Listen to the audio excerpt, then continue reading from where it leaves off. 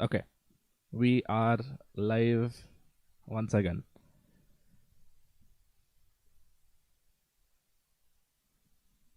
We may be live, but this harissa chicken skewer on my plate certainly Oh is no no, longer among the living. I I think don't it. know why it's the first thing I thought about. I think it died a long time ago. Let's be honest. Just like its ancestors. Yes. I What? was just thinking about this. No, I'll tell you where I thought about this. It's because so I went to Costco and they were doing a demo of A Dino double Nuggies. chunk chocolate cake. Okay, sorry. Nothing. No, I actually, I think the Costco, like the food counter itself is kind of, Do you it's a have a one-time membership? novelty thing, and then yeah, I have a membership. Of course, I'd have a membership. I'm of Indian origin, residing in the United States of America. So, uh, I see. but yeah, no. So this lady was doing a demo of I say demo as though it's technology, but Yeah. she was doing a demo of Dino Nuggies, like like dinosaur-shaped chicken nuggets. Yes. And then she was like, hot and fresh. You can make it in your air fryer. And now, what's happened to me is lately I've 100% become the meme. At least that's what my partner tells me. Like, I've 100% become the meme of you clearly you don't own an air fryer. So Oof. I don't know. I've been using it a Yeah. lot Fair for enough. Fair enough. Fair enough. it's pretty good for Oh some my. stuff. Oh no. Okay. How many? So We then have. We have 0 we have viewers. We are yapping to no one. We Let's have, we go. have 0 viewers. Yes. We're yapping to nobody. Okay, no, this will go on the no 3 watching now. See, there's 3 people. Okay. If the 3 My people are, my of which 2 are life. in the same house and 1 is you, in that case it'll be extremely sad. But I think people will join us. So anyway, what I was trying to say is Oh, give me 1 second. I'll be back. give you one. Yeah. Oh no, another visit to the throne. It's so over.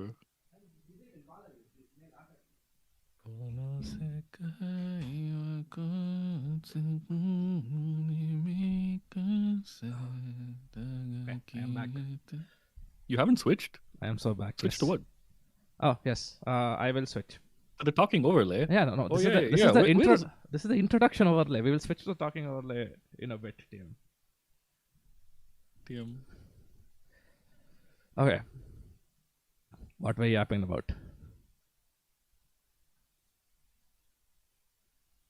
Hello. Yes. Okay. Yes. The it's up. Take a look. The talking. Okay, Yeah, so I can switch to it's it. I not can. doing You the want me to mouth switch to it? moving Okay, bouncing. fine. I will switch to it. Okay, fine. Switch to it. It's been switched to. Let's go. Okay, I should really stop this bobbing back and forth habit, or like, I am not accustomed to speaking with a standing mic. Don't worry. I have, to this. due to the way that my mic is set up, I have to like talk with the mic inside my mouth, or else you guys can't hear me properly. So yeah. ASMR. No thanks.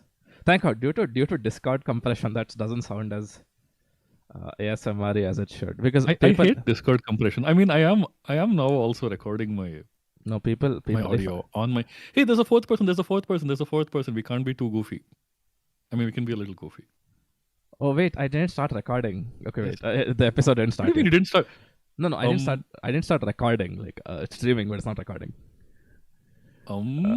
It's fine. It's fine. We've not started the stream. Okay. Tell me when we're ready to start the actual this thing, and I'll start recording as well. Yes, start now. We're actually ready. Okay. So anyway, hello, one. Have you started? Yes. Hello, welcome. Oh, we're getting viewers. Okay. Yes, okay. I understand, but we're also started recording. We've also started recording. Okay. Yes. All right. So now that we're recording, I can talk about Costco. Okay. So at the Costco, they were doing a demo of Dino Nuggies, which are dinosaur-shaped chicken nuggets for the uninitiated. And so she was like free samples and all that. Like I go to Costco to eat the free samples. No, I don't. I go there to buy industrial quantities of things I may never need.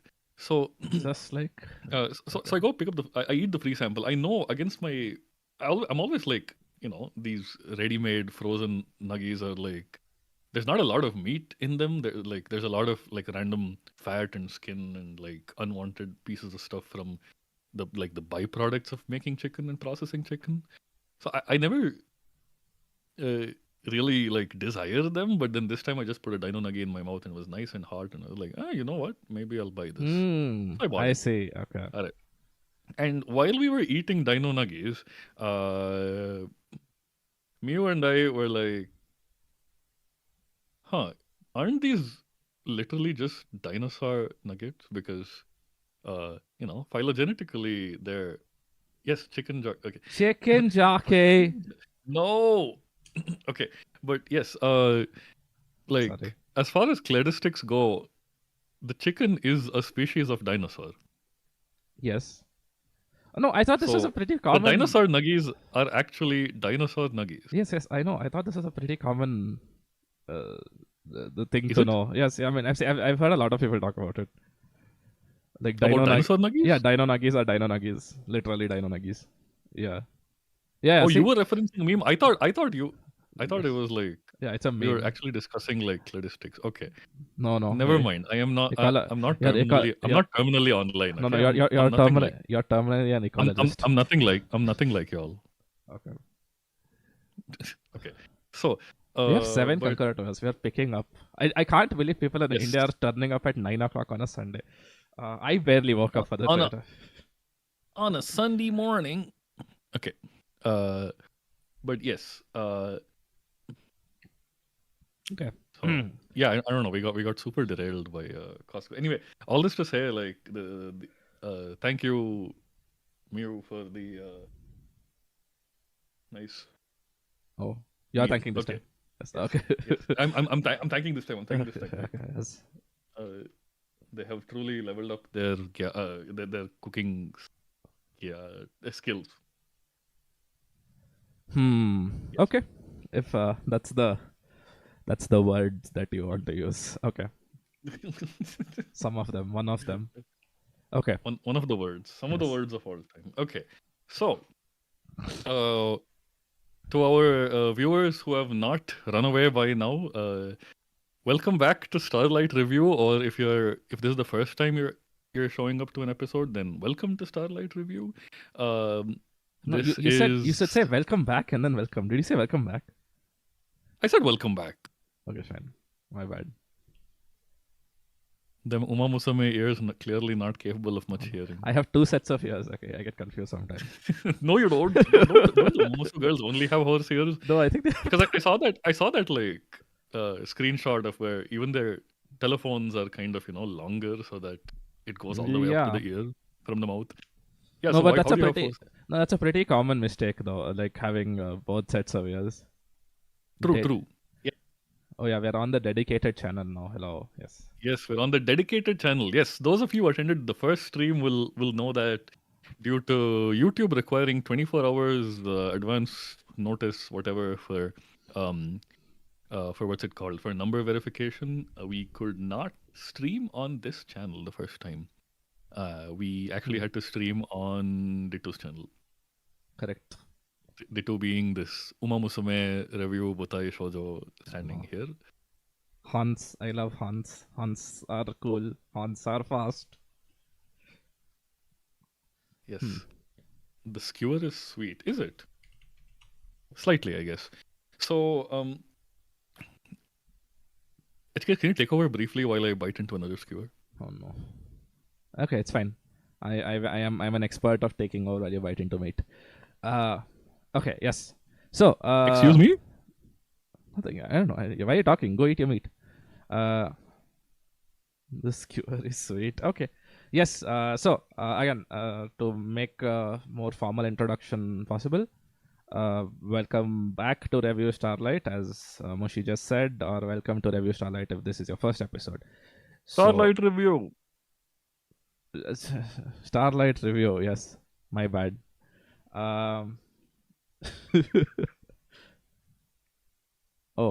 Yes, I am looking at chat. One second. Mushi, did you set up the stream to be ultra low latency? Wait, what do you mean? Oh no, wait. Are we having latency? We might have 30-second latency between the uh, episode. Can we not edit it now? I am checking.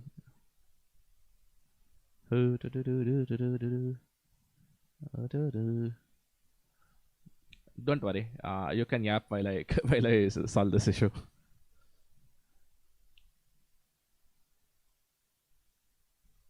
Okay. Dino Nuggies Mushi is busy. Yeah, it's not Dino Nuggies. It's not Dino Nuggies. These It's are not actually Dino? nicer skewers. Oh, okay. Wait, So and this is something that Mew hooked up, and this yes, is edible. Said thing is edible. yes, it's shockingly edible. Okay. Please, I don't. I would don't like believe it. I would like the jury to notice the word "shockingly" being used in that statement. Hey, no, I mean shockingly, as in like it shocks the taste buds, like how white people talk about minorly spicy food. Okay, anyway, Okay.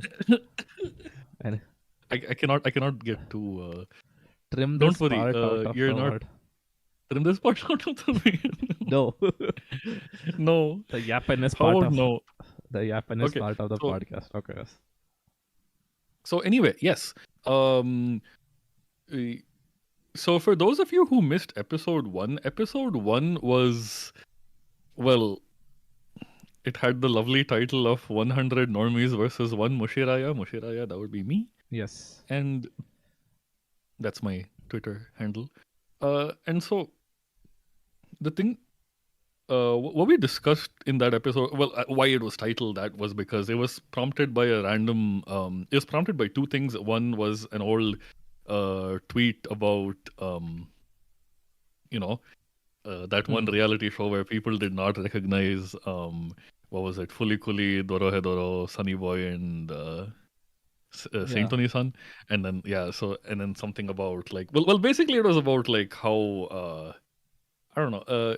Actually, Ritu, I cannot say this in a Yeah. non-sneering, condescending way. What is it? I mean, yeah. I'm trying to avoid using the word normies. But here's the thing. You already have a 4-hour episode on our channel where you yap about this. Okay. I don't think on episode 2 you can back out of your let's say the whole you Okay, dug fine. yourself. So one time this one time I texted Ditu and with like basically what was it? I am starting to hate normies. I believe that was the text. Yes. And so basically we dived into like why sort of how anime watching habits and fandom trends have kind of changed over time, why they've become less diverse even as the medium has become more and more popular. Yes. And I think we also started to touch upon what streaming, like what factor yes, streaming has played in that. right. Let's say I don't want to use the word regression because generally it's still gotten a lot more popular. But Haha, linear regression. oh no, nerd. Okay. Yes, I don't want to use the word regression, but let's say the current state of what the fandom looks like, especially in countries like India. Right. Where I believe I think Ditto, you're gonna be like super tired of me pulling this argument out again and again. You've probably heard it 11 times by now. Please bear with me just one more time. Yes. But it's basically it's come to the point where we don't have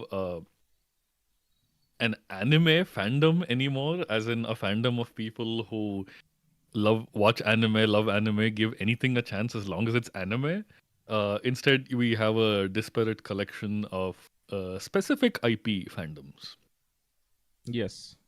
Like there are Demon Slayer fandom. There's the Demon Slayer fandom, Haikyuu fandom, JJK fandom, what have not. Like even for anything, there's the And the Fata Morgana no Yakata fandom. Even oh no. there is the Don't Umi forget Neko no Naku Koroni fandom. there is the shoujo Kageki review star. Indeed, apologize to me too. Oh no. Oh. Wait, where? I don't know. I think it's delayed. I think the chat is delayed. Okay, wait. The chat. Yeah. Someone on chat, please comment when you hear me say this. I want to see what the delay is. Are we just going to stay silent until No, someone it's fine. comments on it? We can continue yapping. I want to understand what the delay. It is probably not ultra retentive because that's not the default setting on YouTube unless you manually change it. We don't need our video to be 4K Ultra HD because we have two talking heads on screen. uh, it's been like 20-30 seconds, right? Okay, yeah, there is a lot of delay. Yes, I will. Vanda hoy! Wanda hoy. Okay. Let me fix this. Okay, please continue yapping. I will take a more passive role in the yapping while I fix this. Oh no. Okay. Anyway, so coming back to what actually? Like where? Okay. Where were we? Okay. I have forgotten where we were, but I believe we were talking about the previous episode. No, we're talking about the previous and kind episode. of how I'm giving them we, like give them a quick overview of what was being yapped about. We don't have to go into details because if we go into details, our stream will end up at at 5 hours this time because we will spend 4 hours yapping about the same thing we yapped about in the previous episode. Yeah. No. Let's avoid that. So, essentially, it sort of we were analyzing the reasons for like why has the fandom like sort of become this way. Why has people's watching habits, again, I don't want to say regressed or devolved, but why have they devolved and regressed to this point? And sort of why don't, and to quote the previous stream, why don't people take chances on shows anymore? Make a wager, make a bet with a show anymore. Like, impress me and I will do this again, kind of. And of course streaming has a big part to play in this. That's what we talked about. We talked briefly about how streaming doesn't care if you watch in a 12-month period. That's a year. Yes, 12 months is a 52-week period. Okay, so in a 12-month period, a streaming service doesn't care if you spent all those 12 months watching Naruto or Gintama, like just one show, or if you watched one single core show every month. So it doesn't care if you watched 1 or 12. All it cares about is, are you still subscribed to this service from starting month 1 and ending in month 12? So that's where, so they have no what we arrived at was they have no incentive to promote more diverse watching habits. I believe to quote a commenter on the earlier stream, streamers are different from, like, the streaming algorithm is not like, say, a personal anime curator or media curator who, like, you know. I have bad news and bad news. We can't change the stream latency live. I'll have to stop the stream and do it. No, let's not do it. Let's carry on. I think someone said it's not too bad. Okay, fine. It's like 30 seconds to 40 seconds per this thing. That's why. It's okay. Yeah, that's fine. I can work with that. Okay. Yeah. So we don't have to worry. We are solitaire yapping after all. We don't have to worry about what other people do or think or say. Oh no. We're nothing like them. Okay. But yes, coming back to the personal curator point, like a personal curator looks at your tastes and recommends a mix of things, which are both, well, let's just say every like, even say when you're recommending stuff to your friend, you're their curator, so to speak. You have two objectives in mind, which is you want to keep them in the medium, right? And you want to get them in and you want to keep them there, and at the same time you want to bring them closer to your favorites. Like, that bias is not removable, and I don't think it should be removed anyway. Yeah, fair. I think it's nice to have that little spin on recommendations. Yeah, I mean, again, I don't think there is a objectivity plays a very small part in what you actually enjoy. So no, and I don't think our conversation right now is objective either. We're just like, this is what we consider good Yes. for the health of the medium and for our own mental health as well, so Yeah. that we don't have to. Anyway, I'm not gonna say anything. But You're digging. Like for someone who evidently said, "Oh, it's fine. Let's leave the topic over there, and I don't want to use the term normie." You sure seem to be trying your hey, hardest to dig yourself I into that like hole. I like neophytes. I don't mind uh, neophytes at all. Oh no, Not the neophyte. not the Okay. neophytes. It's just like what's the term for the face huggers? Don't they have a similar sounding term? What? Okay, never mind. I need to watch the Where's new this Alien from? movie. Alien. Oh, Alien. Oh shit. Yeah, Okay, I'm stupid. yeah, But yes. But yes. Coming back to that, we were yes, speaking about how so essentially, if you recommend them 10 anime, you're probably gonna recommend 5 things you think they specifically would like, 3 things you think everyone likes in general, even if it doesn't fully align with their taste, and 2 things that are kind of personal to you and you want to get them to like. Uh, yes. and this ratio slowly morphs over time, let's just say. But you are, Hmm. uh, challenging them by throwing them a curveball or two, right? And you're also kind of, at the same time, you are prepping them to be more receptive to such a challenge and to like start to consider challenging themselves, right? Like what we talked about with like making a bet, taking a chance on some on a work each time, making a bet, making a wager. You're making them media gamblers, Oh no. so to speak. I Yeah, believe. Uh, so. Uh, and well, it's not to say streaming services cannot be like this. Again, a good example of a streaming service that is like this is Mubi, I guess. yeah. Movies, Uh, movies pretty curator driven. What else is pretty like curator driven? a Criterion Collection, I guess. Ah, Although yes, again, their yes. their streaming service is not the main part of their business. They are mostly a Blu-ray business. Yeah, I think most of them. Uh, Funnily enough, we'll get to it now, but I feel like most of the good streaming services come out of people that have good Blu-ray releases, because Blu-ray releases, I guess, are hard. I'm assuming this again. I'm not checked about it, but yeah, I'm assuming Blu-ray releases are harder to do, more expensive to do than a streaming release. So they tend to curate themselves more. They don't. What's the word?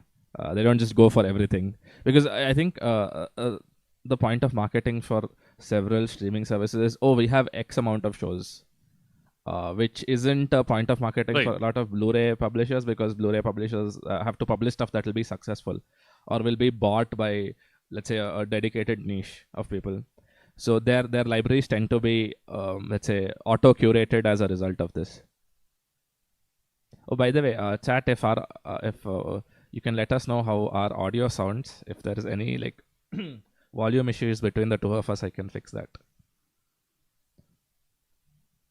I can fix him. I can truly fix him. I can fix myself. Therapy. Okay. Okay. That's the gap. Our viewer retention is terrible, by the way. Oh no. We have six. 7 to 6. No. Yeah, we have It's six. it's over. No. It's It's over. no. It's six concurrent viewers and 15 views. We have 7 people who have dropped already. The Yapin has not been to Wait, their what? test. Yes. Okay, I'm a bit soft. Okay. Let me bump up his. Oh no. Okay, he has been bumped up slightly. Yes. Soft. Okay. So, Soft um, cream, eh? Okay. Not bad. soft curry. Hey, where have I? Oh, I know where I've heard a character say soft Kareem. I know a lot of characters say soft Kareem, I know. but I'm like, I'm recalling a specific example, which is Ginji from Get Backers. oh, Yes. The there's a scene where I think they're analyzing like some client of the potential customer of the Get Backers who are a service that get things back, like kind of like the City Hunter for retrieval. yeah. uh, so they show what's his name? Ban. The other one, I think his name's Ban. And Ginji, the blonde kid, shows a picture of the Statue of Liberty, and then Ginji looks at it and is like, "Oh, sorry, not the Statue of Liberty." Shows a picture of the Venus de Milo. Oh, okay, and okay, then okay. and then Ginji looks at it and he's like, Gio no Megami desu ne.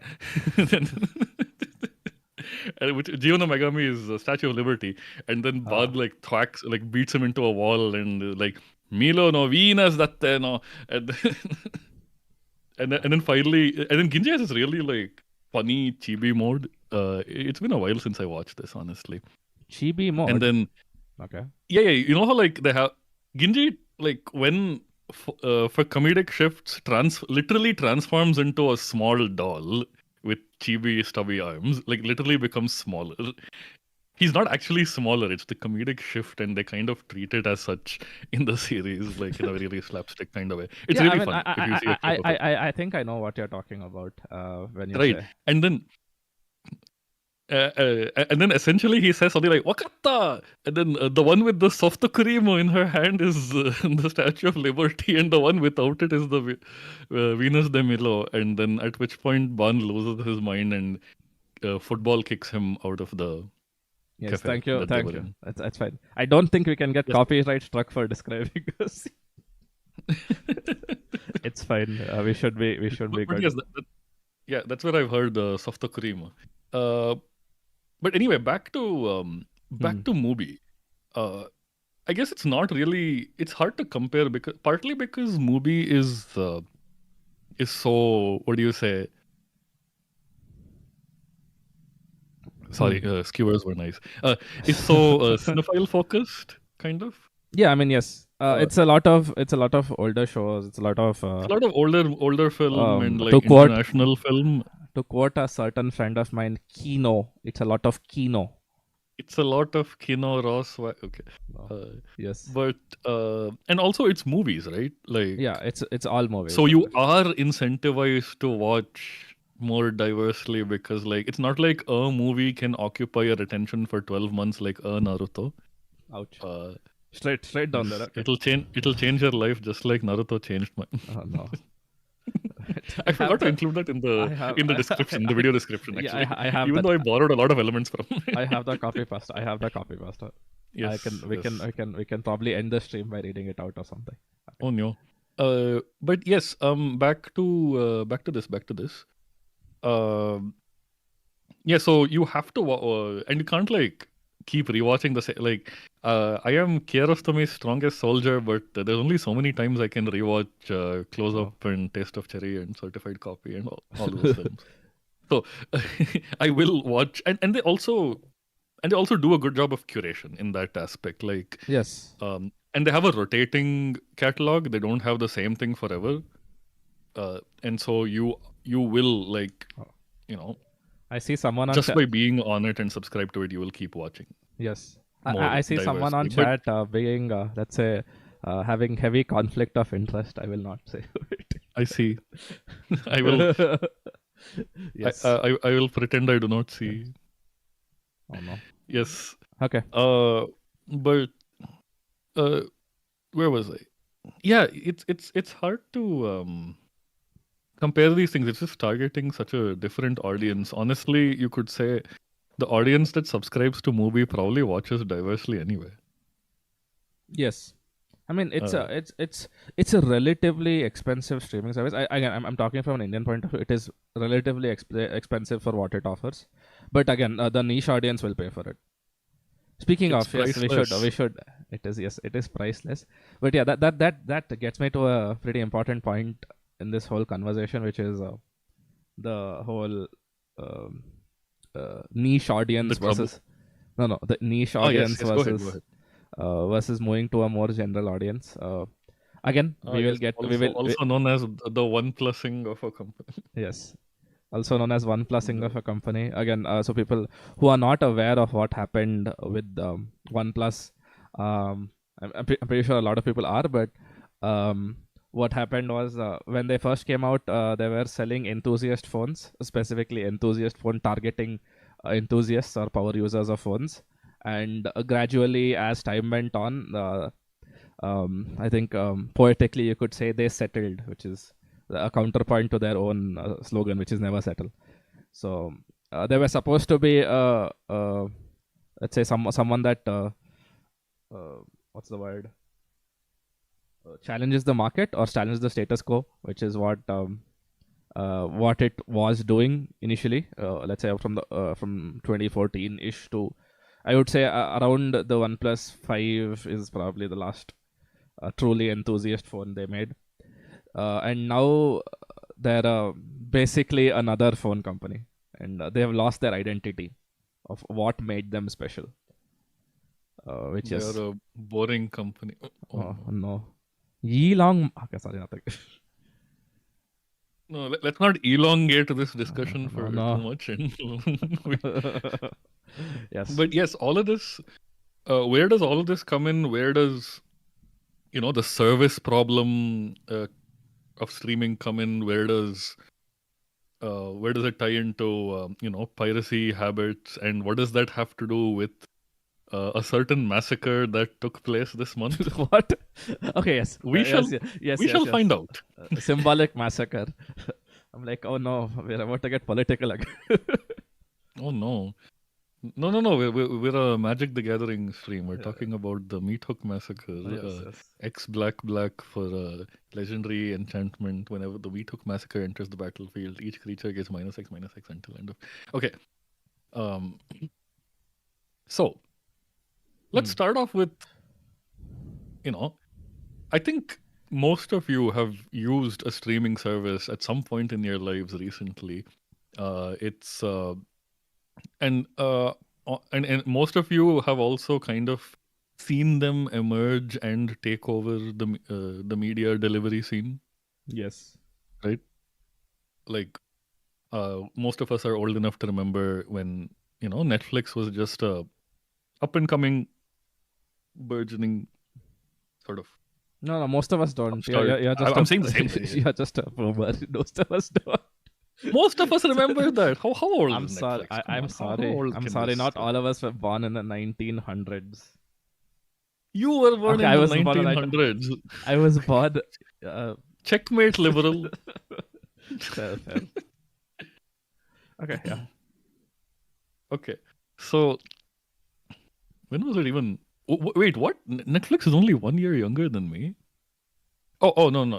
2007 was when it started as a streaming service. Yeah. It was Before that. something It else was before. it was a blockbuster type show thing where it was Right. Yeah, it was a DVD. Yeah. Yeah. Wasn't there one in India? I forget the name.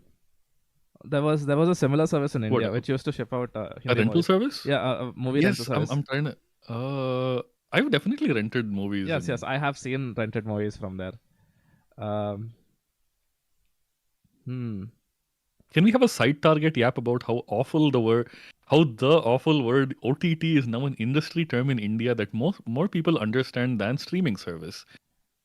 Yes, how did OTT become the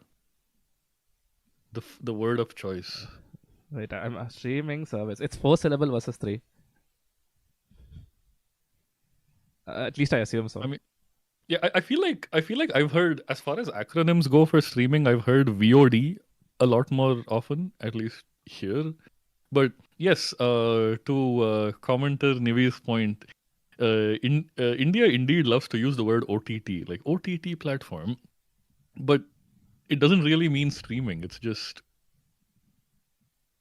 I mean, I guess it is kind of synonymous with streaming. And now it is, yes, definitely. Now it is, yeah. But even something like, say, streaming radio would be an OTT platform, right? Like Yeah. So I think it conflates the term with a lot of stuff. That's why. like iTunes is an OTT, so or was. I think it's dead. But Apple Music. Okay, Apple Music is a streaming service. yeah, but that's the thing, right? Like, yeah, I don't know why. No, word, I think OTT comes in. it's very simple. It's just that streaming has taken over the market so much that it's synonymous with the word now. OTT probably 10 20 yes. OTP, yes. OTT probably 10 or 15 years ago would have included a majority of other services like iTunes, etc. iTunes, is there any DRM. What are those things? Like those internet-based radio Yeah, services that exactly. are not like frequency-based. Yeah.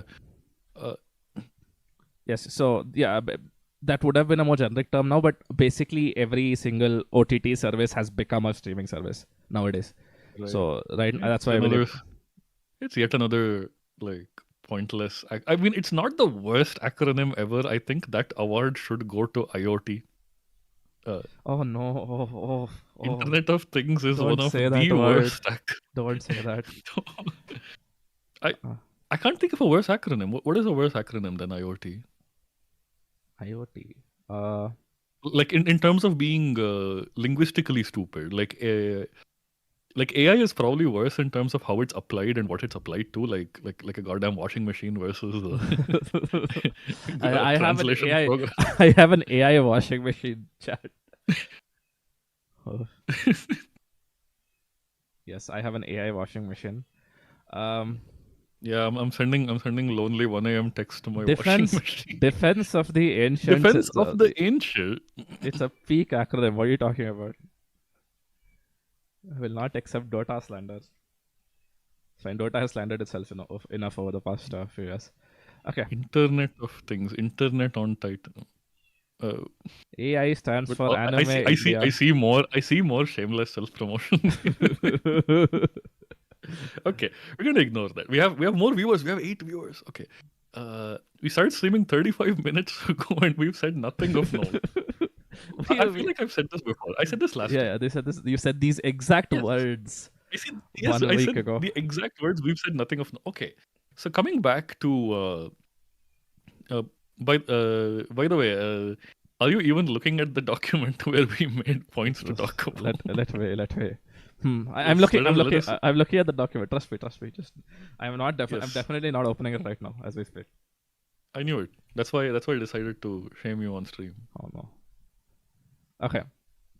Yes, so we know we're kind of familiar with streaming in a general context, like mostly through Netflix, but also through other services. We've also seen how cable TV has moved to streaming. Like Netflix was never really. I mean, from the flicks in its name, it was never really built as an alternative, as a complete alternative to, as a or rather as a 1:1 mirroring of cable TV. It was always meant to be an alternative service, like Hmm. you know. Uh, Oh man, there's only corpse speak in my head. All I could think of was Blue Ocean. I think you need to get help. I hate how much corpse speak has entered my head. It's fine. I need to touch base with my therapist. You need to get. escalate. I need to escalate this to the No. appropriate vertical. You need to sync up with your therapist and make sure you're both on the same. Yes. Yeah. Oh. Okay. So, but yes, we but on the other hand, there are services that are specifically advertised as cable alternatives, and I believe this is not something that is too relatable, like to an Indian audience, because cable is still kind of strong, or at least satellite TV and whatever, right?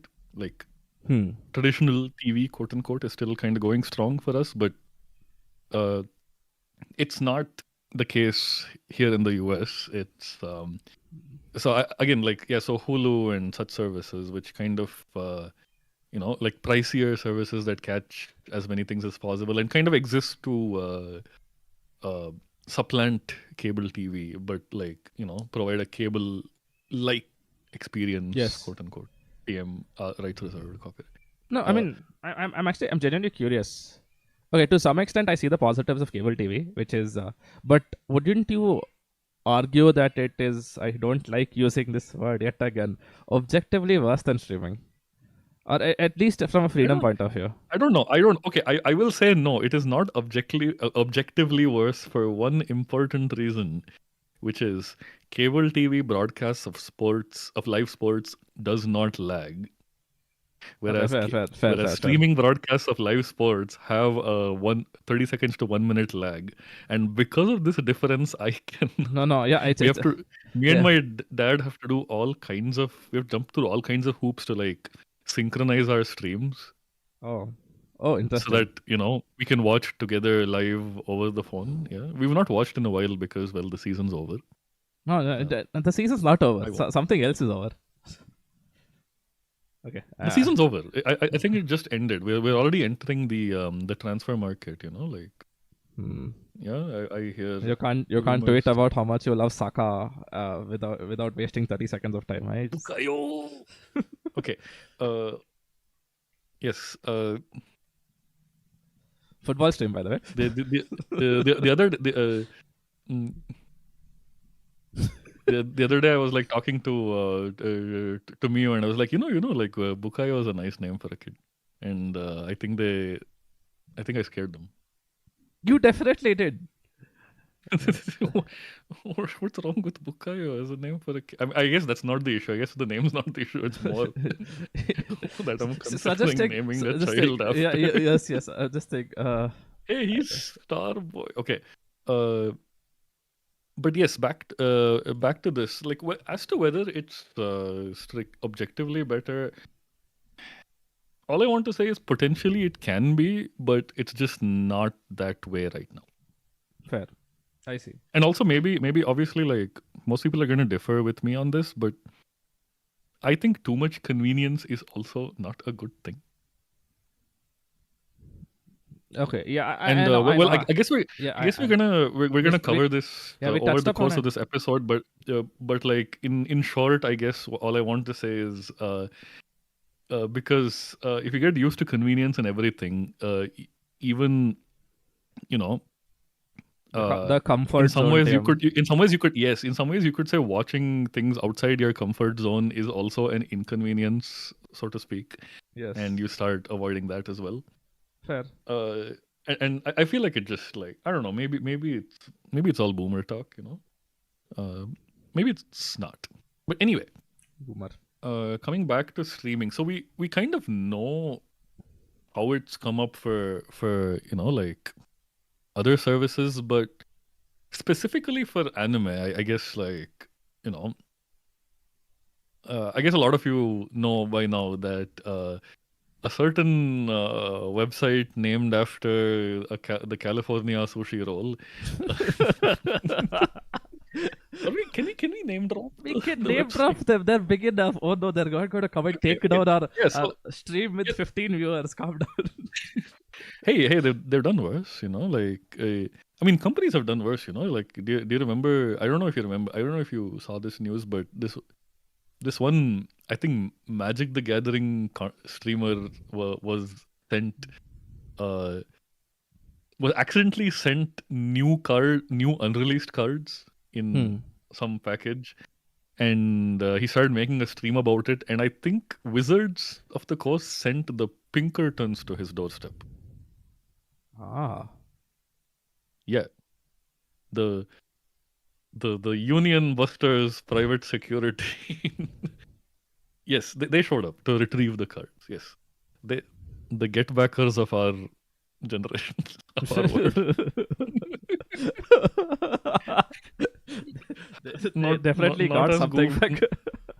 They got something back, but it was not the customer goodwill, because everyone was kind of understandably upset over it. Fair. It's wild to send. I mean, if you sent like things you're not supposed to send, you messed up. You just better own up to it. And it's really in contrast to how they responded to a similar thing way back, which is just it's revealed anyway, so we will reveal it too more officially right now. Fair. Ahead of schedule. Yeah, I mean, see, about it. I guess that's fine. But all I am saying is that's I don't think we can accidentally reveal Crunchyroll industry secrets, considering the very important fact that we don't know any Crunchyroll industry secrets. Says who? Okay. Making villager sounds at this point. Okay. Yes. Buy me some time while I eat. Okay. Buy me some time while I eat. You will be hearing that throughout this podcast. It is a very important line. Okay. Yeah, I mean, other than that, to cover another point that we made in our last stream to a minor capacity, um, streaming is inherently unprofitable. It's most streaming services don't make any money, and they actively lose a lot of money, and they're running out of money to do, which is why nowadays you'll see a lot of streaming services bump up their prices. So yeah, Bump up their prices, reduce a whole reduce the bunch of catalog. Yeah, extras and bells and whistles, just take them off. Right? yes.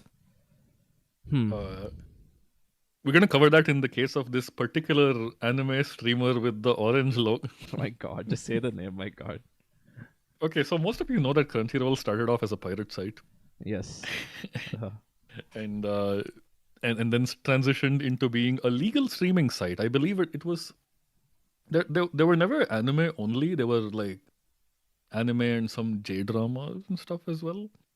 I mean, Right? they market themselves as the anime streaming site, so...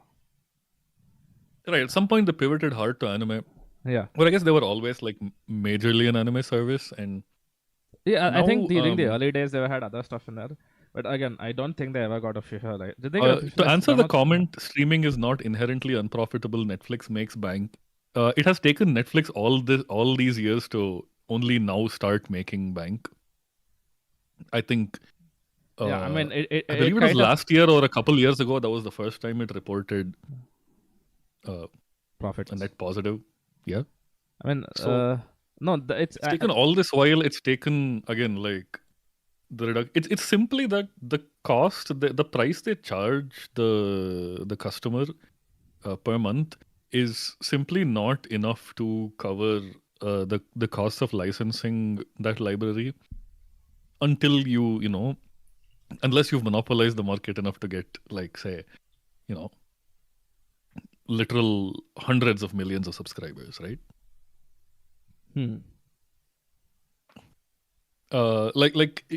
Like let's say if YouTube charged that kind of money to everyone, they would be profitable because YouTube has a subscriber count Netflix somewhere is profitable. I mean, the billions. Now it is. Now it is. But all these years it was surviving solely on like smoke and mirrors with Wall Street. Like we grew our we grew our customer base by 6.2x this quarter. No, we grew. Right? Like, no, it's specific customer gone base. from 1 to 6.2. Yeah. It's we grew our regional. We grew our farmer viewer base by a factor of 6. It's like 1% to 6 people. Yeah. Okay, yeah. But that's the VC brain rot. Proper VC brain rot. Okay. I don't know how loud I'm talking. I hope I'm not bothering the old lady who lives alone upstairs. Does she have a lot of cats? Sari. How dare you stereotype? But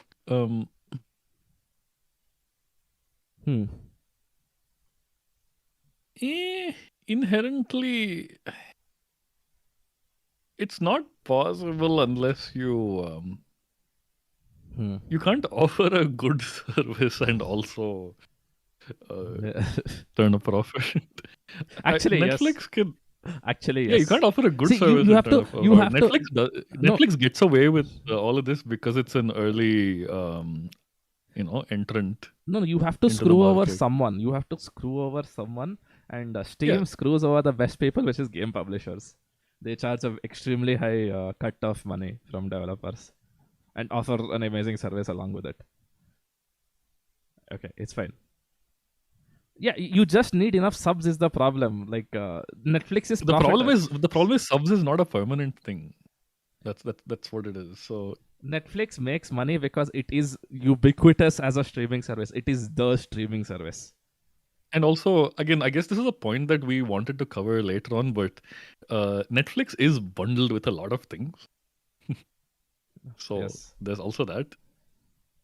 Dubs aren't profitable. This is dubbing. No, I don't.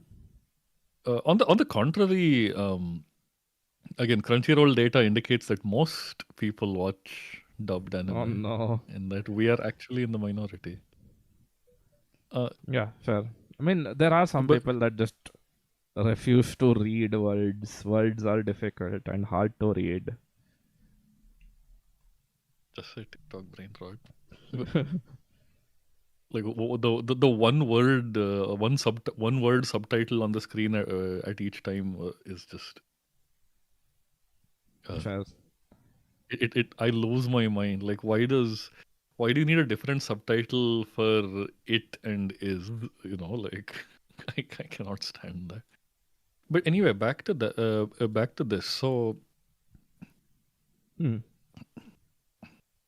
Yeah, we should. kind of, yeah, I mean, yeah, everyone knows like Crunchyroll became kind of the streaming service for anime alongside Funimation. Although Funimation was not we available don't. in a good We don't chunk of talk the of. world. We don't talk We about don't talk, Funimation. and then of course they merged, they did all that, The and death of competition. Okay, yeah, it's and fine. They still are competitive. I mean, we'll get to it when I talk about High Dive. But I have a pretty funny story considering High Dive. But yeah, Sentai is strongest soldier. Sentai, my beloved. I love you, Sentai. Okay. Yes. Okay. So let's talk about. I think we should talk about streaming as a whole, We and should talk about why it sucks. like before that, let's just cover like how it started up on anime and well, basically how the industry moved forward through the years from both points of view, from both the Indian and American point of view. Right. So I think we have to start off by like we have to preface this with the way anime tends to be viewed in its country of origin. Yes. Uh, Okay. so traditionally, the way you watch your first watch through of an anime would be on television in Japan, Yes. and then you know like there would be it airs on a specific time slot every week. There's also a specific time for reruns if you missed it, Hmm. and a lot of people record episodes to watch later, especially for like late night anime that airs, post Yes. midnight, post 11 There's a lot. p.m. That's kind a of, lot of shows. which is a lot of what we watch. We don't realize this, but a lot of what we watch is not Yes. mainstream Like you can go anime and for a you can general if you go to audience. like my anime list, I think they have the time slots as well. It's insane, like 2 a.m. weekdays or something. And like, oh cool, no one's Yeah, watching yeah. this live. Yeah. Yeah, it's like and these are not for, again, like ultra niche show. These are shows that we consider popular, Yeah. in the wider, not necessarily Anglosphere, like in just the wider Yeah. I mean, outside Japan, outside example, Asia fandom. okay, it's not popular TM, but Shoujo Kageki Review Starlight was Fridays at 1:28 GST AM. That does not surprise me. AM. So yeah, uh, that's just. I mean, yeah, it's people. It's just a fun fact that people are not really aware of. That it streams at ungodly times in Japan. What else? What's a popular show? Let's see. Let me check Cheese when she aired. Is she popular? Do I have recency bias brain rot? Hello? Hmm. Did my internet die? Is the stream still live? Hello? I think my Seems internet's... good. I'm just Oh, I'm okay. just eating. Okay. You can tell me before eating. You just went silent for like a solid 20-30 seconds. When I was Oh, checking something goodness online as me. well, so I couldn't talk. Okay. Yes. Huh. Okay. But but yeah. Whereas Saturdays it's at stuff you don't necessarily. 11:45. Okay. That's Chi. Saturdays at 11:45. Yeah, is late. Yeah. There's stuff we don't expect to have been aired in a main. A lot of NHK produced stuff gets aired in a pretty general slot, like things like Kemono no Soja Erin, Cardcaptor Sakura, March Comes in Like a Lion. I think they all aired at Yeah, I'm checking. fairly reasonable slots. Whereas, Sangatsu no Ryan. Saturdays at 11 o'clock. in the These morning, no in the evening, 11 in the p.m. night, it's 23 still an o'clock. okay slot. It's still Fair. an okay slot. But I think stuff like Erin or Cardcaptor Sakura aired at a Yeah, I think surprisingly a lot of kid shows are Love Live. Surprisingly, Love Live Superstar airs at a yeah, because pretty mainstream Love slot. Live prints money. They make some ungodly amount of money. So yes, Love Live is it's Sundays at 5 o'clock. Yeah, that's peak time. That is a peak. That's like family hours. Yeah. You know. But Love Live prints money. So yeah, Love Live's the what's the word? The exception to the rule rather than anything to do with right. But the standard. anyway, like so, coming back to that, you typically watch it on TV, and then if you become a fan, you watch it. You like buy home media like Blu-rays or DVDs and watch it. Having said that, Japan has also seen a rise in streaming. Yes, but still, like you don't see a lot of streaming only shows It's like not. you do in like It's the West right now. Yeah, right now in the West, most shows are streaming only. A small selection of shows, like Marquee mostly brands. like yeah, like mostly like jump shows like MHA or the One Piece air on say Toonami and I'm not talking from an anime point of view. Most shows in the US are now streaming streaming only. only. Yes. Yes, fully aware. Yeah. Um, And most shows in India also are streaming so only right now. Yeah, cool. I think we still have. No, Again, we India's do. a slightly different metric. I'm not saying broadcast is dead over here. It's just that they're slowly moving a lot of But stuff to streaming. it's also not just about broadcast is dead, but it's also like what it's used for. Like I know when I watched a lot of TV growing up because my house my family was really strict on internet use. I got half an hour of internet time each day, like of computer time in general, not just internet. So they were really strict on giving me the computer, but TV use was not monitored as much. So we would watch a lot of TV. Totally the word that you should use. Monitoring. Mwah. Okay, so sorry. This will upset one member of the audience. Oh no. But No, we have a so question. We have a question before we continue. does rewatchability of a particular kind of show affect post TV sales by much? I don't think so. I don't think so. Because most people who for buy instance, Blu-rays have actually watched the show, so they don't buy it. they watch the show. It's honestly, I would say a good chunk of Blu-ray purchases are not necessarily in order to watch the show. Yes, exactly. I mean, you can watch it later, but then the big draw of a yeah. So, sorry, yeah, no. So the big draw of a Blu-ray is kind of one that it's an ultra fan collector product, so to speak. It's a nice display thing. It is the margins on Blu-rays, the profit margins that the production committee makes on Blu-rays is pretty high, so it's a good contributor to the profit that the anime makes. For the longest time, in fact, Blu-ray sales were the make or break of will your favorite get a second season or not.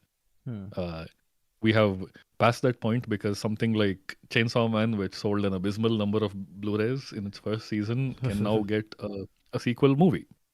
Oh, albeit with different staff and all that. There's some drama. Please read out the comment that you're saying right now. By anyway. TV services are pivoting to streaming. I opened the Tata Play app on my dad's phone to recharge, only to see Gojo Satoru promoting some anime streaming service, and it shocked me. Wait, what was a little too tragic for my taste? Oh, Orb. Oh, okay, fine. They're having a whole ass other conversation in the comment section.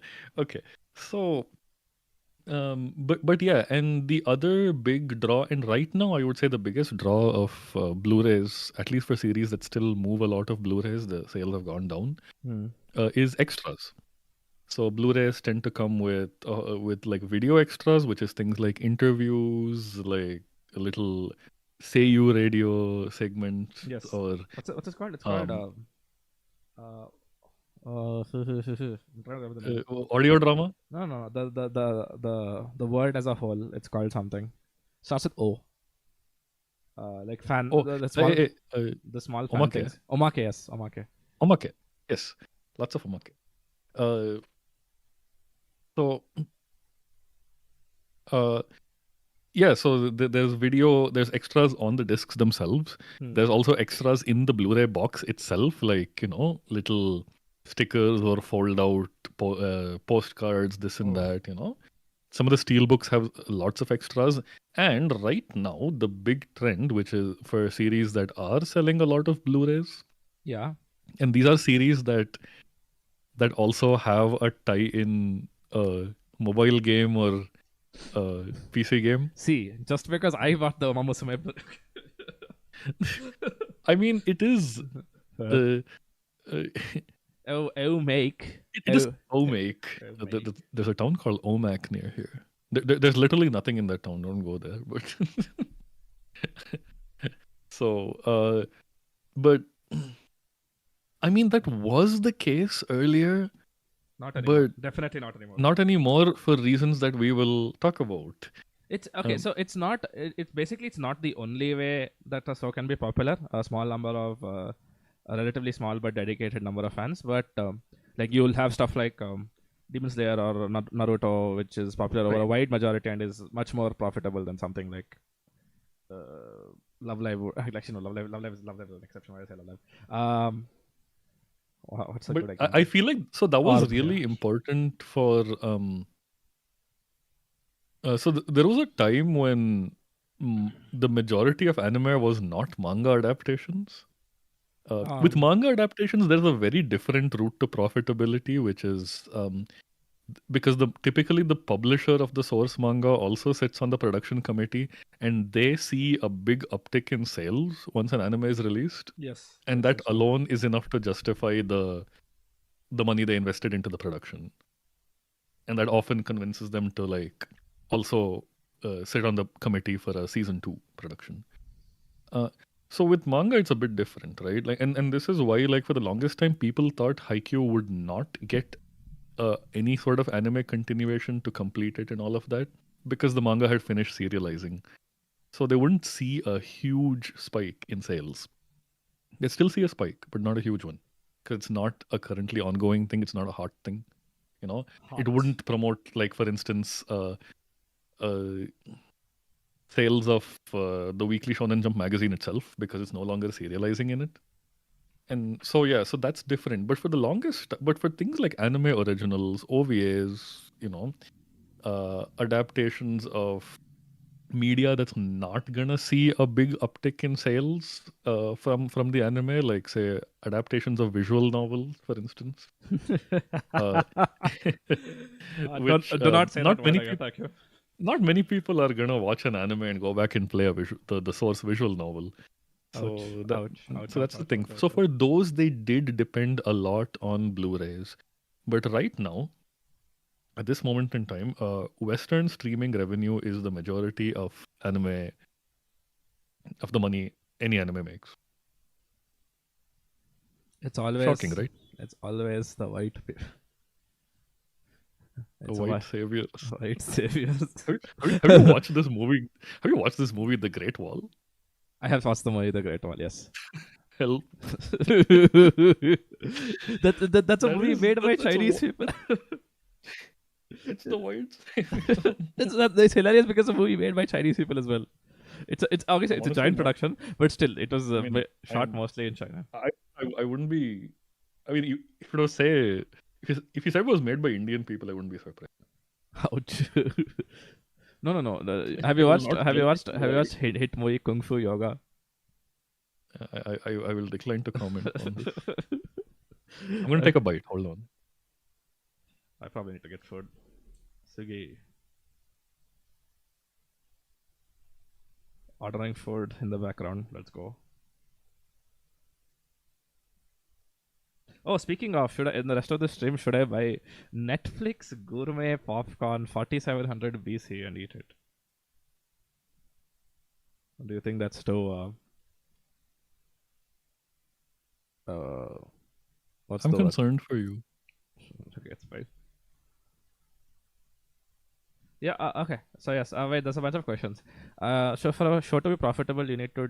Okay. No. That. The manga and the derived anime are produced by the same company. Yes, they're produced by the same company, which is funded by the same company, which is the publisher of the manga. Usually for most manga adaptations, because funnily, manga adaptations are advertisement for the manga. They make more money from the manga than the animators. Um, yes. So like for one's profitability to support the other, it's unlikely. Anime, again, as I said, anime serves as a giant advertise. I'm answering him. Okay. Anime serves as a giant advertisement for the manga and sales of that manga. So it's not as symbiotic as you might think.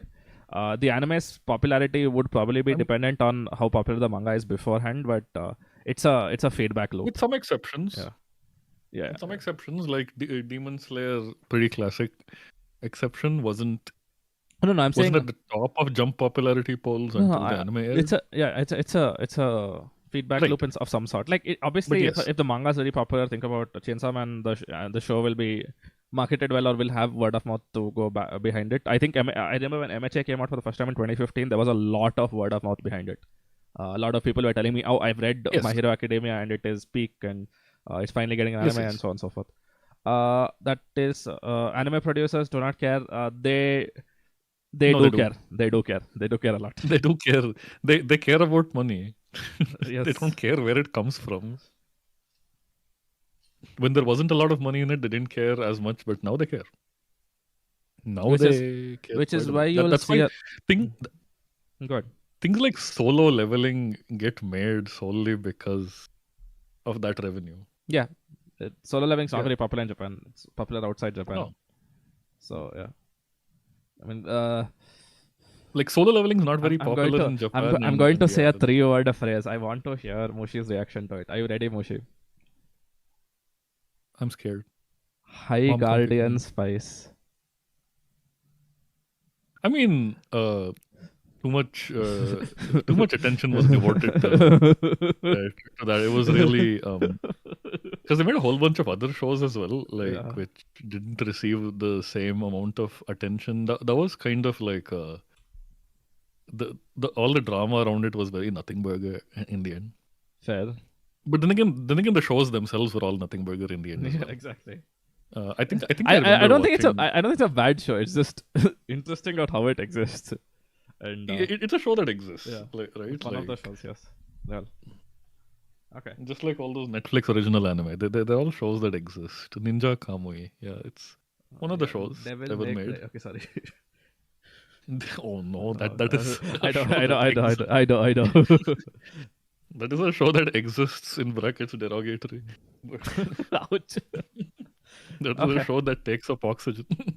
Oh no. Okay, yes. Yeah, but yes. Let's move on to. Okay. Then again, that's Okay, wait, wait, that's an wait. Adi Shankar show if I Yes. remember. Adi Shankar is literally our worst export. Fair, fair. Okay, okay. Sorry, L- sorry, uh, sorry. l- Sorry. Yeah. Okay, fair. I understand. I like understand. like like Adi Shankar is a fair reason to like cancel Indian visas and all that. Like I don't. It's okay. It's fine. uh, Like genuinely, I don't know what to say. But anyway, that's probably a whole other topic. But yeah, okay, fine. um, I and don't. so I don't think we'll ever cover it, considering we're an anime streaming podcast. But yeah. we'll never have it. Yeah. Yes, and considering Adi Shankar does not actually make anime, just slaps the term onto things where it doesn't fit. Fair. But coming back to what we were talking about, and what were we talking about? We got derailed by so Blu-rays. Yeah. So but yeah, it's the TV Blu-ray model for the most part in Japan, whereas elsewhere it's like Blu-ray sales streaming are all the not. way. Blu-ray sales are not. Blu-ray sales are not as big, even Yes. though Blu-rays are cheaper in the US, for instance. Yeah, I mean, Blu-rays are so Japanese expensive. Blu-rays are So extortion. expensive. I bought Good lord. the Shinjidai no They Tobira split Blu-ray. everything. Oh, they split everything into like 2 and 3 episode volumes. It's so expensive. The movie It's Blu-ray was like wild. the movie Blu-ray cost me 15,000 yen. Yeah. Yes. Have you? Good What? lord. Okay, It's but yes, Shinjida. It's peak. Shut up. Okay. Have you watched Shinjida by the way? no, Oh no, you've not got on peak yet. indeed. Fine. Okay. But yeah, we were so sort of so this started off as so the important thing and why we brought up OnePlus and all of that to begin with is because at some point Crunchyroll pivoted, or Hmm. rather, I would say the pivoting began like prior to the acquisition, but it's definitely sped up post acquisition. Uh, so how shall I? Yeah, it. So Crunchyroll was initially the quirky brand, the anime fans first kind of brand, Yes. uh, and and I believe like a bunch of you have read that one expose article in was it in Vulture? No, where was it? Where was it Oh. published? Not Vox, or was it Vox? I don't know. One of those like kind of Exposes. games and nerd journalism places, right? Hmm. Uh, and so they talk about how initially Crunchyroll's corporate culture was also centered around anime fans. Like you being an anime fan was a big plus on your application, and Yes. uh, the workplace was also designed to reflect all of that, and so on and so forth. And right now, they actively, according to the expose at least, they actively deprioritize you if you say you're passionate about the medium, you're an anime fan, and so on and so forth. Yeah. Fair. I mean, I Which is, uh, I mean, I don't even want to say it's an interesting pattern. It's a pattern we've seen a whole bunch of times before, right? fair. I Like mean, right now, it is a Silicon Valley. It's not even a Silicon Valley company. It relocated to Texas. oh, Gotta save all that tax money. And so it's just another media empire right now, oh. Yeah. Fair. with no I mean, with no it's like Sony, right? unique The identity. Sony It is acquisition yeah, is. it's just an arm of Sony now, Yeah. yeah. And even like everyone who gets its current CEO is a former Sony exec, and it's all whole bunch of Sony execs I'm flowing into surprised. it. I'm surprised you referred to him as the current CEO and not to the usual let's say parade of expletives you used to describe him. What expletives do I use? I don't want to say it. I don't want to get banned. I'm not. Neither do I. But anyway, ಪುರಿನೇ ನನ್ನ ಮಗ ತಂದು. Sorry. Fine. Rahul ನನ್ನ ಮಗ. Okay. So, Yeah. apologies to any Rahuls watching. Okay, but yes, back to so it's really yeah, Yes. I've been saying nothing all this while. Yeah. No, we should probably get into like, okay, yeah, fine. That's what Crunchyroll became eventually. There was a lot of competitors to Crunchyroll as well. Like Funimation was the biggest one, and Rip Funimation. We will. Rip Funimation, which is now Yeah. yeah, Funimation's the biggest one until it wasn't, Hmm. until it became what it sought to do. Okay, but or rather, it's the other way around. Hmm. I But mean, yeah, here's the yes. thing, right? Like, so part of Crunchyroll's big pivot, part of it is because anime has become more mainstream. We've seen the COVID boom, so to speak, of anime going super mainstream, Hmm. and obviously they want to cash in on that because ultimately the reason why enthusiast brands eventually pivot to eventually settle like OnePlus did Yeah. is because despite what we like to think about ourselves, enthusiasts aren't a great source of like they're not something you can sustain No, a no, it's large scalability. You operation. can't scale it higher than what You it can't has. scale it. Yeah. Uh, and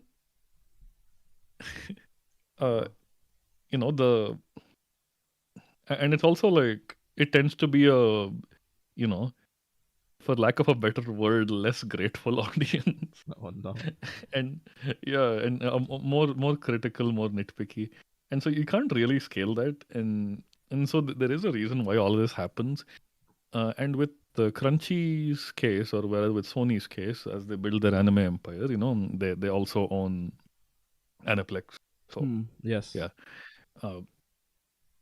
but so they're so they're mainstreaming in the same like with one eye on the current market leader in streaming, right? Like we said, Crunchyroll is no longer an anime streaming service. It is a streaming service with anime on it. With a lot of anime on it, but like the order of the statement is important because of how they. Yeah. It's not core to its identity anymore. Yes. Its anime is profitable, and that's why it's sticking to anime. At some point, if Crunchyroll decides that K dramas are more profitable, it will pivot. Fair. It will happily pivot. And I believe they are more profitable. It's just that Netflix gets a bunch of them. Fair.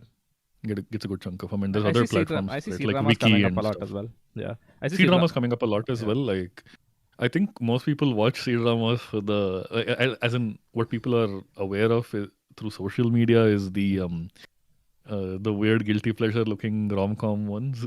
Oh no. We see a bunch of ads for this drama box. But yeah.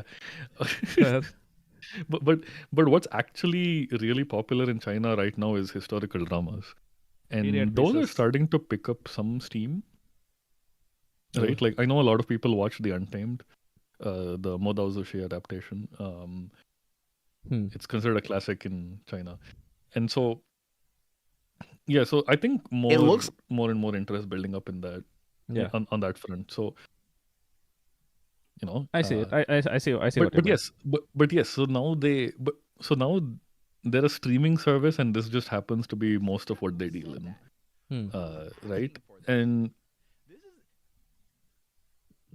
what? So the consequences that ends up happening having is, and here's the thing, right? Like, and I think we brought this up earlier. Even though that's what they desire, I don't think so. The reason why Netflix has such a big market share is because it's a generalist platform. Yes. Right? Like, Hulu, like Netflix, even like Hulu, Netflix, like Geo, like Netflix, Hotstar. the flick, Geo Hot. one of my actually funny enough, one of my friends came back from masters. I mean, like on a break, and then I had to explain Geo Hotstar to him. It was wild. He's like, Geo sta ni narita. Yeah. Wakari. Okay. Tsudaken. Yes. Geo Hot Starlight review. Okay. That's yes, what I used to. Geo Hot Starlight. That's a new but yes, so here's that's the thing. Like Netflix, the flicks in their name is no longer as relevant because they're not as movie focused anymore. They are in fact more show and original content hours focused. Content. But C word. The C word. But that's the thing, right? Like, there's a reason why. I would say a majority of anime fans probably across the world subscribe to Netflix as their first streaming service of choice. Because, the average fan is not an enthusiast, as in, like, is not balls deep in the medium. The average fan watches a few anime, mostly like, Frieren and Apothecary Diaries at most, right? Like, Yeah. beyond, if we're going beyond like Shonen Jump stuff, right? Yeah. And so Netflix has all of that, and Netflix also has a whole bunch of like Breaking Bad type of stuff when you're not watching anime or like or like say you watch you watch some anime, you also watch some K dramas, you also watch some Japanese movies, and Netflix has got a bit of all of that for you. Okay. Right? Yes, makes sense. And so Crunchyroll, despite their best efforts, I don't know if they can ever be at the top in that tier one of I like streaming pie, right? Like it's too tied to the anime identity as much as they want. As much as they want to divorce themselves from it, it's too tied to it. For an example of something of a brand that has divorced themselves to some extent from their uh, You just gave an core, example. yeah, it's that's what it's where was I going with it's Pokemon. Pokemon Star. Yes. You mean Yeah, from the so games? Or? I, no, from Japan as a whole, Oh, okay, fair. because their whole focus, at least right now, is they don't want to be seen as a Japanese pop culture brand. They don't want to be seen as a what do you say, a weeb or otaku brand. They actually don't want to associate with anime all that much at all. Fair. It's the reason why you don't see much of a Pokemon presence at anime conventions and that sort of thing. Hmm. Pokemon wants to be seen as a global brand, and they're kind of succeeding on that front. To the point where there is a huge chunk of people now who don't associate Pokemon with the anime. Interesting. Okay, fair. I see it. And there's also a huge chunk of kids growing up now who don't even associate it with a video game series. Ouch. Just that's just Yes, ouch. Okay. yes. It's very effective merchandising. It's Tezuka Osamu would be proud, if he saw this level of like. Also, Tezuka's whole thing was like starting the media mix strategy, right? Like, he would make a manga with with an anime in mind, and he could do this because he had his own studio and everything. He had Mushi Production, Mushi Production. Okay. but but yeah, like Pokemon is the kind of the final form of media mix, the final evolution, The final mega evolution. evolution of media mix. Yeah, fair. Pokemon is there. There's a lot of big media Pokemon is fans. but I don't know if Crunchyroll can ever do that Yes, fair. without ceasing to be what they are now. Again, I don't know if they can ever do that while also being the one-stop shop for anime, which is also what they want to be, Fair. right? Like, Yeah.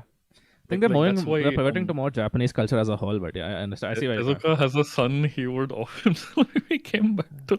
We do not speak about. wait. We do not speak about Makoto Wait. Tezuka. We do not speak about Makoto Tezuka was in do India a few weeks ago. We do not speak about Makoto Tezuka. Fine. Okay. Like I don't know how Hayao Miyazaki can be that rough on harsh on Goro. He just has to see what other sons can look like. Your son could have been Makoto Tezuka. Your son could be making AI slop out of your entire career in life's work. But yeah, that's kind of the thing. They want to be the one-stop shop for anime, which is why Sony as in Crunchyroll / Sony acquires Right Stuff, which is why they acquiring Right Stuff, acquiring the means of. So at this point in time, you seize the means of the means of. It's not the means of production; it's the means of distribution. So, like at this point, Sony produces anime, Sony licenses anime, and Sony also distributes merchandise for said anime. Fair.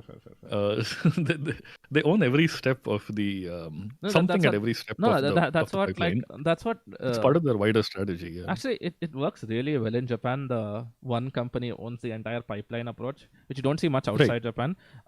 Take a look at Bushiroad, for example. They own everything. They own everything from the studio. Actually, let's say they don't own it completely, but they have a stake in everything, including the studio making the show. The voice actors are part of their organization. They make the merch. They produce the live shows, and yeah, so Bushi owns everything. So yeah, I mean that's pretty successful in places like Japan because you can control every aspect of the mixed media property. Which isn't that big a case in, let's say, the US. Take an example of a pretty massive property in the US, Star Wars, that's spread across a lot of companies making a lot of different things. It's a lot of licenses being thrown around. Meanwhile, in Japan, one company does everything or has taken people doing everything. Disney is buying out companies that are like buying out a lot of their competition and buying out a lot of the subsidies that requires network, but that's just throwing money at the problem. Like Bushiroad doesn't. I'm not gonna say it doesn't make any money, but it's not on the scale of Disney because Disney will just can and will buy out anything that it needs to make more money. So yes. Including lawyers. I mean, Yeah. I didn't say that. I didn't say that. I didn't say that. I didn't say that. Don't sue my family. Okay. I'm gonna say I said this while having subscribed to Disney Plus 4 years ago, and therefore No, it's not Disney Plus. It's I am violating terms of service. it's Therefore, I can be arrested. no, and, it's not Disney Plus in India. It's Geo Hotstar. What are you talking about? Okay. Actually, it's not even 4 years, because when was Tengoku Daimakyo? 2022, right? Yeah. Or 23? Yeah, you subscribe to Hotstar then, right? Yeah. Yes, I subscribed to Hotstar solely for Tengoku Daimakyo, only for it to not have subs. What do you mean? It is Japanese? It was airing without subtitles. Like, That's the hilarious. subtitles were busted. That's hilarious. And they wouldn't respond to any kind of customer service query, and I had to tag them on Twitter for them to respond. That's the only thing they respond to now, which is social media comments. Oh, speaking of, Tengoku Daimakyo is no longer on Geo Hotstar. It's no longer on Hotstar? No. What's the English name for It's Tengoku? Heavenly Delusion. I searched Heavenly Tengoku. Delusion. I may check Heavenly Delusion. No. They have Diary of Our Days in the backwater, but they don't have Tengoku Daimakyo. Seriously? They have Hokago Tebo Nishi. Yes. What? I don't know. Every now and then, Geo Hotstar has like the most based anime to exist, and then Okay, we have been streaming for 85 minutes without actually addressing anything. Fair. But I guess where we were going is Crunchy wants to be that kind of what do you call it? What's the vertical conglomerate called? like a Keiretsu type of structure, you know? Fair. In like how it is in Japan, like where you own like every stage in the pipeline is. There's some player which is a part of your larger conglomerate. Yeah. Right? So they want to be that. Hmm. Like they want to have the anime empire. But they also want to go mainstream. They also want to sit with the generalists. And here's the generalists sit where they are because they're generalists. Crunchy can never be a generalist, no matter how much they that's true. pivot, no matter how many trains and public billboards they slap solo leveling onto. They're not. It's not gonna be mainstream like that. Oof, ouch. Because it's not even that anime is niche, quote unquote. It's basically saying, you know, again, a service with just movies right now cannot be mainstream. Yes. Netflix doesn't do just movies anymore. It hasn't done so far. It hasn't focused on movies for a while now. Movie is not. Movie and Criterion are not mainstream. Fair. Like not remotely, right? So you cannot, because when people say I like movies or like movies are mainstream, you're talking about like 10% of all movies ever made at most. Yes, a majority of and them. Similarly, when you say anime is mainstream, you're talking or manga is mainstream, right? Like, and I mentioned this in the previous stream. The bulk of all manga sales in the English-speaking world comes from a small core of like 15 to 20 titles. The bulk, I want to say 95% of all sales. Most things don't sell as much. Most titles don't sell, and it's really like it's your JJKs and Spy Fams that are carrying all those sales volumes. Yes, that's true.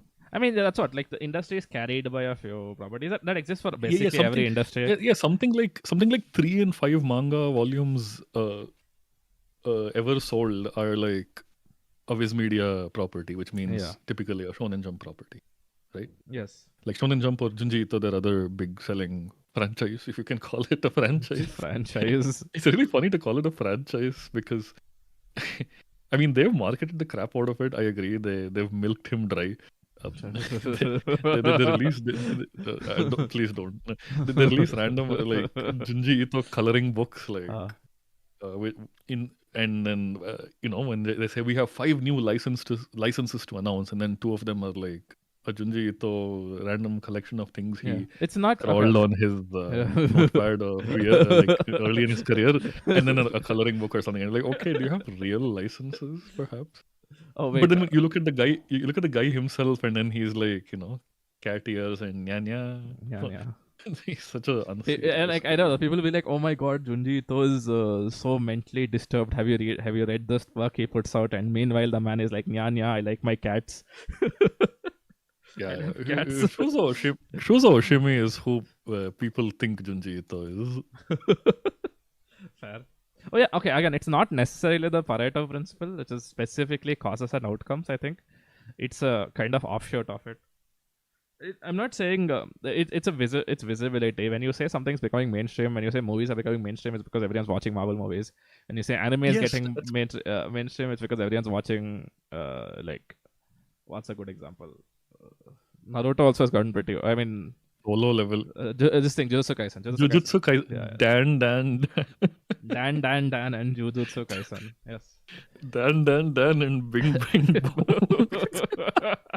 I'm surprised we didn't have this in last stream. I'm surprised. I'm actually genuinely surprised we didn't have this in last stream. I'm crying. I'm crying. Why did we broke? Okay, fine. Let's move a little forward. Okay. Do we need to give them context? No, it's fine. They don't need to know about Big Boom okay, because they don't need to know about peak Kino Titan's anime. Oh, no. Okay. Oh, okay. Okay, we're gonna yeah, maybe sometime later our lore. Yeah, but fine. The lore episode. What shall it be titled? No, it should not be. It should not have a lore episode. We should hand out small bits of lore each time. Fair. The lore is what keeps people coming, you know? Like, seen that meme, right? Like me versus my lore, and it's the kitten looking in the water and the reflections are lion.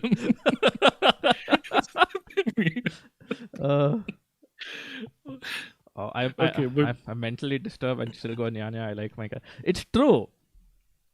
Okay. Nya. Nya.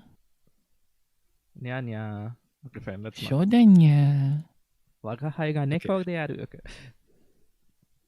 娘がアメリカに行くのです。鳥やったら鳥ではない。我が輩は猫だけ。猫なければなんという。Wait. Time to talk about my favorite, my beloved, my. Okay, yes. You may talk about the high dive. My beloved Sentai. I love Sentai so much. They're so based. They are what?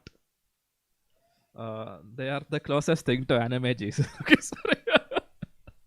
Sentai is not the closest thing to anime, Jesus. Please, let's be for this is what corporate ball gag looks okay, this is what corporate ball gagging looks like. Genuinely, okay. Sentai just happens to not suck. Yeah, okay, that is a very low bar. They have a nice catalog. They have a nice catalog. I think it's like awful of them to only have ever released Legend of the Galactic Heroes on this really expensive steelbook series. Yes, which is like. I forgot what the price is. Okay, wait. Before that, really? There are people that don't know what we're yapping about. So, okay, Sentai is a licensing service, not service. A licensing company. We went from 8 watching to 4 watching. What? Oh, Lamau? Yes, we lost everyone. So, okay, it's fine. Yeah, it's okay. It's fine. Sentai anyone's watching this. Yeah. Sentai is a licensing company that also has its own streaming service called High Dive, and generally they tend to license less well-known shows, and I think most of the profit comes from Blu-ray, so they care about. I mean, yeah, for context, one of their most popular one of the most mainstream titles on High Dive is Oregairu. Yes, which is popular enough, but you would never put it in like the top, like in like the tier 1 or even the tier 2 of like most popular anime. I'm just going over their current catalog. So that's what they do have a somewhat more niche catalog. They have Kian, beloved underrated favorite Princess Principal. They have Kian. Did you say they have Gyat? No, they have K-On. Yeah, they have K-On, of course. Yes. They have Clanad, K-On, Shihaya Furu, Domestic na Kanojo, Akuno Hana, holy shit. Then again, I think Netflix has K-On too. Fair. I guess that's the thing. Like Sentai probably doesn't mind licensing out to Netflix, but no. It's because Sentai titles disappeared from Crunchyroll after the merger. Yeah, I mean Sentai. It's because Sentai has Lamau. I was just checking the Blu-ray prices Sentai has of certain things. slices. Prices. Yes. Is Oh, yes. And also like we got an answer. Yeah, the Legend of the Galactic Heroes steelbook set was something like in the $2,000 range, which is not. I mean, it is 110. Hello, I want episodes. my niche underrated Ginga AO Densets to be very expensive. So Ginga, the other people, the people that don't deserve to the watch it, Naya don't. Tez. The The people that. normies can go watch the Naya Tez. Yes. Yes. So Netflix doesn't have. I recall they had it. I mean, not in India. No. Yeah, I mean, no. Again, like Sentai licenses only to US, I believe. They don't license outside Yes. You US. will notice that I think the only Sentai title I can remember that also aired in India or like streamed in any form in India was, I think, for a brief period of time, Princess Principal was on anyone. Oh yes, I think it was an anime for some time. Yes.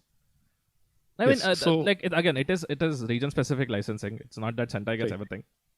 But the reason I'm getting Sentai up as an example. Okay, drunk call. Okay, never mind. Yes. The reason that I get Sentai up as an example is because of like what Crunchyroll was in the beginning and what it should have probably continued being, in my opinion. It is a niche market. It has a relatively cheap subscription price for High Dive compared to the service offered is cheap too. Let's be for real. Okay, fair. They don't have a very like big High Dive 1080p is not 1080p. Ouch. It's Okay. it's Walmart 1080p. Yeah. Okay, but I'm talking about mainly about the catalog, and they are. I've never been to a Walmart after moving here. Oh, what really surprising? Yeah, I don't see any near me. Oh, also all yes, a Target. funny Sentai story. When I visited Bangalore Comic Con 2022 or something, or 2023, I don't remember. I had there were people. Oh, we are back to 8 concurrent viewers. Maybe they just went out to pee or something at the same time. Okay. You have to say that. I don't know. First thing that came to mind. Okay. When I was when I went to Crunchyroll's booth in Bangalore Comic Con 2023, they had a form you could fill, and like basically they're like name streaming. Like where do you normally watch anime? A lot of answers were Crunchyroll. A lot of answers were Netflix. A lot of answers were a certain website that starts with K and ends with anime. And and I, being like nothing like them for real, wrote High Dive with VPN. Just making sure I don't fit. Making sure I'm hipster enough for But yeah, this. how many? Do you recall? Like, could you see the list of responses? Yeah, I mean it is a physical list, so like you could. It was So- it was like So how many people said off the top of your head, as much as you recall, how many people said Crunchyroll versus Netflix Netflix versus is majority. KYS anime? Okay. Kill anime. Yes. No, I KOS was a minority. Of course, people wouldn't mention it. People with half a brain cell would not mention it. Kill anime in big 2025.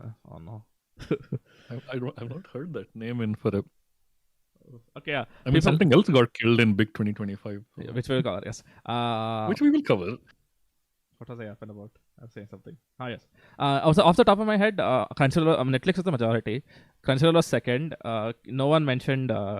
Very few people mentioned K something anime, and there was one something. person that mentioned High Dive with VPN. Based. And Muse and anyone had not entered the market by then, I guess. Yeah, I think. Did anyone mention YouTube? I don't remember. I don't remember how what it was. I think Muse was there. I think YouTube was there. I don't remember. I just remember seeing a lot of Netflix and a lot of Crunchyroll. Because Muse and anyone's YouTube channel. Oh, sorry, I interrupted you. But yeah, good. It's okay. My apologies. It'll happen again. Yes. Muse and anyone are kind of the Asia equivalent of High Dive in that it's kind of an afterthought of a service by what is exactly. Yes. primarily a licensing company. Yeah, they license. Right, like News and Media Link are licensors for Southeast Asia and yes, South Asia. exactly. Their They licenses. happen to have a YouTube channel on which they don't really make a whole lot, but also it doesn't take a lot to run a YouTube channel. No. I mean, they make a lot of. I think they make most of the money from selling licenses to people like Crunchyroll and this thing. What's the word? Merchandise. I know Muse makes a lot of the money from merchandise. But yes. KS is Virgil. Yeah, it's I am really Dante. I am Dante for you. Oh.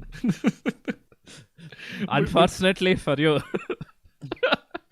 I wrote a book where I am the Giga Chad and you burn in hell. I'm sorry. It's so perfect. Everything. The soy jack burns in. Oh no. Okay. But yeah, so that's kind of the thing, right? Like Sentai, Muse, anyone, they can get away with whatever they're doing right now, simply because they don't have like streaming. They don't have streaming industry ambitions, and they also have this is just a side hustle for them, and they have a profitable main hustle that to the point where they don't really need to, do what CR does, like say offering a 99 rupees a month subscription for 79 rupees a month subscription for India. Yeah. Which I think it's less for context for anyone watching from outside is less than $1 a month. Okay, fair. And for context, I think like a subscription in the US would cost you like 8 to 9 times as much, 8 to 10 times as much even. Fair. I agree. And I don't know why I said I agree. and so it's and they did this all with the view of capturing market share in India, but I don't think their increase in subscribers from India merited in any way the the kind of the loss they make per subscription. Yeah. Right. Like I mean they are offering it at a loss. Fair. Nice. Even for regional pricing, that is very cheap. That is far cheaper than forget Netflix. That's far cheaper than most things in India. Yeah. Most services. Okay. Yeah. And I'm pretty sure Alt Balaji okay, maybe not because those things tend to get bundled like Hot Geo Star. Alt. What does my grandma watch serials on? What's its name? The Colors Kannada. What does Colors Kannada come on? It has a service. Tata Sky. No. It's a specific thing for service. I mean, so for Indian TV serials. Z. It's the Z channel. I don't know what it's called. Z something. I know Z has a lot of Indian stuff. Woot is the name I was looking for. MX player. She watches Puttagauri Madave on Woot. Of course, it's now called Mangal Gauri Madave, but that's a different matter. Okay. The genre changed from romance, drama to romance, supernatural, space exploration. Okay, whatever. So yeah, Woot. Yeah, Woot is the one. But anyway, all that aside, like. And I clearly remember from, again, and this shows up in a whole bunch of expose articles on Crunchyroll, of which a lot are popping up lately. Yes. Which is that, they invested a lot in India. They invested in the sense, they built offices in it. I mean, I guess that justifies No, don't say the R word. Don't say the R word again. What, outsourcing? No. Oh, no, Rahul? Yeah. Okay. I think I'm making too much noise. I think I may be making too much noise. Okay.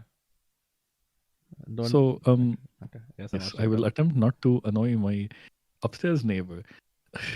So yes, coming back to. Can you still hear me? By the way, like, am I equally audible? Yes. Okay. Yes. Cool. Offices are back offices, though. Okay, sorry. Offices are back. Yeah, they're all back offices. They're all like tech, outsourced. this website backend, that sort of thing, right? Like, And so their expansion in India was a loss-making venture, so to speak. And Okay. whereas in territories where they barely focused anything, well, namely South America, My they beloved, they, my they Brazilian made a lot. brethren. I love my Brazilian Yes, brethren. I love Brazil, the weebiest country on earth. I mean, challenging with the Philippines for that title, but Real. I wonder what the weebiest country on earth is. It's not Japan. I can tell you that much. Of course, it's not Japan. It's probably.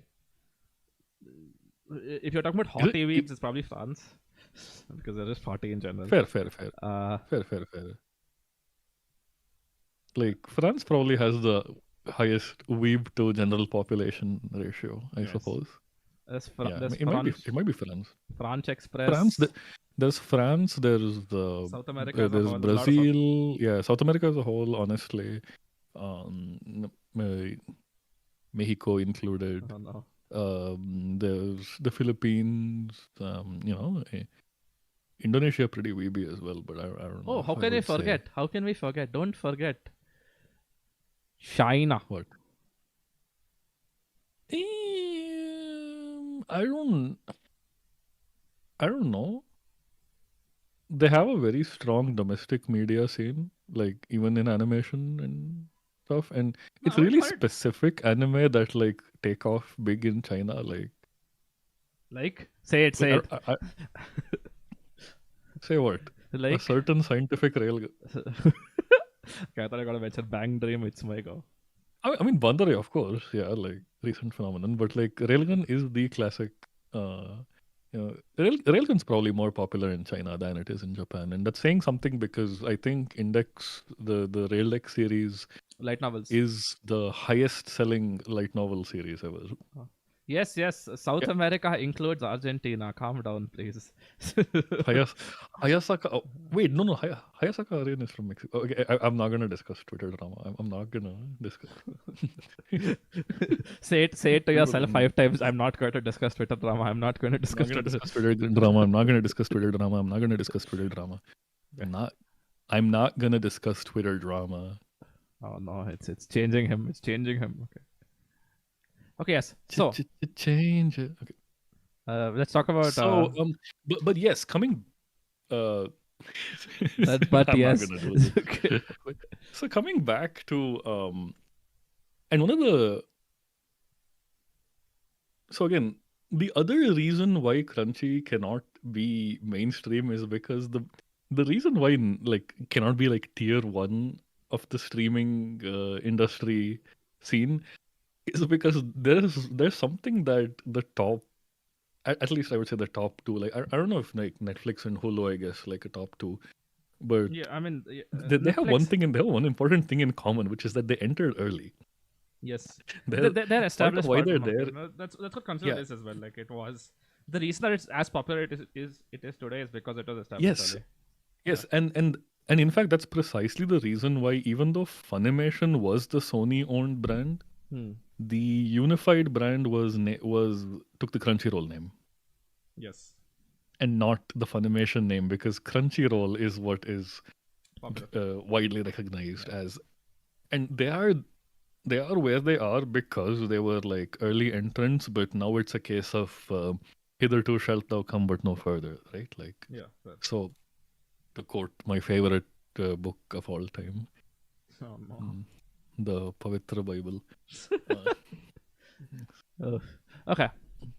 Okay, but so that's the thing, right? Like in the time since then, we've had such a huge fragmentation now. Like, I feel like everyone has a bit of anime now. Like even Amazon Prime has a bit of Prime Video has a bit of anime. But like in general, the number of streaming services popping up is crazy. Like and they, of course now they all have like bizarre ass names like Fubo and 2B and like, you know, it sounds like nowadays when you try to buy anything bizarre and on weird. Yeah, you say bizarre and weird names, but it's the way that you said it is like, oh, it's just the same name but slightly different. 2B, Fubo, Cubo, Quibi. Yeah, it's literally like that's literally how they all sound. Like And it's like when you, like I said, if you try to buy a mop or a vacuum cleaner on Amazon and you don't see names like Hoover and Kenmore and Miel anymore, you see names like Quexler and Big Rock and like random ass AI generated names. Fair. Like it, I swear I cannot find a brand on Amazon unless I explicitly type out the brand's name. Fair. And so the top results are all these slop farms. Slop farms describe streaming services, honestly. Oh, no. But yeah, the fragmentation, it sucks for them and it sucks for fans too, because fans don't want subscribe to I mean, one of the biggest complaints right now is the fact that people have to subscribe to a whole bunch of services just to watch everything. Like, I have to subscribe to 2 different services just to watch the English Premier League. Why? Or is it? I'm actually curious why. Why? Oh, the reason, the why is because, I thought all of it's going to be on Peacock, which is NBC's streaming service. But as it turns out, they've done the brilliant thing of half the matches will be on streaming, live on streaming, and the other half will be TV exclusive. Interesting. Pick a struggle. Come on. All of them come to streaming eventually, but only the replay. And I'm not a replay watcher, sorry. Oh no. It has to be live. Highlight So watchers. Are you literally, making fun of highlight watchers? But it literally, so I have to subscribe to a separate service for cable because I don't get cable to this address, like through cable. So fake How cable, much is which cable, is by a the streaming service that mirrors cable, it'll set you back like in the $80 to $100 a month. Oof. Ugh. Okay. Yeah, the NBA is worse. I know the NBA is worse. The NBA is horrible. Yeah, the NBA It is is horrible. It's very fragmented. But yeah, so and this is for a sports league that is ostensibly not. I mean, I think now it's one of the 5 most watched sports leagues in the US, but still, it's not the number 1 sport here, right? Like, so, and this kind of fragmentation is even worse for anime. Like, I think we all know cases like, in India, I think Crunchyroll has Eurocamp season 1 and Netflix has Anyone has Eurocamp season 1, Netflix has Eurocamp season 2. Oh. Okay. Yeah, it's moronic. And there's a whole bunch of these cases where Oh yeah, it's there Crunchyroll. is a season Crunchyroll. 1. No, Crunchyroll only has season 2 of the Apothecary Diaries. I think. Oh yeah, who has season 1? Netflix. I don't remember. I think Netflix has it. God damn. So I saw something stupid like that. No, it's I don't. I think now it has both. I think now Crunchyroll has both. But there were examples of having only one season of a show and not being the first season. Wild. It's pretty. Oh yeah. Also, for the longest time, I think Netflix only had JoJo Part 1, Part 2, and Part 3, and then Part 4 and Part 5 were only on Crunchyroll. I see. Okay. Yeah, something like that. I think Netflix now has all JoJo, but still, it's just not a scenario you want. And of course, now you have to start weighing up. And now this is where the generalists win, right? Where you think, no service is going to give me all the anime, so I might as well subscribe to this service that gives me a good chunk of anime and also like a whole lot of non-anime content hours, quote unquote. Nice. Right? And so there was one attempt to solve the fragmentation issue. Okay. Its name was Verve. Verve, yes. VRV. And the fact that I use past tense is it should tell you where that went. Verve was supposed to be like an umbrella platform where basically all these other streaming services like Crunchyroll, Funimation, High Dive, and a few other non-anime ones were all situated. And so you could get a Verve subscription and you would get, I think, a selection of stuff from everyone. Yes, exactly. Right? I don't think you got the full thing. Again, if you wanted some specific show exclusive to Funimation or exclusive to Crunchyroll, you would still have to subscribe. Yeah. But that's kind of the thing, right? Like, Verve was a product for general for generalists, and if you were a specific fan of something, or you like really like Crunchy's catalog, or you really like Sentai's catalog on High Dive, you could subscribe to Yeah, I mean specifically those. it was kind of like uh, online cable or OTT cable in some form. It was In some, uh, for anime and nerd media, yeah. But nerds. it Sorry. yeah, I think it had a few other. I'm trying to recall what else was on. Hmm. But yeah, that was Yes. so it was an AT&T venture. It was Yes. it was an AT&T and Sony joint venture, because I think Crunchyroll at the time, Yes. their Yes. It was. It parent was. company was under AT&T, right? Yeah. It wasn't under Sony. It was under AT&T and Crunchyroll specifically. Yes. And Sony was also like a joint investor in this Verve Yes. thing. Exactly. And So yeah, it had I for think instance, that's like, where they realized it they can steal it had all Crunchyroll. the Okay. it had all the Rooster Teeth series, like what's its name? It had Mubi, Ruby. by the way. It had Mubi initially. Oh, it had Mubi? Verve Yeah. had Mubi? Okay. It had Mubi Yeah, initially. it had correct. It had Curiosity Stream. It had Machinima. yeah, Rooster I remember Teeth, it. Yeah. Yeah, Rooster Teeth is what I remember, because it had Ruby and stuff. Yeah. And then Hmm. eventually, sort of what happened was Funimation. Well, Sony left.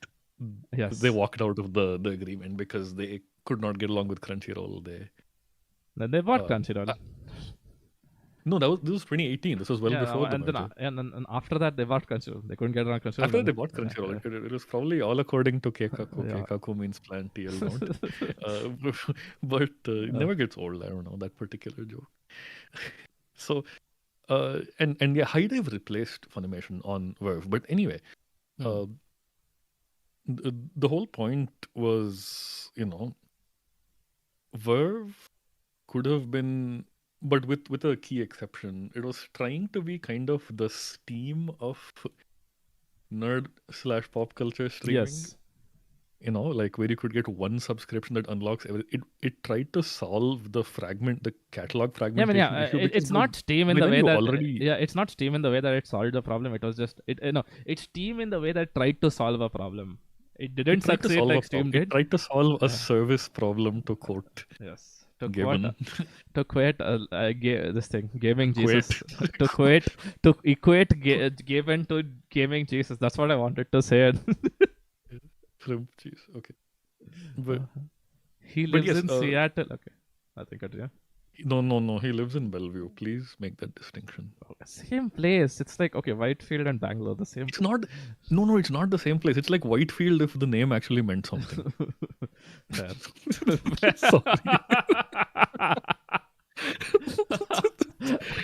Okay. Sorry. Okay. Sorry. Yeah, continue. I don't know. I have to keep going to my manager's place, like, because he lives in Kirkland, and I have to keep going there, and I don't enjoy it there. It's Kirkland, just like the Kirkland. It's just like Kirkland, the company that makes my chicken bacon double chunk chocolate cookie. No. But yeah, it's I don't know. It just feels like I'm in a big doll house or like a big Lego set every time I'm over on that side.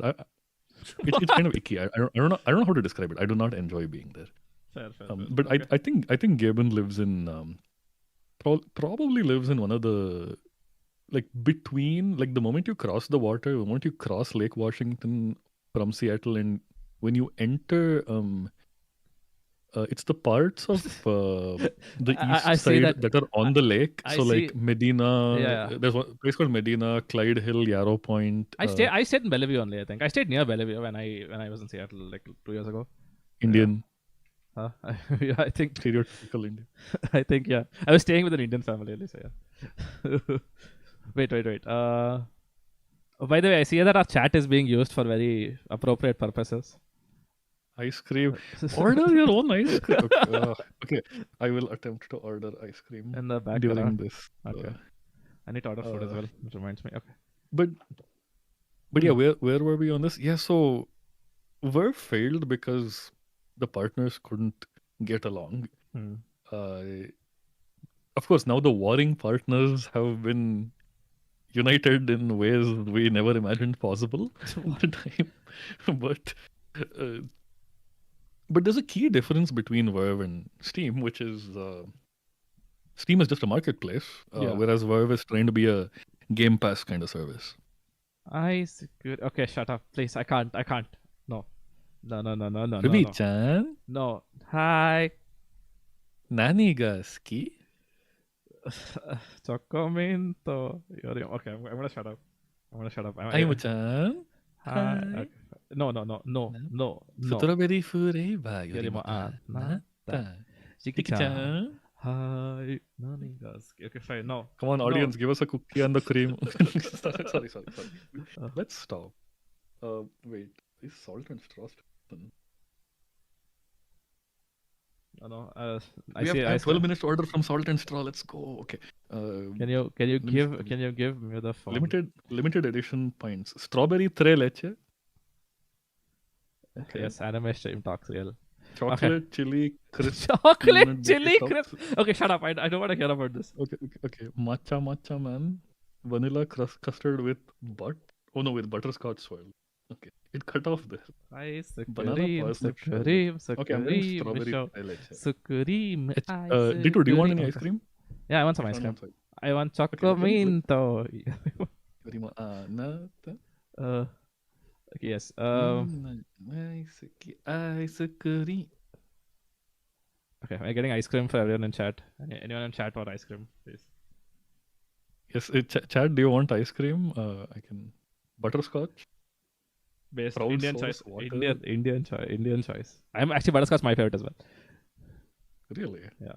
I like butterscotch a I've lot. always found it kind of it tastes like an artificial flavor. Like it doesn't remind me of any kind of real life anything. No, it's nice because it has nice burnt butter bits, which are very nice. Sugar, butter. Fun fact: chocolate is actually used in chili sometimes. Yes, and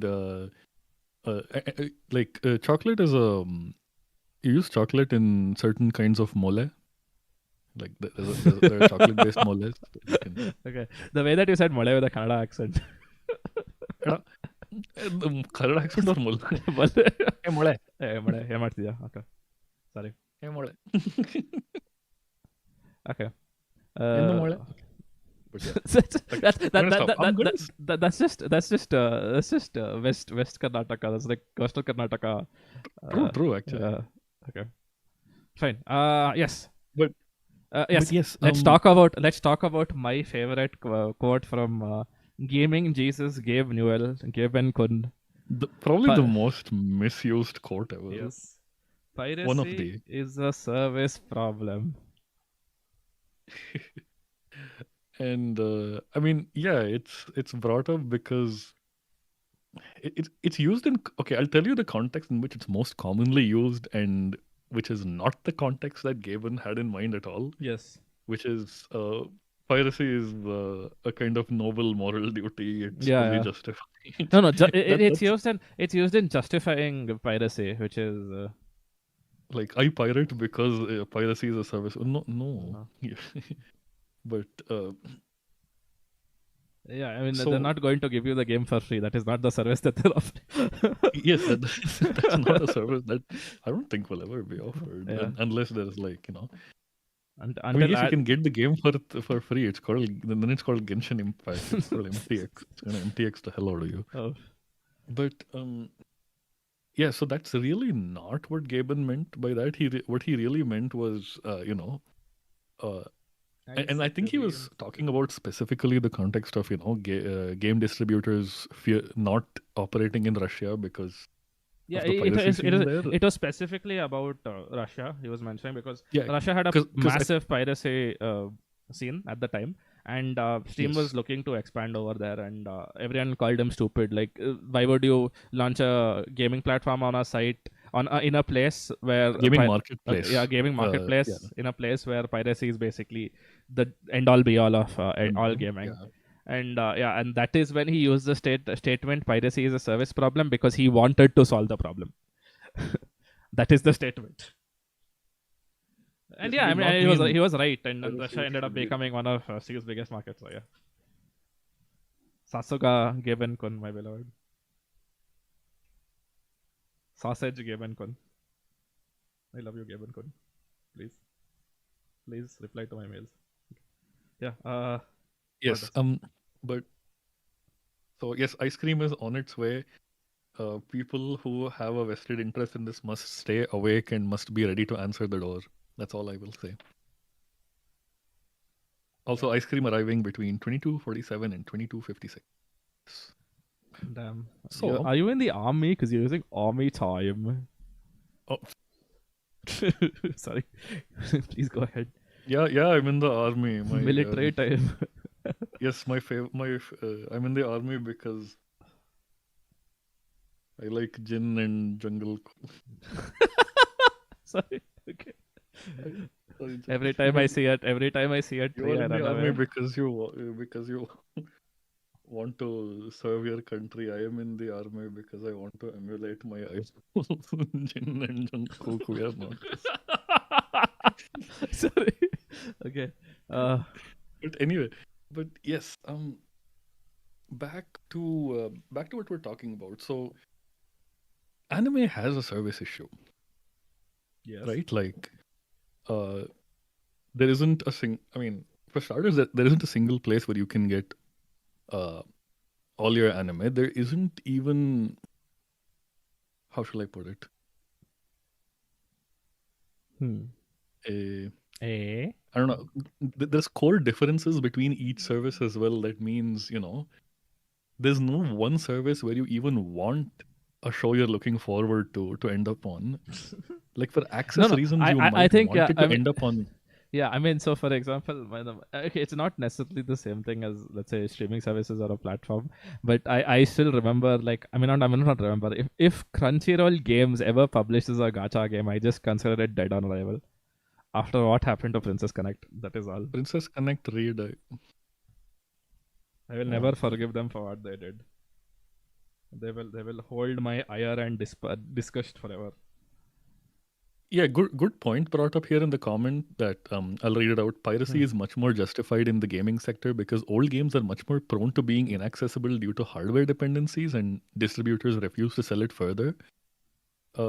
Yes, so that's where things like other platform ports and emulators and that sort of thing comes into play.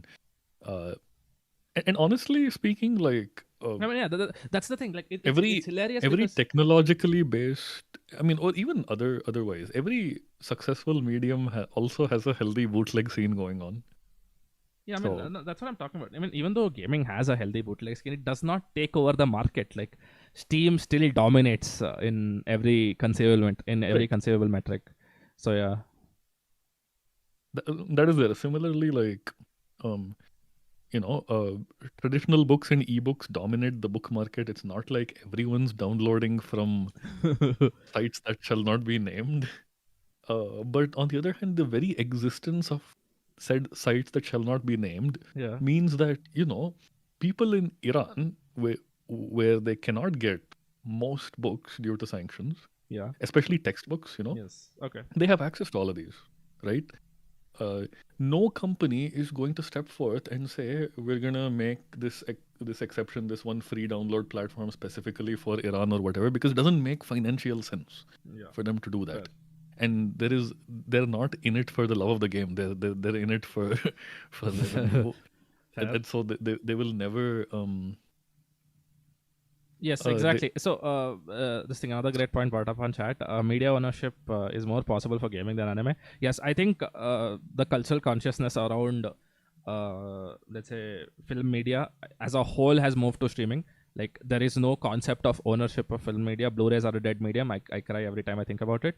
Hey, you said this, but I bought a whole Blu-ray. I see. I'm pretty sure I would more Blu-rays. Do you know what else I bought? I bought a whole bunch of blanks. Rewritable blanks. I know. I know. bought You don't have to Blu-ray jewel cases. You don't have to talk about it here. Okay. No, I've bought empty Blu-ray jewel cases, so now I can make my own homemade things in professional casing and everything. Yes. I can also print out the cover and everything on paper and insert it into the. I can feel like a real. No. I mean, in short, all I want to say to summarize is, I'm nothing like y'all. Fair. Okay. It yeah. all boils down. I'm It all nothing like boils you. down to that. We are two hipsters. That's all it is. If it's not very obvious, we're two We hipsters. are, I mean, yeah, we are hipsters. I agree. Okay, So, wait. Yeah. There's and another honestly, great point. Right. Let's finish the. games are the reason why Blu-rays will survive as a format. Yeah, I mean that's what. So As long as I think as long as yeah, the PlayStation uses Blu-ray. it might be a factor of how much money. Actually, I don't even think it's a factor of how much money you're spending. It's just that the cultural consciousness around games relies on ownership, whether it be pseudo ownership like licenses to play the game indefinitely, or actual ownership, which is very rare now. Like what's the CD Projekt Red company Like- doing? DRM free games. Or even like, like physical games, like, I mean, also not what they used to be, but people still buy, physical cartridges for Steam games, Physical Sorry, not cartridges. Steam, for Switch, Yeah. for Nintendo. Yeah, I mean, yes. I think that like in modern times, even those are basically indefinite licenses because Right. they can choose to not let you play the game anymore. That is true. That is very true. Yeah, I mean that's just how the market is right now. There's nothing you can do Mhm. about it. But yes, Game Pass will never Yeah, you're buying a license. Game Pass will never overtake even pseudo ownership. Right? Like that's never gonna be the model for games, but that is the model for streaming video media. Yes, that's what. So the Right? yeah, the ownership is as Nevi just said, ownership is central to the identity of gamers. It's true, which isn't the case for film in general. There are, of course, exceptions to the rule. There are film geeks that buy Blu-rays or buy physical CDs of everything they watched. But yeah, that's the exception. That's a very minor exception. And case in point, like it's not central to anime, to the identity of anime fans. Case in point, and like remember, like at the start of this thread of the convoy, I said, each anime streaming service has its own like negative quirk that makes you not want an anime to hit any of them. It still baffles them. If you want your anime to get a Blu-ray release, you don't want it to hit Crunchyroll right now. Yeah, fair. I see. It's still or Netflix, honestly. Yeah, Netflix. It still baffles the mind, but 3 seasons later, season 4 announced, there still isn't a single home media release in English for Eurocamp. Ouch. Big sad. There is no Blu-ray or DVD release Fine, for just learn Eurocamp. Japanese. Season 1, 2, 3. It's not an unpopular series, objectively. No. You're just hipster enough to not recognize it being unpopular. I know it's not. Let's say this. Far more niche series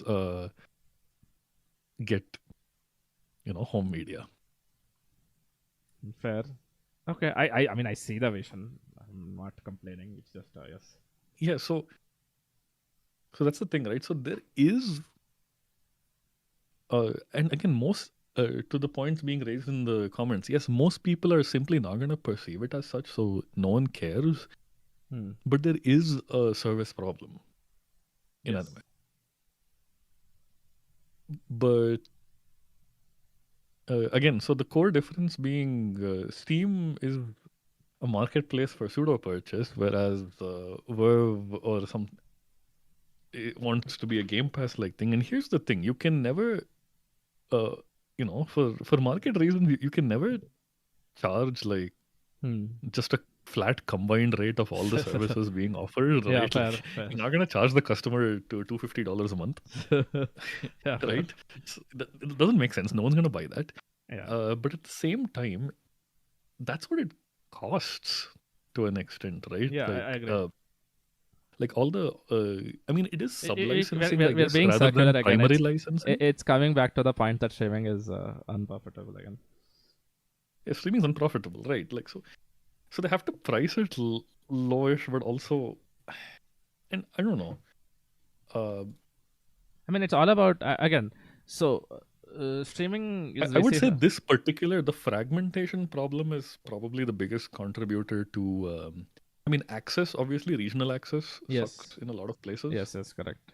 That and the fragmentation issue, big contributors to piracy, I would say. Yeah. Like, no one's gonna. Most people are not gonna do what I did, like, which is Buy get buy get a Blu-rays. whole service just to watch Tengoku Daimakyo. And well, the reason why I did that is because to me, Tengoku Daimakyo was the only show worth watching that season. Ouch. I wasn't gonna watch anything else. It was Truly mean, Tengot Kyo Daimakyo. Yeah. funnily, it ended up not being my anime of the year for that year. My anime of the year for that year was Onimai. Hilarious. Yeah, like Onimai started worse than Tengoku Daimakyo, but finished stronger. And like, I kind of care about the strong finish. I don't want to say too much about it, but there's a severe misstep Tengoku Daimakyo's anime adaptation did in its final episode, Okay. What was that? which kind of sours the experience in some ways. Yes, what But was that?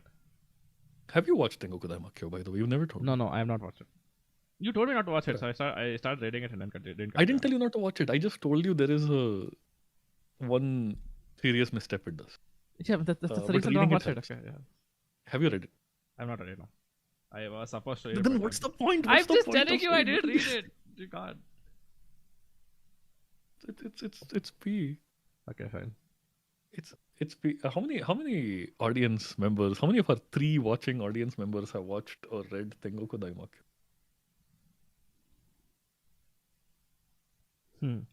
Exactly. Yes. That That's is a- a very good point. Yes, Streaming services act like Costco, but there aren't other avenues for them to offset their losses. That's correct. This is a good point to segue into the streaming service equivalent for manga, right? Yeah. Which is reader apps, reading services, where you you don't own any e-volumes or such. You just E-volumes. e-volumes. you wanna read some e-volumes and e-chill. What the fuck? Okay. E-dating? Oh no, Oh no. Yeah. I was e-dating for a long time. Okay. My e-date. Okay, I'm not gonna say anything else. Okay. But yes. So where was I going with this? Yeah. So reader apps are the equivalent of streaming services. Like Webtoon is a streaming service, so to speak. It's an Technically. OTT platform Oh my God. for manga, for manhwa manga, and most well, with Webtoon, I'm gonna put manhwa to a side because they've pivoted to become almost purely digital, Yes. and so that's a different thing, right? Like put Webtoon and Lesin and Kakao Kakao, and Tapas yes. all to one side. They are gonna come back again in this discussion, but not now. Okay. Yeah. But if we just take, like English language manga services, right? Okay. So I think the first ones to enter the market, like, were not tied to a specific publisher, like digital manga publishing. I mean, they were also a publisher, but then Okay. like things like Mangamo or Azuki are not tied to a publisher. They license widely. But what's been happening ever since, so Manga Plus is a publisher venture. Shueisha Yes. co-venturing it with Viz. I am aware. Co-venturing is not a word. Co-venturing, yes. Co-venturing, yes. Ego Let's go wakarimasen. co-venturing. Hai ego tabemasen. Yes. But do you have Tengoku Daimakyo physicals? No, I do not. It's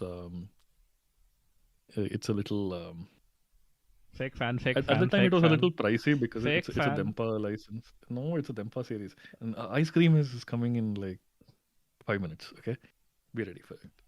So, yeah, where I was coming. Sorry. Oh, I lose my train of thought. Okay, each time. Yeah. So, yes. But now the trend is for starting with Manga Plus, and then Viz made their own app. The Viz Media app, and then slowly other publishers started to step in. Square Enix came out with an app Yes. Manga Up Global, Kodansha came out with an app K manga, and I believe this will be the trend. I'm kind of Kema. surprised Kadokawa has not. Kind of surprised Kadokawa has not stepped in with an app because they own a half stake in Yen Press. The other half is owned by Hatchet, Yes. which handles more of the distribution arm of Yen Press rather than the licensing side. Okay, so both the distributor and the So, licensor have. Okay, that's interesting. yeah. It's a Yen Press is an interesting Entity. joint venture, but it is Kadokawa that determines most of their series licenses come from Kadokawa, like the light novel side. Like they were one of the first publishers to have a light novel imprint because they were Kadokawa owned. Okay, I see. Right, like Yenon is a light novel imprint because Kadokawa has a lion's share of the light novel publishing in Japan. Fair. You know, so Yen Press also publishes a good chunk of Square Enix. No, So really? a lot Okay. of Manga Up Global's catalog is Yen Press series like My Dress Up Darling, Oh, or Black Butler, or I don't know if Full Metal Alchemist is on it, but yeah. And so, what? And to pull to go back to this comment, to go back to Virgil's comment here, which is that streaming services think they're Costco, but there aren't. Unlike Costco, they don't have other avenues to offset losses, right? Like when they're trying to mark things down, make things like super easy to subscribe to, accessible, and all of that, right? Like Yes. accessible entry point stuff. cheap, So- accessible. Yeah. The of all these apps, the only one that's like genuinely that I can genuinely say, close your eyes and subscribe to it, no questions asked, don't think about anything, is the Viz Media app. Oof. And that's because it's super cheap for what it offers. How much is it? I don't I subscribed to it and I've forgotten about it. That's how low the Person, subscription is. she's asking me to subscribe to something, and I It's don't know how much it is. It's 1.99 a month. That's so much money. That's more expensive than Crunchyroll. Brother, in the US. I know it. I mean, the problem, of course, is that it's not offered in India, but well, I'm not going to say anything more, but there's also nothing stopping you from accessing it in India, as long as you can get the APK. Okay, but I still buy it. My God. Okay. yeah, but it's such a norm for what it offers. It's a nominal price because again, they have a huge catalog. They have a good. Even if you're not gonna read shonen, and here's the thing: the Viz app does not have Shonen Jump. That's a different Shonen Jump app, which is $2.99 a month, right? Like Okay. yeah. So you don't. So think about it. Most people are only gonna read Jump, and for Fair. them, the Shonen Jump app is lovely. But even if you don't want to touch Jump with a 10-foot pole, and that's me to an extent. You Yeah. the Viz app has such a good catalog, like all of Rumiko Takahashi, things like a whole bunch of Shonen Sunday series like Call of the Night, Case Closed. I can't believe I said Case, Case Closed. instead of closed. Detective Hello. Conan. Case I closed. was looking at the catalog, which is why I said Case Closed. I have no words. I actually have no words for you. I'm sorry. I'm so okay. I apologize. I genuinely apologize. This is like the worst thing I've ever said. This is Case I don't know what closed. to say. Okay. Oh Lord. Okay. But Next thing you're gonna most say, importantly, fighting evil and by moonlight. oh, Never.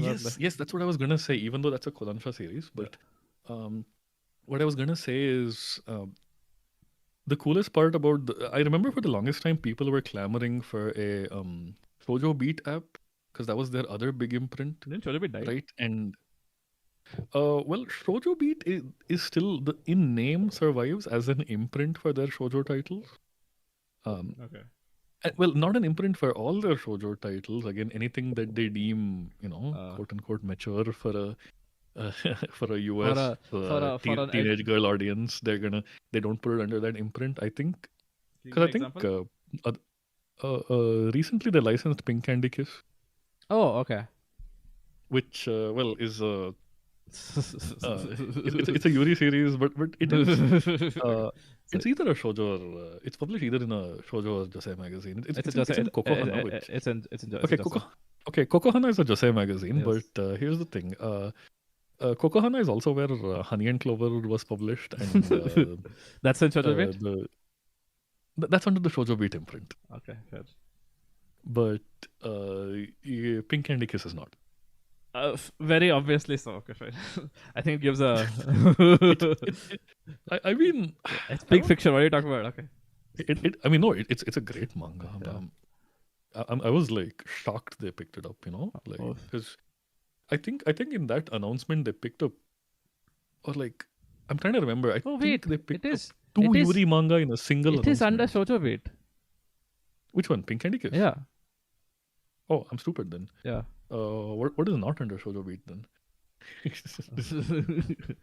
I was like, oh wait, they actually published it. I might have to buy it, and I was checking it. Like, I Shoujo Beat. Oh yeah, it is Shoujo Beat. What am I doing? Like,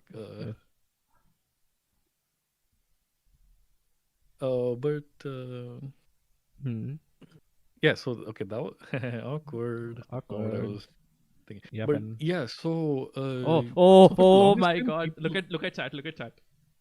look at chat. Did you see it? Okay, that's not a From New World is actually its title. Like for the longest time I knew it under that name, and only later would I call it Shinsekai Yori because I saw everyone on the internet call it Shinsekai Yori, which is why I ended up calling it Shinsekai Yori myself. But it's and actually Shinsekai it has Yuri. stuck. Yes. Yeah, I mean the manga is really good. Sorry, I have to every single. You bring we it up need- every we single need- time, we and need you to- know my we need to answer. beat you up. We need to beat you up with hammers. No, you bring up the manga every single time. Okay. It is a novel and an anime and has no manga adaptation. That's it. That is that. Okay. Fair. And so, but yes, coming back to this, for the longest time, people wanted a shoujo beat streaming, not streaming. My head is stuck. They wanted a shoujo beat reading service. Ice Cream is not here. Ice cream. This person's almost there. Just go outside. His name is Alex. Lol. Okay. But yeah, and I guess the Viz app addresses that because it does have the full Shoujo Beat digital catalog. I think barring series that haven't been digitized, I remember for some reason, what's its name? This thing doesn't have a digital edition. What's Izumi Tsubaki's older Oresama Teacher? Yes. Oh, okay. Oresama Teacher did not have a digital edition for the longest time. I don't know if that's changed now. Let me but check. Yeah. I'm curious again. So I would say the Viz app is kind of a no-brainer subscription because it's got a diverse set of manga, and it's really cheap, and it's not unlimited access either. You get a certain number of chapter unlocks, but again, it has the same model as the Shonen Jump app, which is Speaking of India first specific three and ones, last 3 chapters are free. Yeah, yes. speaking of India specific Manga stuff, Planet Manga India. Planet India. Yes. Rip tried. in pieces. It was never bound. Like you're not attracting an Indian audience with Terra A by Keiko Takemiya.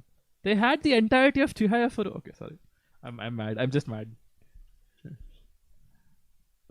Sorry, I'm really mad. I wonder what's happening with the ice cream.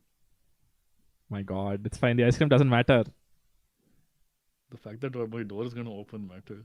Wait, what do you mean? And I'm not there to receive it. But isn't Mew there? Okay, fine. Mew, Make if your you've picked up the ice cream, please let me know that you've picked up the ice cream. It'll take 30 seconds to answer. Let's continue. Yes. Can you go outside? I think Dasher Alex has lost their way. Dasher Alex. DoorDasher Alex. How much are you paying for it, man? I'm curious. $20? Yeah. But okay, no. Okay, coming back to our core. Okay, sorry. discussion. Sorry. Okay. So the thing is, every other manga app. I mean, I cannot speak for something like Mangamo or Azuki. I think they were good until the thing that happens is the moment a publisher makes its own app, it pulls its catalog from everywhere else. Fair. And then so you cannot find the Viz series elsewhere. And then so for the most part, these series, I remember when like Mangamo and Azuki started off, for the most part they had the Kodansha catalog. Yeah. And then Kodansha pulled everything. because they made their own thing. Yeah, that's what happened. Because they were gonna plan. They were gonna make their own thing, and that was kind of that. That's a case So with right a now, lot I of think in the general as well. independent. Yeah, in general Yeah, as well. I think the independent ones have a lot of. I mean, there are series. There are like Kodansha. So Viz is owned by Shueisha. Yeah. And also like because Shueisha is a vertical conglomerate with Shogakukan and Hakusensha, it also has access to those series. And Kodansha is owned by Kodansha. Kodansha US Kodansha is owned by Kodansha. Thank Japan. you. Thank you for your Yes, riveting yes. takes. This is why I come and watch this podcast. Okay. So yes. So there are series from from the JP publishers. Hello, can you still hear me? Yes, I think your mic switched. Hello. Hello. Yes. Okay. Your mic switched to the old one. And then it came back. Okay, it's fine now. Yes. It's fine already. Yeah, Yeah. You stepped on the wire or something. Fine. Fair enough. Okay. Hello. Did you step on the wire again? Yes, I did. I indicated my preference for a bowl with ice cream bowl with cone crushed on top rather than ice cream in the cone. I don't know. I've never liked ice cream in the cone. It leaks. It comes down your finger. Yeah. I don't like ice cream in a cone. I like cone. I like the crunch that the cone gives. Fair. Okay, I like the cone crushed on top. I understand. I understand. Yeah. So coming back to this, right? Like, so there are Kodansha series that Kodansha USA does not publish. Like Tokyo Revengers is published by Seven Seas. There are Shueisha series that Viz does not publish. Oshinoko is published by N Press. Yeah. For various reasons, they don't. It's weird. Yeah, it's weird. I mean, I know for a fact that with some of them, it's just because Viz is a mainstream TM brand. That's read by a wide range of people, including younger audiences. They tend not to, even for like Shonen Jump. They license every Shonen Jump series except anything that's like really explicitly ecchi. So I know they don't have like Yuragi Sono Yunasan. I think Seven Seas has that. Seven Seas picks up everything the others don't. I think they don't have Toraboro and Toraboro Darkness either. That's also oh no. You mean I think the Seven Seas To Love Ru? To Love who decided it should We be need to have an True episode Love? about this, by the way. We need to have an episode about horrific license. titles? Yeah, horrific license titles. Yes. Oh, I'm gonna rant about Erased for 2 hours. Boku Dake ga inai mate. Sorry. You're telling me you don't like Boku Deika Inai Machi? Sorry. Okay. Peak fiction, I tell you. All right. Yeah, but moving on. So, but yeah, for the most part, they're gonna have their own.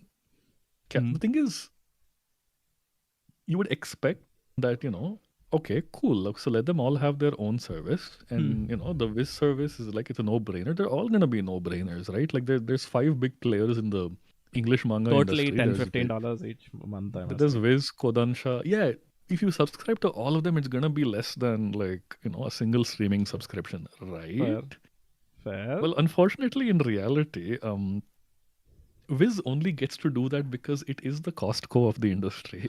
It sells physical manga. It's the bulk of sales. It sells so much. Even if Viz sold JJK alone, they could still afford to offer the Viz manga app at that price. The thing is, the series on the Viz manga app, other than like like a big hitter like the Junji Ito series or Nana, other than those, none of those sell anywhere near enough volume, right? Fair. Like, I think all of those would sell less than your average Shonen Jump manga. Yeah. No, not your average Shonen Jump manga. Forget that. Your average, like like you walk into a bookstore and you see random novels by random names, right? Like English novels. All of those sell better than your average manga.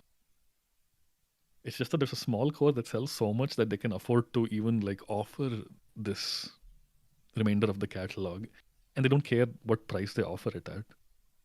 It's marketing for them. Same thing as the other Costco. publishers cannot do that, and so you end up with like these god awful apps.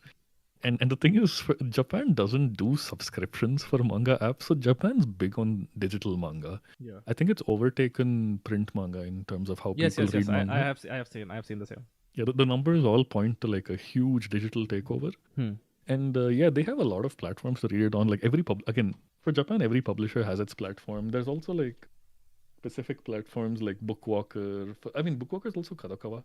Yes. But Yeah, I mean, there are other ones like- Bookwalker is pretty. I mean, outside Japan, I think Yeah. Bookwalker is pretty synonymous with. Yeah. Let's say, I mean, Bookwalker specifically. I've seen a lot of light novels on it. Bookwalker, J-Novel Club, yeah. but I mean, I'm okay. Like, I'm going to outside Japan again. But yeah, JNC is the good publisher. They Yeah. offer DRM free. yeah. But here's the thing. There are also other apps. Like I've bought digital volumes of like, so when I was trying to support, Love Bullet, I was trying to boost its sales. Yes, I remember. I Peak manga Love Bullet. Okay, like I think if any of you have not read Love Bullet, I highly recommend it. I read it after the most interest. It's a kind of it's an afterlife Yuri manga. Where like people who He die said before they can experience love, where they get reincarnated as cupids who are invisible to the rest of the human population, but they are now responsible for getting other people to fall in love, and they have a small shot at returning to their human lives later on if they complete their target, if they complete their deliverables as as outlined by upper management. Okay, no. So. The most interesting thing about Love Bullet is that the mangaka is American. Oh, really? Like Citizen? Yeah, you don't know? I didn't know this. Yeah. Lives in America even, from what I know. Interesting. Yeah, English-speaking American. Yes. I think she's also learned Japanese by now, but like. Oh, really? She's by her own admission, not super fluent at. Yeah, Like- that's like super interesting to me. Yeah, Aini, her like writer name. I don't know. So writer name. Bookwalker was previously Did you forget pen name? Seriously? Yeah, I forgot pen name. don't. For me, it's 11:10 and I have ice cream in front of me. Oh no. But yes. But if you looked at any Japanese manga reading app, and those of you who read manhwa would know this, they operate on a keys and coins and unlocking chapters model. Keys and okay. Yeah, like you have to earn coins and you use coins to like unlock the latest chapter, or you wait for it to unlock or whatever, right? Like, Yeah. and let's just say that model is not popular in the English-speaking world. So Fair. both Manga Up Global and K Manga, the Square Enix and Kodansha apps, came out with this model. Right? Which is by chapters. Yes. Now in hindsight, I earlier in the stream I said my Dress Up Darling is published by Yen Press. I apologize, that is not correct. My Dress Up Darling is published by Square Enix manga. So Square Enix, they launched a English thing later. And they didn't have one initially. So Full Metal Alchemist is published by Yen Press, that I know, and that's a Square Enix title.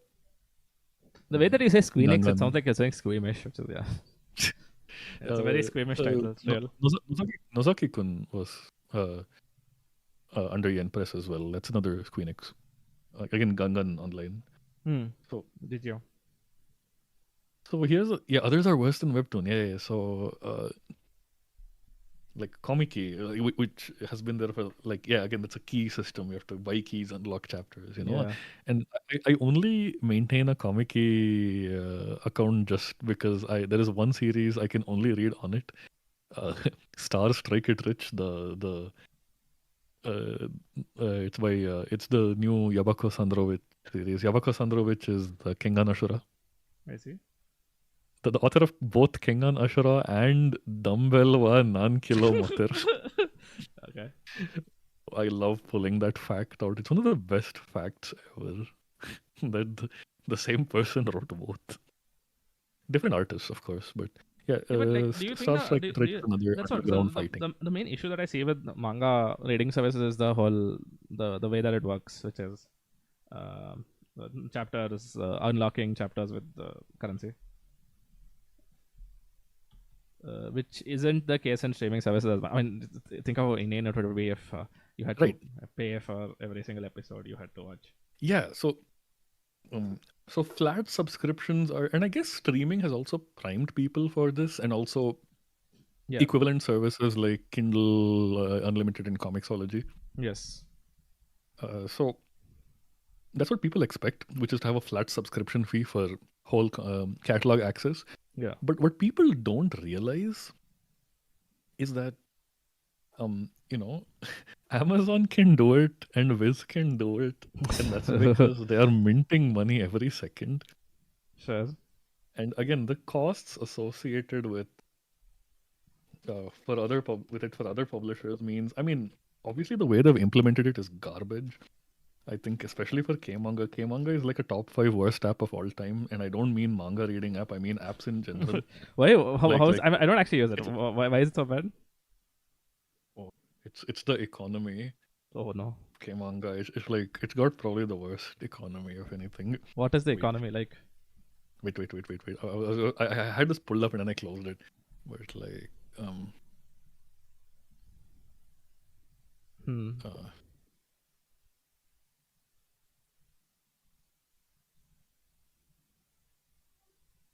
Okay. What are you pulling up? Real questions. so no, it's kind of like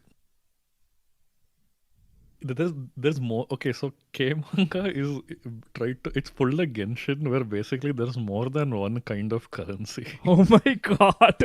Okay. Okay. Sorry.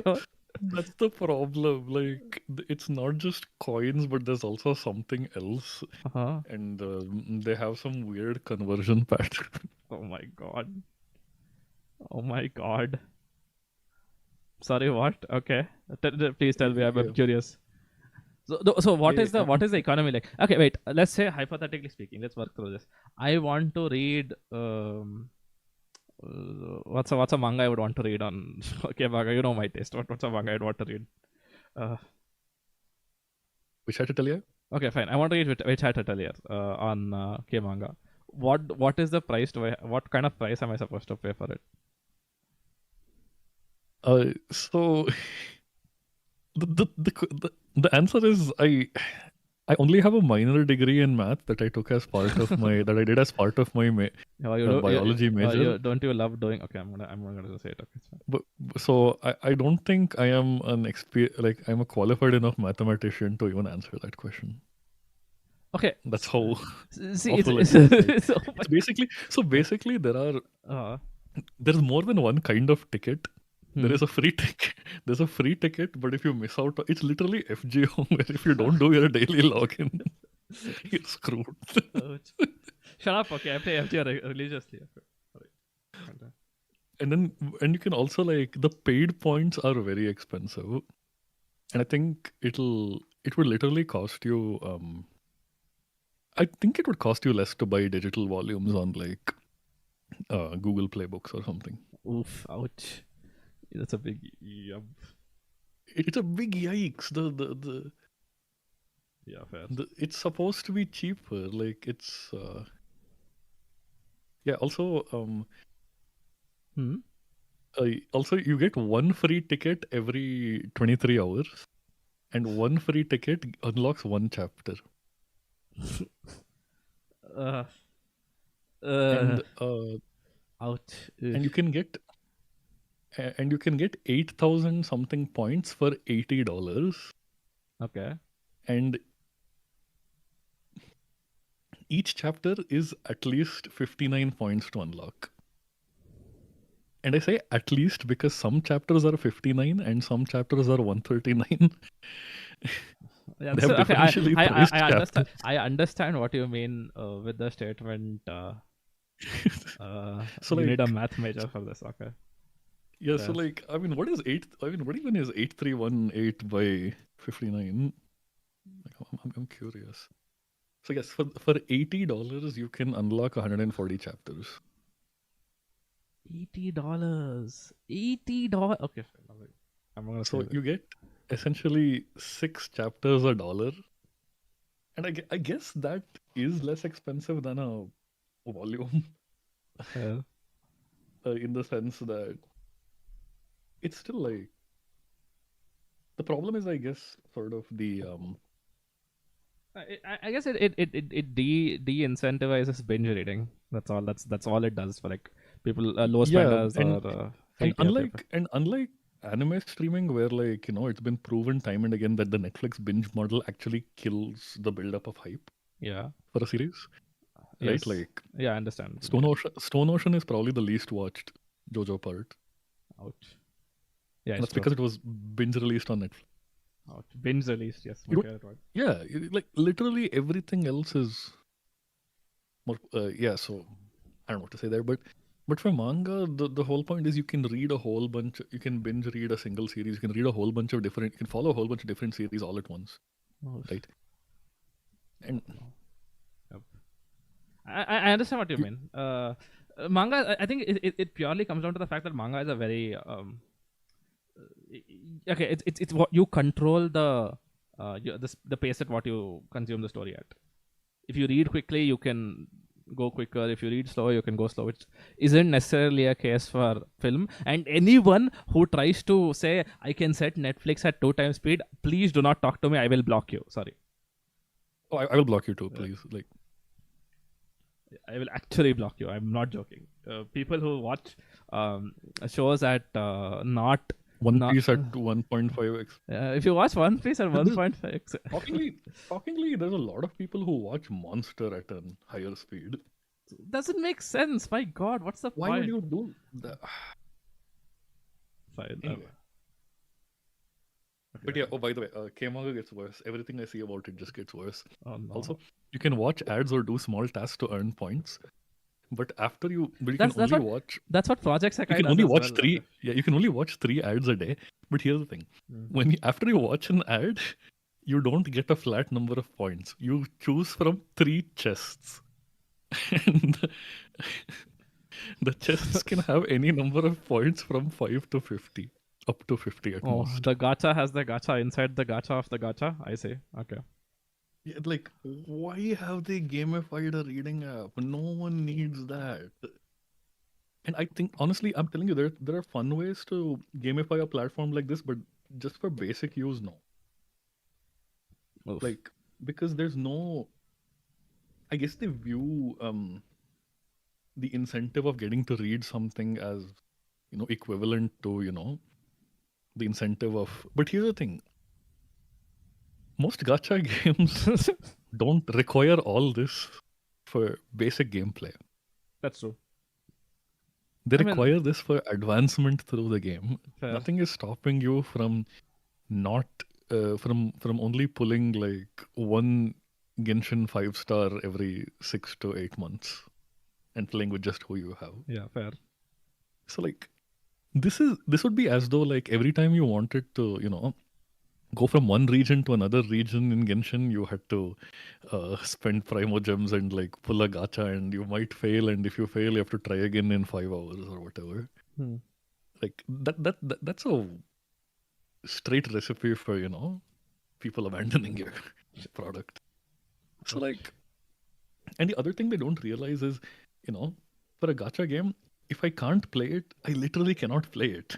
I cannot play the game. Out. But it's not true for manga. It's if you make it difficult for me to read Witch Hat Atelier on the K Manga app, I will. Yeah, I will. I will resort to other means. I will either buy the physical or digital volumes if I have the money, or I will go to various websites if I don't have the money. No, okay. So here's my I think an interesting Speaking of observation about. various websites No, and no. Kodansha, Yes. We will talk about that once I finish my point. Yes. Another interesting point that I had about streaming, or another interesting observation that you can probably make about streaming, is that a lot of people who buy, let's say you bought a streaming service for Tengaku Daimakyo. Hypothetically speaking, let's say you got into a coma when Tengaku Daimakyo released, and you woke up after it finished airing. So you realize that Tengaku Daimakyo is on X streaming on Geo Hotstar or whatever, and then you buy Geo Hotstar and you binge watch it there basically. Am I right? yes. So basically, from what I see, in general, streaming serves binge watching as a whole. Like it's as a consumer, you make your money worth if you binge watch. Yes. Precisely. And As a service, you rely on the customer for getting this or not having the time. yeah, and that's the problem.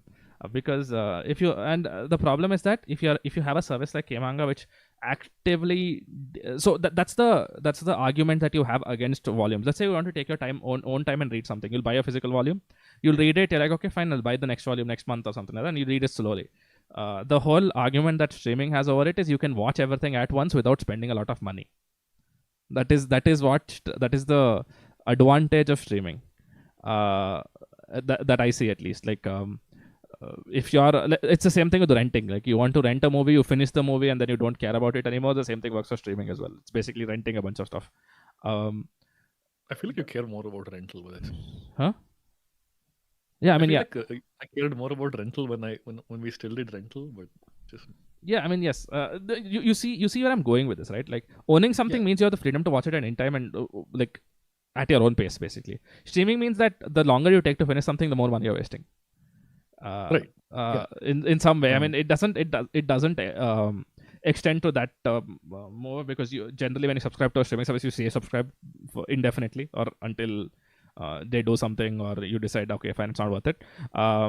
But yeah, like in general, you stay subscribed to a streaming service indefinitely, and so the argument doesn't translate one to one. But hypothetically, if you're buying the streaming service or if you're subscribing to the streaming service for a specific show or manga, the longer you take to do it, the worse it is financially. So that is the main advantage that I see with renting or streaming, which is the money you save if you do it quickly. And that's what I find weird about services like Kmanga or the other manga readers, which actively try to slow you down with your progression when other options exist. It's if Genshin Impact had another mode where you could buy a $150 game or whatever, hypothetically speaking, just out of nowhere number, and you got all the characters as soon as they release, like if it would also be popular.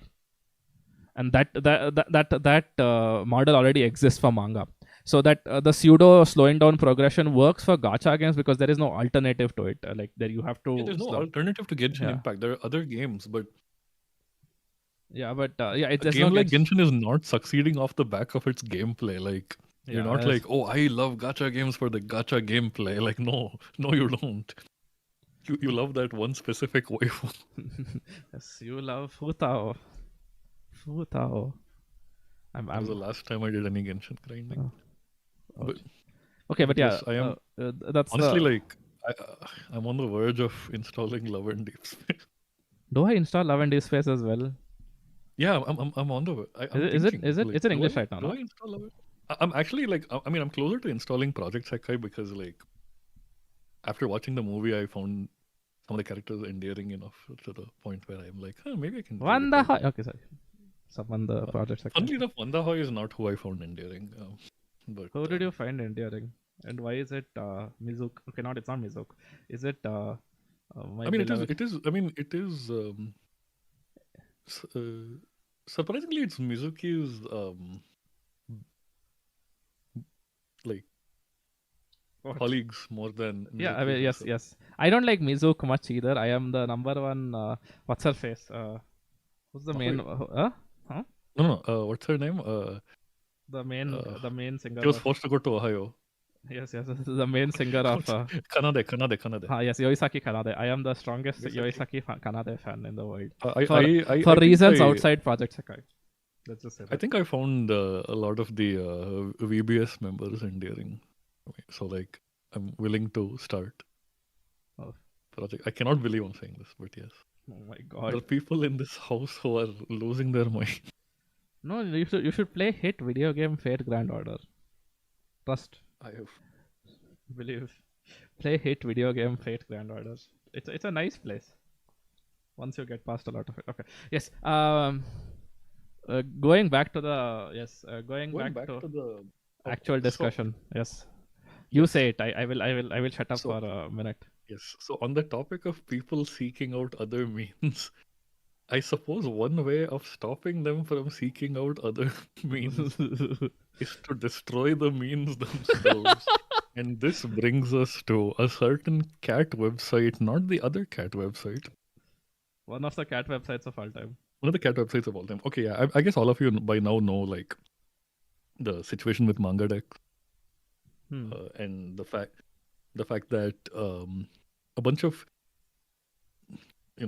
Japanese publishers, chiefly Kodansha, nuked a whole bunch of series off of manga decks. And I think the most interesting part of it was one, this doesn't seem to have been driven by the US licensing arms of these publishers. Yes. Because other sites that host the actual licensed content, Wait. I can't believe I said the C word. I can't believe I said the C word. I can't. No, I'm sorry. I'm sleepy. Okay, that's the reason why. But wait, I'm getting slandered on chat as well. But let's go. Fine. Oh no. But yeah. So, genuinely pissed at. Oh no, lads. It was like it was a joke. But I'm not even gonna install Project Sakai. Let's be for real. Oh no. It's all just talk. This is all just speculation. I don't know. This is fun. This is entertaining to me. It might not be entertaining for the audience, but it's entertaining to me. Fine, that's but yes, coming back to this, so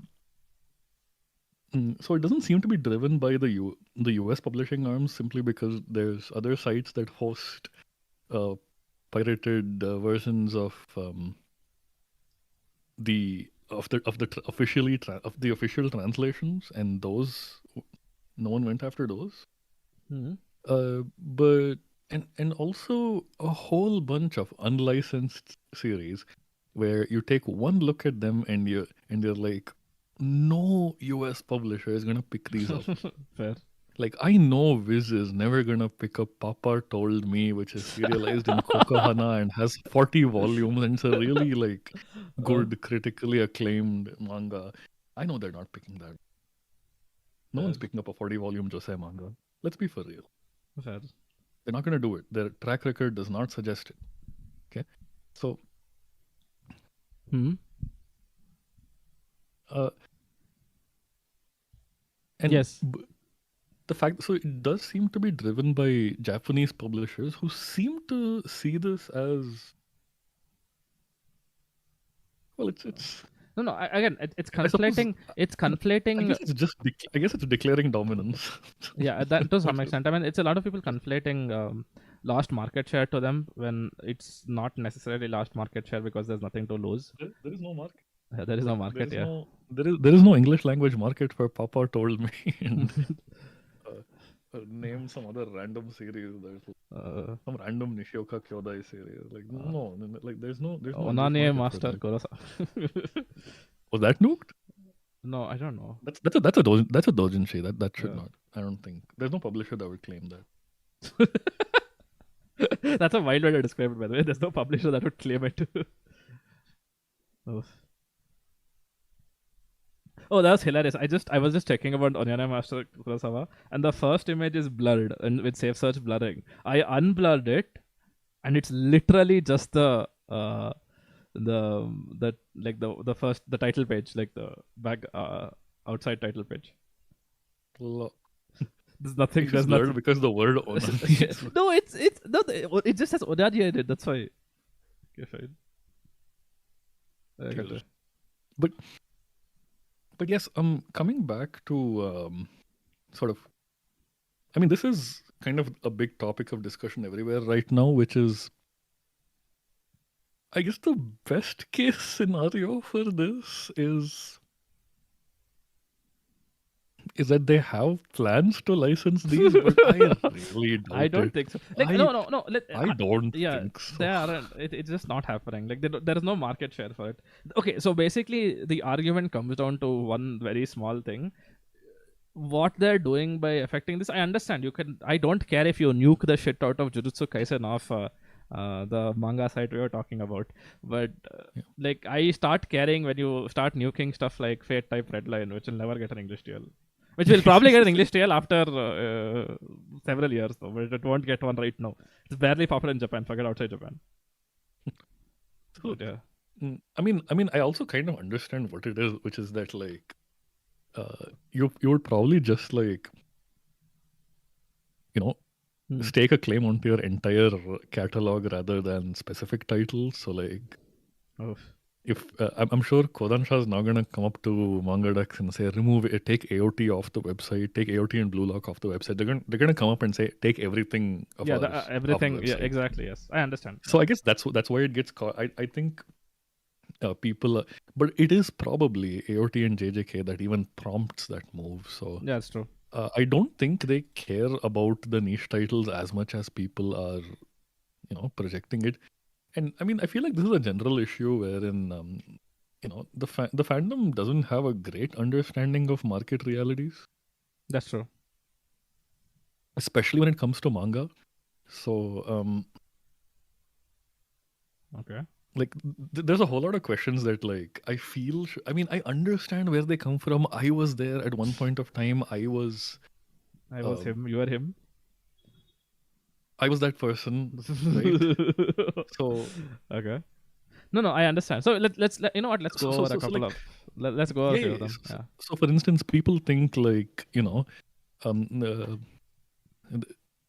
so the biggest complaint, of course, it's all like, again, enthusiasts who complain, and which is why I'm understanding of it, which is because I know the people making these complaints like mean well, and they're the kind of fan you want to have. Yes. You want to have a lot of these passionate enthusiasts, but they're a little naive when it comes to market realities. Yeah. Fair. Which is why, so for instance, very often you'll hear like, so what if a niche series doesn't sell well? Just do print on demand, right? Like Yeah. have pre-orders and like print only to pre-order volume. And what this misses is that the printing is not where the Printing is cost not of cheap like either. printing. I mean, printing is not. Forget printing.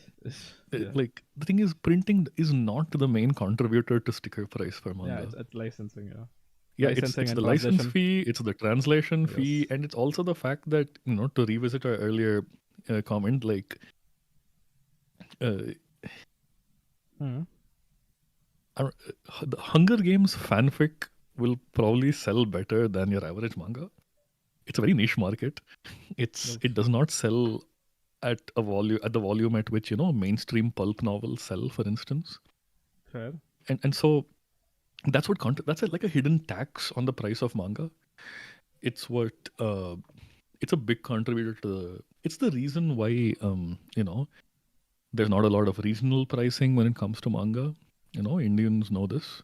Okay. The reason why, say, Hunger Games can regionally price in India is because it sells so much volume elsewhere that it doesn't that the profits it makes in India are not vital. It would rather capture a wider audience. Fair. No, I see what you mean. I mean, India again. In India, we can talk about the Indian market in specific in future episode. But In a future episode with a title that we have cooked for a while. Fair. Okay, but You yeah, say the title we have cooked for a while like it's an extremely interesting title or something. It's a dumbass. It's not it's a dumbass title. But yeah, and so like print on demand is not the solution people may think it is, or kind of like with Kodansha especially, there's a resentment towards they have a tendency to do certain series digital only, especially if they feel the series will not sell enough volume to justify a print release. I see. And so, I mean, not that digital is any cheaper. For them, it's just, again, they're going to license it. They just want to minimize associated costs as much as possible, because that is a loss-making venture. Fair. They're going into it with that in mind. So, I mean, people are unhappy, rightfully so, but no one is buying Mashiro no Oto in volumes that can like sustain. Yeah, I see. The point where I see what you mean. Yeah, I mean, people are rightfully angry that Mashiro no Oto seems to be machine translated in places. Like that is awful. That is not excusable. That is not a good place to cut costs. Hmm. But you know, and if I'm being like super cynical, the average reader isn't even going to notice that the translation quality is bad. Yeah, it's true. If you Again, like don't, if you don't speak, I I mean, want better. again, it's very hard to notice translation quality being bad. At least with, let's say, anime, if you speak Japanese, you'll understand. But for you to understand that translation quality is bad in manga, you need to read both the Japanese and the English one simultaneously, which is Yes, you need to be proficient, reasonably proficient at Japanese and quite proficient at English to notice like wonky. Because there is some like a good way to spot MTL is that it's also like it's not idiomatic English either. yeah. I mean, it's extremely this thing, right? It's really Yeah, stilted it's tilted. English. It's what's the word? MTL Yeah. MTL yeah. MTL manga is what um like, you know how there's all these people who demand, oh, I don't want localization, I want a direct translation. Well, that's what it is. That is your direct translation with no smoothening of dialogue, no attempt to make it sound natural in English, right? Yeah. Like, and here's the thing: I notice and I really appreciate every time uh, they they try to make a joke work in English and it works Yes. fine, right? I always have a go-to example when it comes to this topic. Yes, Okay, you watched Nisei Monogatari, right? yes. Okay, so there's a part in Nisei. I'm giving the anime example because the right now is more niche, Mhm, but there's a part mhm. in this thing. Um, probably my favorite scene in the entirety of Nisei Monogatari, the Nihaku Kyochu Hachiyan scene, the buying love for 298 yen. Mhm. Yeah, so basically, to cut out a lot of the context, get into the important part. Right, yeah. Hachikoji says, you can buy, where can you buy it? Uh, you can buy it for 298 yen at Famima. Sorry, you can buy it for 298 yen, is what Hachikoji says. And then later on the conversation, Hachikoji does the Hachikoji thing of flubbing, and then says, Yeah. Shitsure, kamimashita. And then, ie wazato da, which is, no, it was on purpose from Araragi. And then she says, Famima mita, like, I saw it at Famima. And Yes. then finally, Yes, yes. yeah, and then then it goes into a tirade about how this thing was that what you were talking about when you're talking about love, buying love for Mhm. 298 yen. So yeah, and I was reading the English light novel for this. I mean, of Nisama Atari, and how they had translated it was pretty interesting. So again, it was a similar setup for buying love for 298 yen thing, and then the joke was Hachikoji messed up, and then she says, "Oh, it was a slip of the tongue." And then so the way that works in Japanese is that of course it's kamimashita versus famimamita, which is similar sounding words and could be easily confused for each other. So what they did in English is they went from slip of the tongue to, oh no, I meant pills on my tongue, and from pills on my tongue they went to talking about small companies where you can buy stuff. I mean, yeah, it's a bit more awkward, but it Yeah, works. it works. It's an attempt. It's an attempt to translate the joke that only works in Japanese, which is why it's Right, yeah, interesting. right, and similarly, I always remember this because I recognized it as a Hmm. quirk of translation in Girls Last Tour, which is Yen Press published in English. Yes. Uh, there's a there's a scene where like I think Yuri asks Chito, "Is this home?" And Chito is like, "No," and, Oh. and then Yuri is like, because there's no place like home, right? Like, I mean, it was along those lines, but a bit more awkward. I don't remember the exact line, and Yeah. it struck me as, I'm pretty sure that's not what the original said, right? Like, Hmm. or rather, like they've tried their best with this. It's reasonable, but like it's not. It's missing something. And then I realized, oh yeah, it's. I mean, I didn't check up the original, but I checked it up later just to be absolutely sure. Hmm. But I was right. Yeah. It was a pun on EA and EA, like EA Okay, as in fine. Home house and and no EA as in in no. home. Okay, I see. So so that was. But sometimes they really. Sometimes there's a really good equivalent, and they kind of nail No, it. I understand. Like this is the whole. This gets into this is another episode. Localization versus translation. We'll get Oh into no. that But yes, later we'll as get well. into that later. But yeah, but yes, I mean, MTLing the manga is not a good way to cut costs, but people don't realize those are not gonna sell. I mean, No. So I for tell the you what the people problem is. The problem is complaining about that this aren't gonna buy it themselves. they see a minority of translations that they don't like, which I also personally don't like, which is inserting a lot of. We'll bring it up. Yeah, we'll bring it up later in the actual episode. We'll probably have a proper debate or a discussion about it. But yeah, I think that's where that's. I mean, so basically they see a minority of let's say inaccurate localization or a localizer not doing justice to the original property. And I say minority because it is a minority. Usually, in cases like this, it's not the like in general that's not the case. They usually The respect only case where I can genuinely think um the translator kind of like well and truly like willfully almost messed things up is Koisuru Otome no Tsukurikata. Which one was This that? thing, I think I turned my childhood friend into a girl. Ah, yes, the he Yes, was a the she thing. Yes, translator yes, thoroughly yes.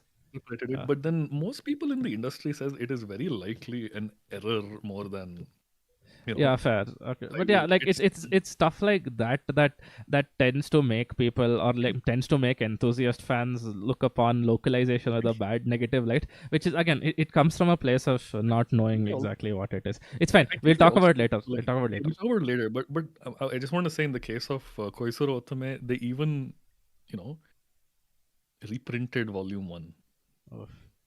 to Oof. correct it. Yeah, and subsequent volumes do not have that issue. I see. Okay. It was serious enough for them to. I would say in most such serious cases they do listen, Hmm. and a lot of the cases that people complain about really aren't serious. Yeah, I mean, It's very yes. unsafe doing the complaining. But anyway, that's a different We'll topic talk for a we'll talk different. about we'll talk on a different episode. Yes. I just wanted to say that that's probably the perspective where people are coming from when they say they don't like localization. But yeah, But yeah. the people who say like, no, I don't. Why do you do digital only? If you do digital only, I won't buy it. I only want to buy it in print. I, I don't know how to say this, but like print probably has a bigger share in Okay, Boomer. Okay, in just English. In English, no, it's not even that. I love print, but I love print manga. But print manga has a bigger share outside did Japan I than stutter inside with Japan. okay, Boomer? Shut up. Okay, sorry. Continue. But yeah, print manga has a bigger share outside Japan, bigger market share relative to total volume outside Japan than in Japan. Japan is so digital. It's moved so far past that needle. Like that needle has moved so far past the point of no return. So like, Did it sleep? so here's the thing. In Japan, tankobon, like print volumes, they're a collector product. Yes, They're exactly. like It's like Blu-rays. You only It's like buy, Blu-rays, yeah. yeah, you only buy them if you already like a series. You would have read that series either in the print magazine or in Which is dead. Which is dead. a Print digital magazines are reading dead. service Yeah, like print Comet. magazines are dead. Like, Yeah, print they're magazines dying. are. I mean, They're dying. Jump They're still dying. does numbers, They're dying. but yeah, I mean, yeah, that's true. people are moving off physical I jump know. into more digital jump. I know. I'm aware. No, don't remind me. Yeah.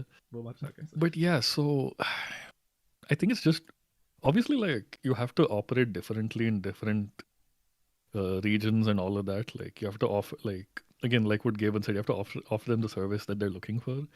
And if Western buyers are mostly looking for No, that's a lot of that's a print, mistake. then Yeah, that's a mistake. but a lot of people make, which is that's that the also I people won't think pay. not really the Yeah. case. I think there's a much bigger digital share even in the US and other Western territories than people are willing to admit. And Fair. if they're testing the waters with digital, then it and people say we are not like no one's forcing us to. We don't owe anything to the company, and we don't have to buy the like because Kodansha keeps saying like if a series does enough digital sales, then we will consider printing it and so on and so forth. And people think that's an exploitative offer that they're offering. And I do agree that they should probably have some kind of sunk cost eliminator or reducer in the sense that like if you've already bought a lot of digital volumes, you should get some kind of discount on print. Okay. when they do release it in print later, because you were an early adopter. They should have that kind of early adopter rewards. I agree. But at the same time, people who say we are not beholden to the company, we don't owe them anything, they owe you even less.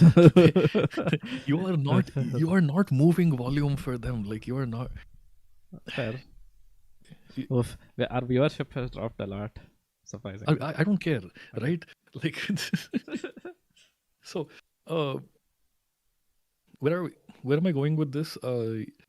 Yeah, I don't think people understand how the equation is stacked and in what direction.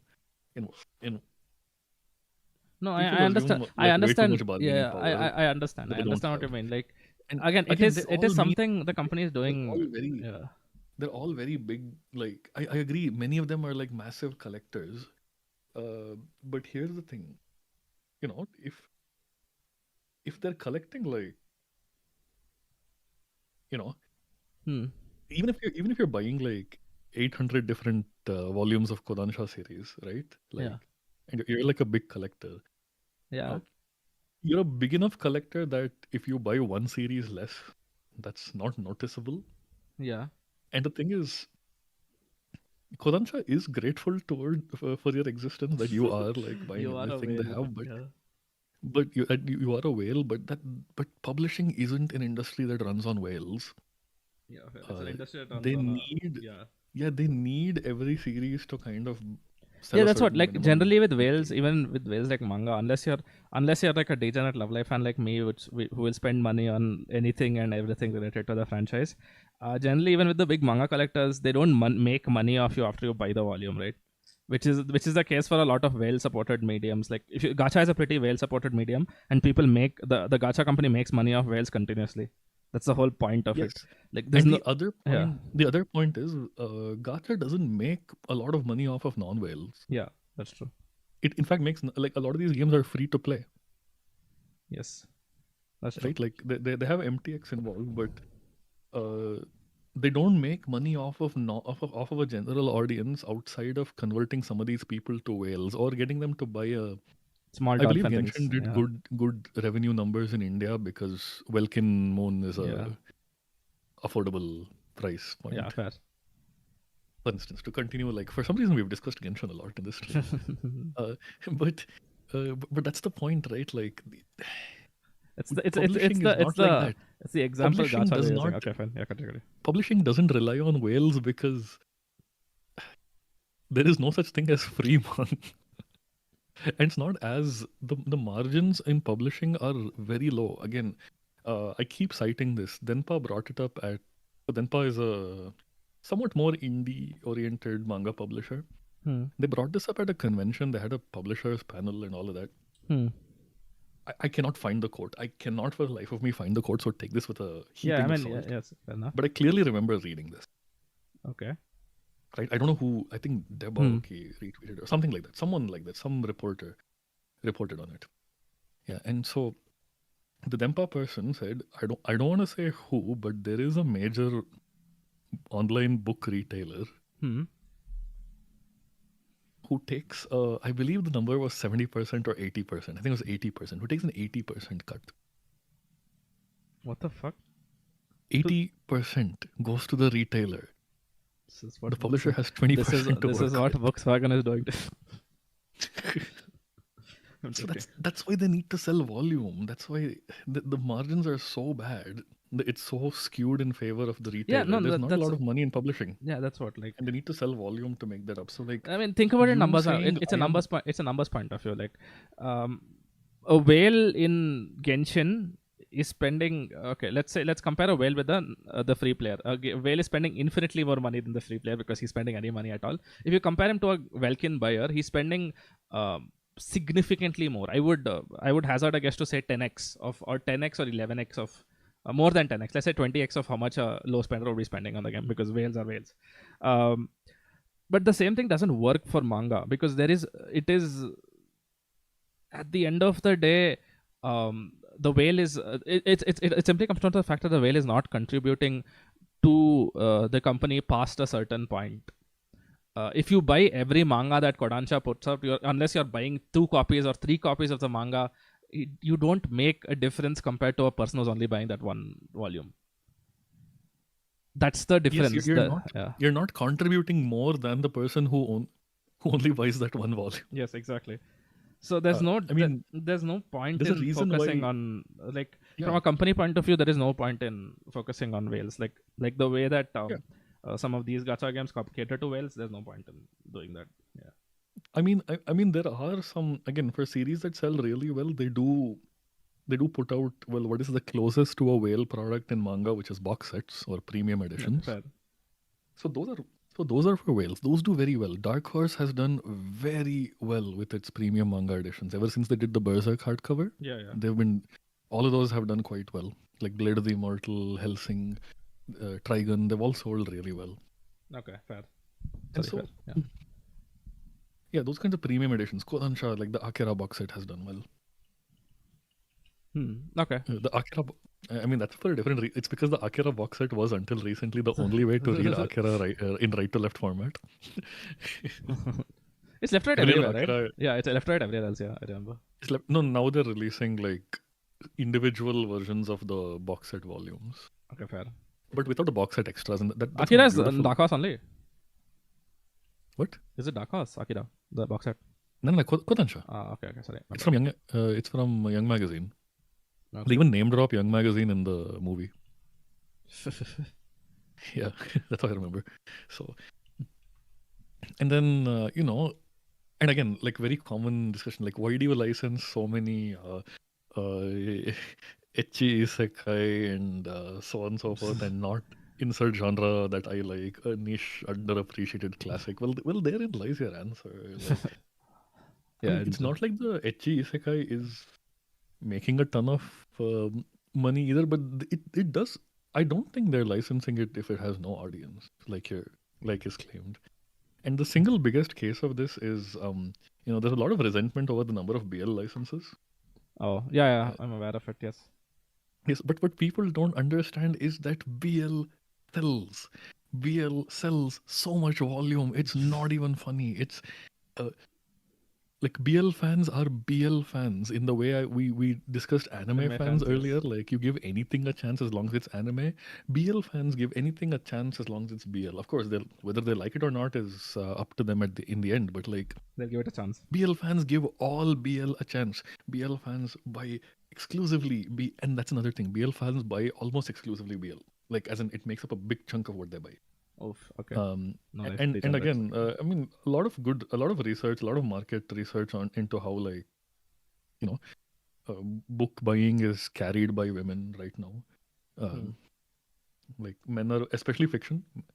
Men are buying less and less fiction and more self-help the 88 CEO's guide to escalate to meeting targets while escalating. You know the meme, right? Men will do anything except go to therapy. Genuinely, yeah, men will do everything except go to therapy. It's all this. Yeah, it's non-fiction sells like disproportionately well among a male audience, and fiction sells disproportionately well among a female audience. It's just the way things are panning out right now. It's Fair. and so BL is the rise of BL in publishing is not like some kind of accident. It's not like it's not some kind of random decision they're making for the heck of it. And I know this comes up. This comes up very often in the context of they license so many BL and never any Yuri. Okay. And I'm very sympathetic to that because I read both. Yeah. Right. And but here's the thing: like there is right now a Yuri that is selling the kind of numbers needed to. Yeah, it's green. It's Green Yuri. Green Yuri is selling huge. Green Yuri is selling. Big enough for like Kinokuniya to redecorate their store, their New York flagship store, to like have Green Yuri like on the outside of it. Green Yuri is. Do you think Green Yuri is huge? Do you think they will? Green Yuri is one of the biggest sellers in recent times, right? Yeah, in manga in general. And what's the reaction to it? More resentment. Really? Like Green Yuri is mainstream slop. Why can't my favorite Yuri series get popular? Like, I don't think that's the. What is your favorite? Is it this one? Watakata? No, yeah. Yeah, summer river there. Yes. I wonder what mine is. It's actually tough now. I can't. It used to be a tropical fish yearns for snow. I don't know right now. Kakeochi Girl is great. I don't know what my favorite Yuri series is even right now. Fake Yuri fan spotted in the wild. Huh? Fake It's Yuri. not fake fan. It's not fake fan. Fake Yuri spotted in the wild. Shut up. Tourist. Yuri tourist. Mushirayo. Eat you. Okay. Yuri is my job is also up there for me. Yuri is my job is peak as well. It's probably my favorite. Fantastic. Yeah. It's actually peak. Like it's deceptive peak. You know. Deceptive peak. This genuinely deceptively peak. I mean, to go into to go off topic. Did enough people watch the anime? No, to go off topic a little bit, I finally rewatched. What's the word? What's the word? Sora Yorima Toibasho. In it's been. I watched it when it aired, and I did not like it as much. My hot takes are in. Right? You don't like the show? Oh. No, I think it's good. Okay. And that's where it ends for me. I think it's good. I don't necessarily like how it's portrayed as well, again, it's probably like I'm doing the Twitter is 90% someone imagining some way and getting proceeding to get enraged about it. But like I've seen enough of these. I mean, it's an opinion. It's the kind of opinion where like seeing it once was one time too many, and seeing it twice was four times too many. What are people saying about it? I mean, in my opinion, it's good. Basically yeah, it is good. It's good, and that's where my estimation of it kind of ends. Yeah. But a lot of people kind of say like, "Oh, Seed." It's a show I would recommend. Yeah, people do the it's not like other CGDCT about Sorayori. That's bullshit. That's straight bullshit. That's the most bullshit I've ever heard. That's lies. That's lying. That's lying about the show. That's not cap. That's a sombrero or something. Like. Yeah, this is a straight lie. Cap is not a strong enough word. That is like, yeah, I don't. Oh wait, I don't know how old this comment is. I just got back to the comments. This thing. KS is saying, Virgil is saying, if I see one more IRL posting Ikigai about what you mean Ikigai, the uniquely Japanese way of living, where they teach you about the uniquely Japanese concept of shigoto, and you go to it using the uniquely Japanese concept of densha. The Japanese have this concept of densha, which allows them to go from one place to another very quickly.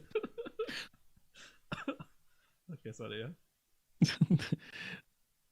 Whenever you sit at a dinner table in Japan, you are evoking the ancient concept of tabero. Ouch. Yeah. Not teboro. I wonder why I've never seen a tabero teboro pun before. Because you tabero and the teboro. No, it's te versus ta, right? It's two completely different sounds. Generally, when Japanese people do puns, they do it on consonant sounds of the words. No. They like it when it rhymes as well. Yeah. Okay, fair. Rhymes. Yeah. So but for wordplay, they don't do it with with vowel sounds, because generally it's consonant sounds like famimamata and thing kamimasa. Right. Yeah. So that's what I. No, but yeah. So where were we? I took a sidetrack journey on. Sorayori. Yeah, Sorayori. That's like after Sorayori, we were talking about. It reminds me of like you see. I feel like every genre has one such show. Like famously, Mecha has Evangelion. Oh my god. Mahou Shoujo has Madoka Magica. No, please don't. No. Madoka Magica I love Madoka Magica, No, but if I hear the deconstruction word another time, I am going to deconstruct someone's cranium. No. The thing is, it's very simple. Okay. The difference. Your voice disappeared. Yeah. Okay. The not disappearance. I said disappear because you said disappear. The disappearance of Harui's Kaname Madoka. No. What I meant to say is the Murakin. difference between Sorayori and Madoka Magica is that Sorayori, as much as its super fans would like to, it's the same argument that it's a similar kind of mindset that these people approach it with the orb fans, the ones that we talked about last episode. It's not like the other CGDCT because it It's has not, serious themes. yeah. But the funny It thing has is, plot. no, the funny part of that entire show is that it is a CGDCT in all senses of the word. It is. It is. If those plot, if that plot and those themes are like as great in a vacuum as people claim, then why doesn't Sorayori feature 4 to 5 Middle-aged jaded men. salarymen Yeah, going middle-aged on men, a yes, tour yeah. to Antarctica? Let's be for real. It is much more realistic for like the 30-40-year-old salarymen to be going to Antarctica because they actually have the financial Yes, financial exactly. means to do so, Exactly. right? It's like, why doesn't Sorayori feature that? I mean, yeah, that's Whether what. whether It's no, whether these people like it or not, Sorayori is playing into the moeness, the cute aspect, the exuberance and bubbliness of the tendency to be the spontaneity and emotional sincerity and honesty of yeah. I mean, young girls, which is what all CGDCT is yes, based on. exactly. It is a CGDCT. Madoka Magica is not a Mahou shoujo. No, it is. Okay, fine, fair. It But no, is. It is 100%. It's not even the first to do its concept. no, I agree, but it's not representative. Like of Kamikaze Kaito-jan predates No, it. I know. See, I know. I have watched adult action. And, I've been watching. Kamikaze Kaito-jan is by the mangaka of Full Moon no Sagashite, so that is 100% Mahou Shoujo. Yes, but no. I'm saying it's not a good representation of the medium. Hmm? See, I wouldn't say Sorayori is let's either. say- I wouldn't. If someone asks me, I want to. You're saying it in the sense of if you want. Someone says, I want to watch a Mahou Shoujo. I want to get into Mahou Shoujo. I'm probably not recommending them Madoka. Yeah. I'm probably recommend. Yeah, like it would be like No, but like okay. one of the fair. Precure installments or. No, I mean, No? I can see that happening for Sorayori. If someone asks me, I want to get into CGDC, I recommend. No, I Sorayori. will not. I would not. Why would I? Yeah, I It's mean, not. see, it's not it's a what- good gateway. It's not what. No, it's not. Gateway anime. It's not. Fine, I think Bocce is a better gateway fair. because Bocce is how shall I put it?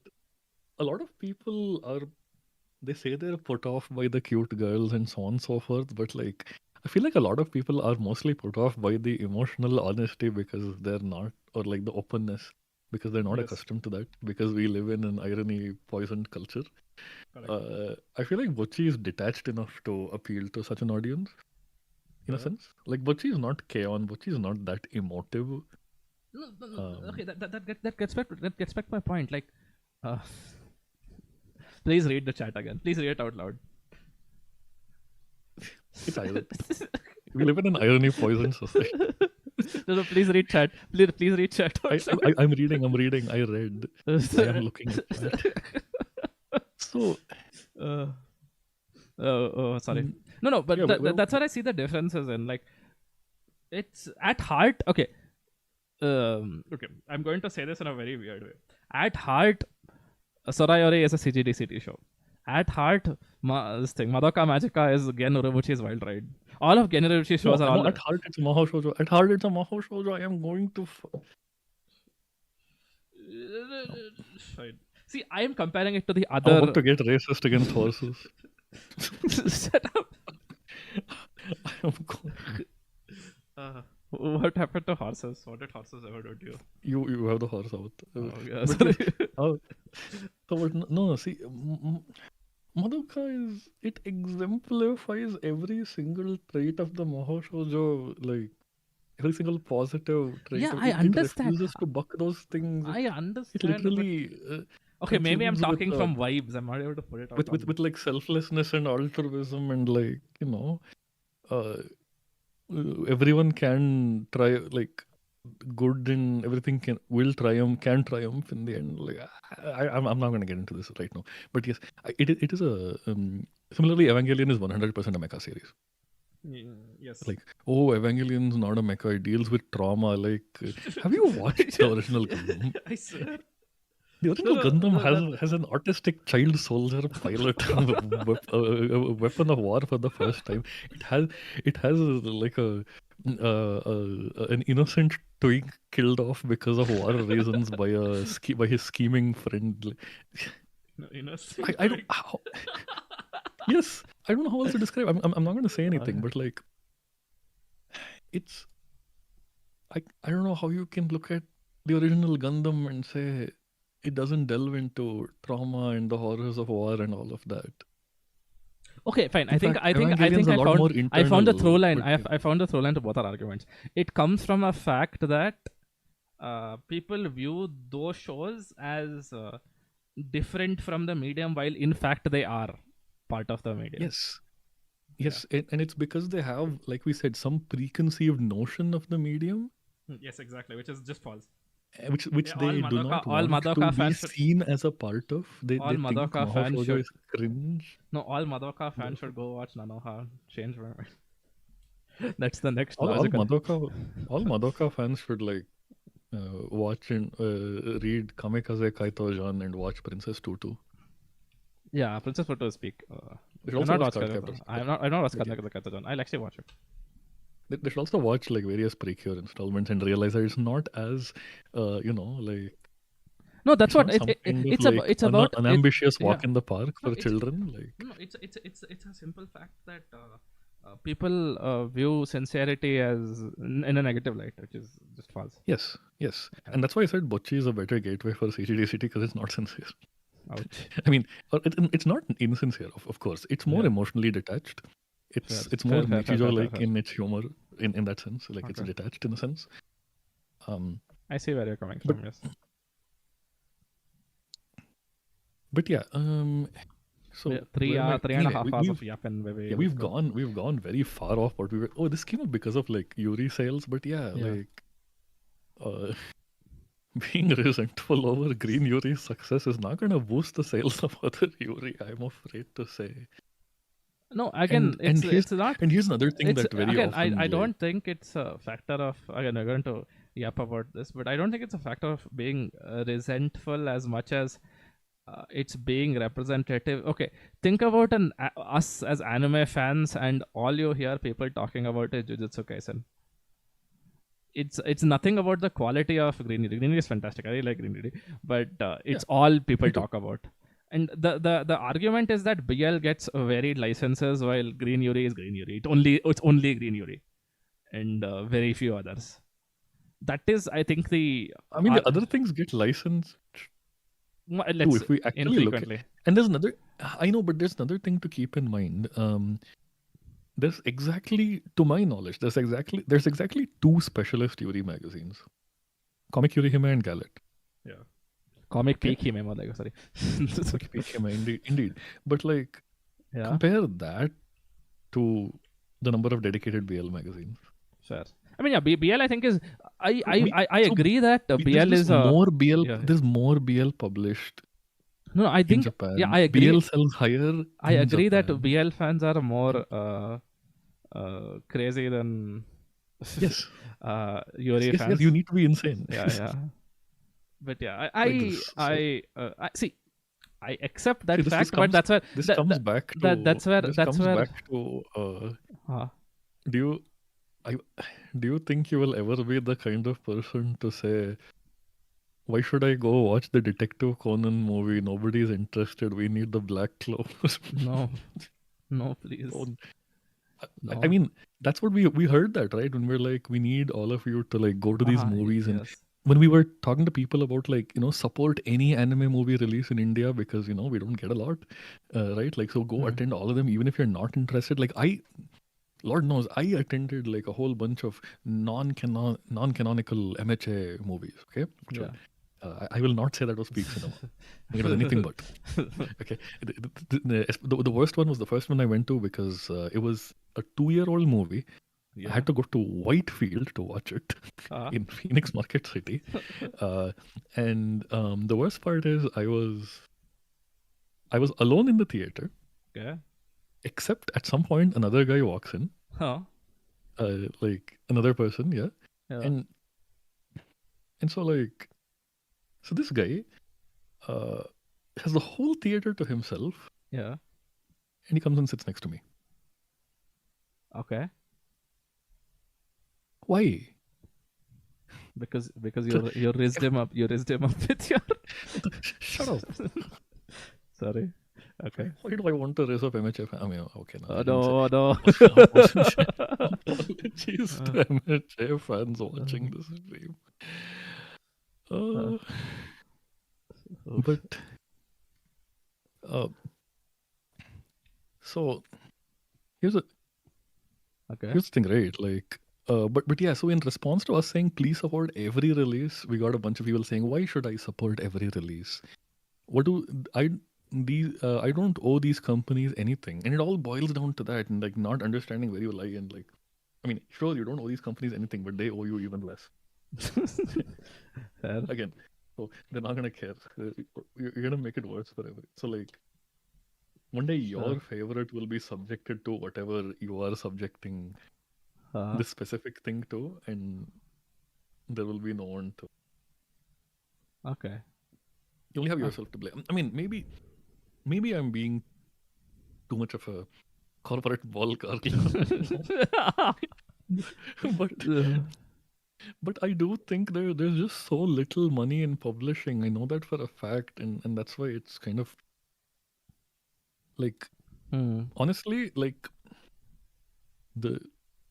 if every Kodansha series sold more, like if you like what would make Yes, what would make?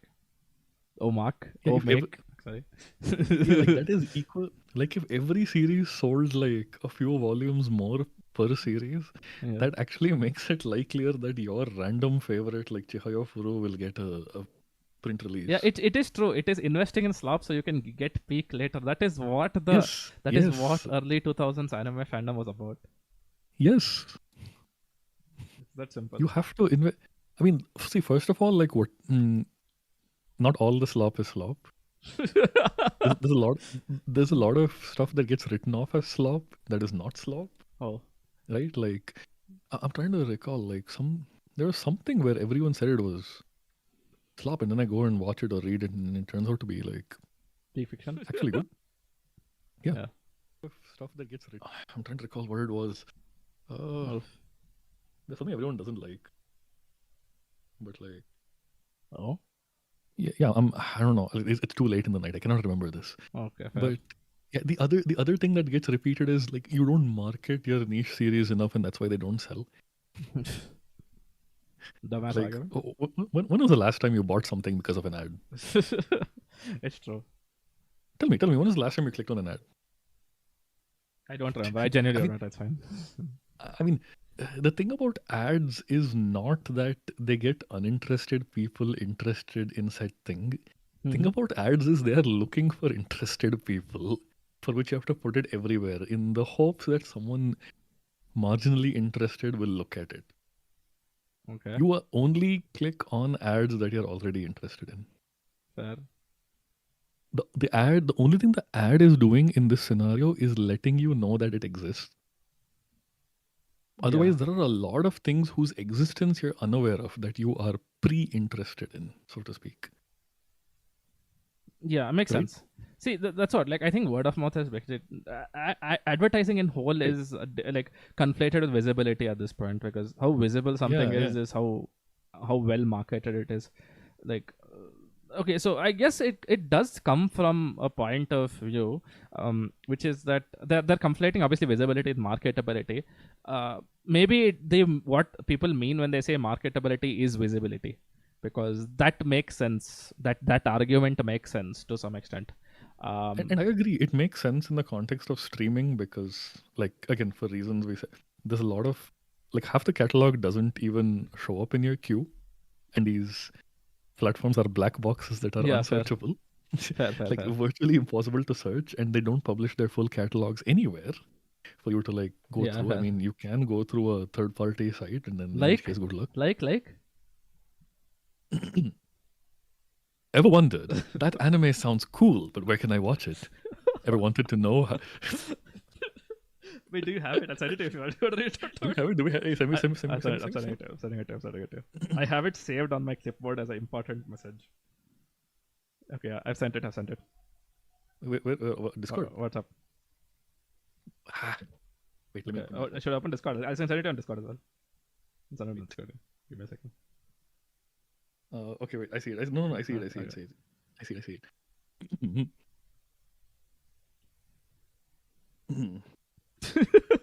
There's a lot of prep, okay? Okay, I'm just preparing my mouth muscles. Oh. Mouth muscle. Muscle.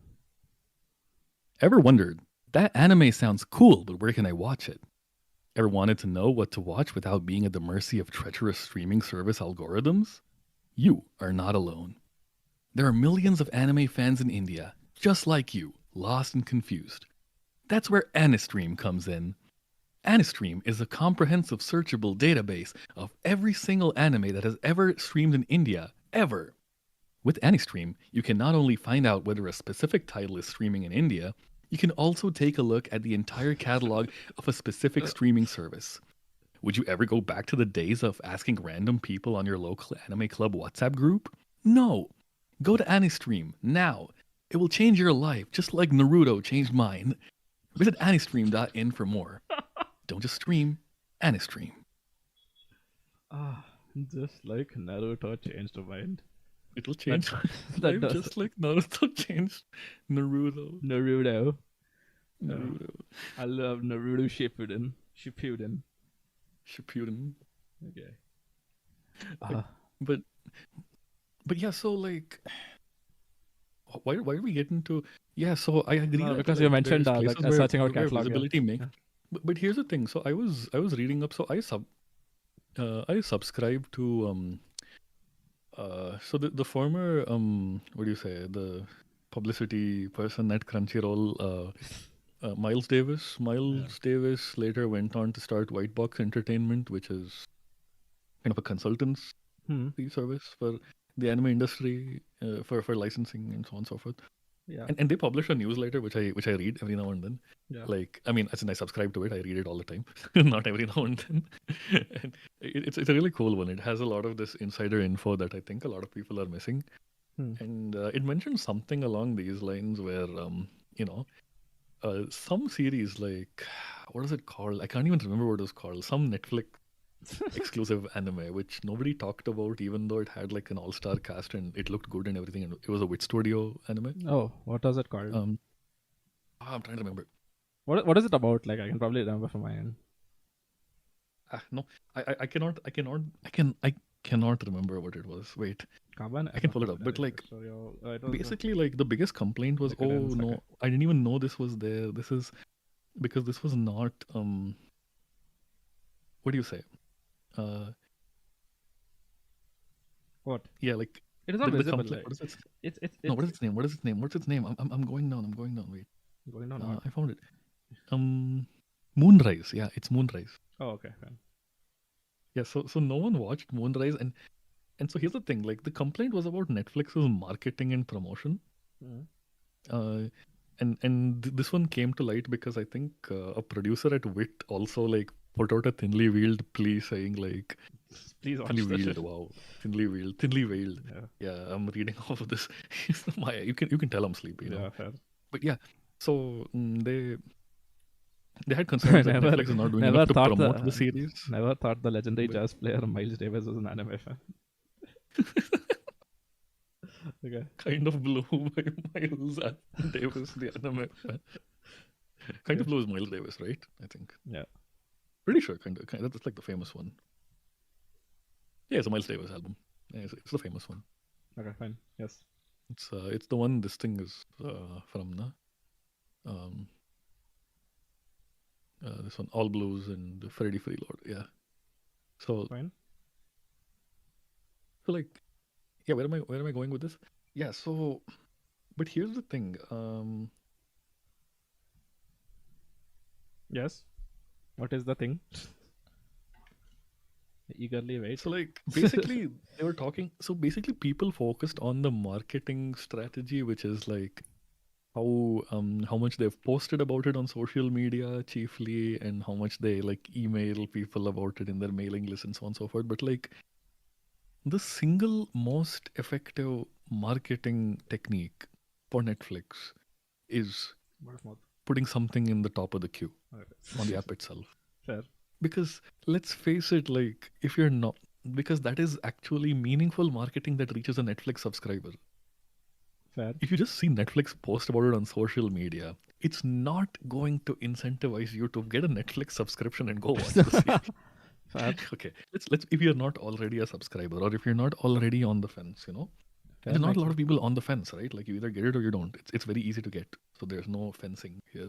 Fencing. Uh, Words are hard, aren't but they? like, Okay.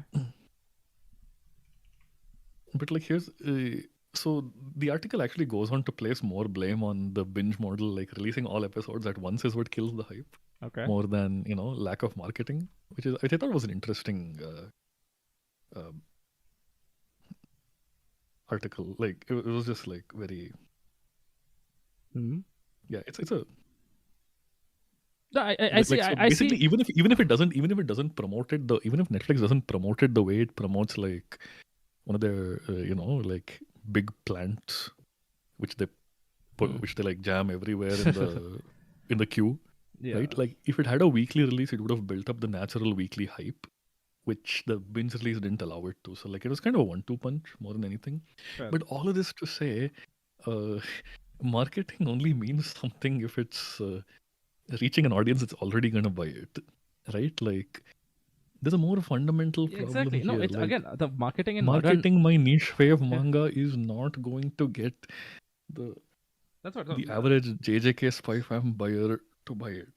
It's true. I mean, I don't see the point of marketing because marketing in modern times is definitely because everyone has access to the internet. Finding out more about something is not difficult. Finding out about something is difficult. Right. Yeah. So It's really the like getting it to be visible, and also like word of mouth in that like I'll tell you what, like, and marketing is expensive, right? Like it takes a lot of it is a it's the significant biggest portion. part. It's one of the biggest chunks of any like Movies budgets and stuff. Yeah, I'm not sure yeah, about like anime. movies budget, like yeah, for a movies budget, like a good chunk of it is just marketing budget, right? Yeah. Because And at the end of the day, it's okay. It doesn't matter how good something is as long as yeah, people watch it. Because when people watch it, you Ye- get money. yes, yes. People don't. The average person doesn't actually care about how good something. Yes. And this ties into two things, which is, I mean, that is one thing, which is that the average consumer slash customer isn't really like vetting quality super carefully. But it's Yeah. also that most things are mostly good, I believe. Popular things generally are good because they're popular for a reason. I think That's what. most things are just. Yeah. I think most things are good. That you can, if you were to like get most people It's subjective. to watch, It's and subjective. if you take anything and you got most people to watch it, I would say most people would say it was at least decent or okay, right? Think about that statement you just made and apply it to a lot of different things. What do you mean? Would you say the same for a show like No, don't say Grand Blue. what? That is slop. What do you mean? What? Hello? Hello? Hello? You can't say that, okay? I was going to say stuff like Reiji Miyajima's greatest masterpiece. Reiji Miyajima's masterpiece. I would say it's like it's watchable, readable Shut up, please don't say that. at least. It is reasonably. I mean, I wouldn't say it is like unwatchable because there is worse. Oof. I think it looks pretty at times. The manga especially has really pretty art, and for that alone you can read it. And also, I think Okay. I to a reasonable extent I liked Mami and Sumi as characters.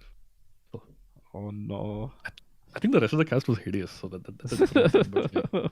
But yeah. I just thought it was really natural that mommy has a private rant Twitter where she's like super unhinged, Yeah. and that she's like actually shows I natural wonder. levels of like I wonder if anyone bitterness I and know. malice. Like I I wonder if think. anyone I know has a private rant Twitter where they. Well, that aside, Yeah. so where I'm like where I'm going with this is, where was I going with this? Yeah, so if let's say you want your niche favorite manga to sell well and you have an unlimited budget, do you know what I would do with that unlimited budget? What? Or rather, you have an unlimited budget, but you can only use it on one thing, which Okay. means you won't use all of it, but you can spend an unlimited amount on any one I think strategy. no the You argument. know what I would do? No, What? do you want to know What? what I would do? What do you want? Like to how do? if I wanted to Yeah. get more people to read Tengoku Daimakyo, let's say, Okay. do you know what I would do? Yes. I would spend all that money to like get, say, just a random example because I know she has a book club, to get Dua Lipa to read it. Okay, fine. Do you know the kind of numbers that's going to do for Tengoku Daimakyo? Also, interestingly enough, Dua Lipa's book club list is pretty diverse and is actually pretty cool. I see. If you look it up, like it's not all like, like book talk fiction, so to speak. Sorry. She reads a lot. Okay. She reads a lot of interesting. I remember like this thing was there on it, like Pachinko and the Hanya, the Yanagihara. What's the book's name? A Little Life. There's a bunch of Kazuo. She seems to like Kazuo Ishiguro. A whole bunch of Ishiguro books were on it. I see. Yeah, so it's an interesting reading list. It's much more interesting than the average celebrity book club list. To me, There is So, yeah, other I would celebrity say- book clubs. Okay, I'm sorry. Yeah, there is. I think it's all marketing in the end, but like Okay, fair. it makes them more relatable people, so on and so forth, and like you can pay to have your book featured on it, I guess. But like, but Dua Lipa's list is interesting to the point where I would say, hey, do you want to read? We will pay you to read Tengoku Daimakyo and my review God. it or whatever, right? Or we will pay you to read this small sampler of titles, right? Like, No, I I mean, understand. anime is marketing. Anime is far better marketing than any like direct advertising or like even like making it more visible in a store or on an online store. okay, or so there's whatever. two It's ways not that- gonna get people to. No, there's two ways that I see Check the it the way forward over here. One is like we have to go off the fact that manga, like it's much easier to look something up than find something, which means we need to focus on visibility and we need to grow interest. It's the same thing, same kind of discussion that we had in yesterday's conversation. I mean, not yesterday. Why did I say yesterday? Last week's conversation, last episode's conversation, Yeah. which is that we need to starter anime It's like sampling Yeah. or a starter anime, which is like okay, so we just had a discussion, right? If you want to get people into maho shoujo, you don't necessarily suggest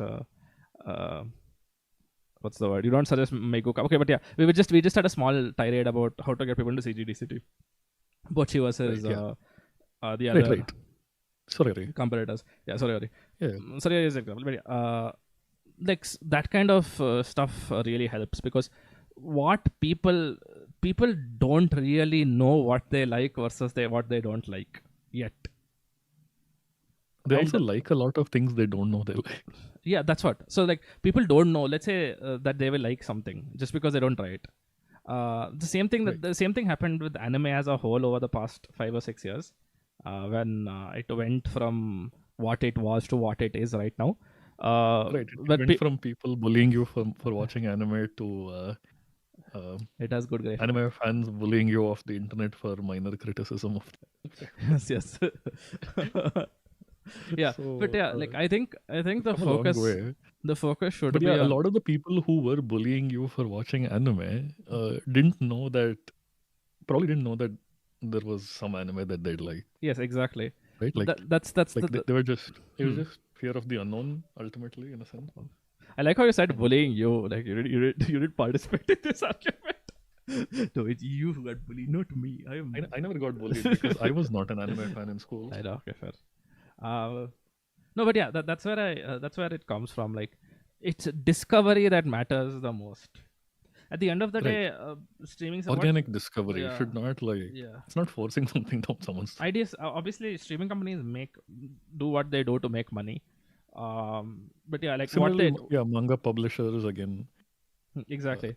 So Right, like obviously what happened to Manga Dex was sad. It's really unfortunate. that's the first time I said his name. But By the way. yeah, but I don't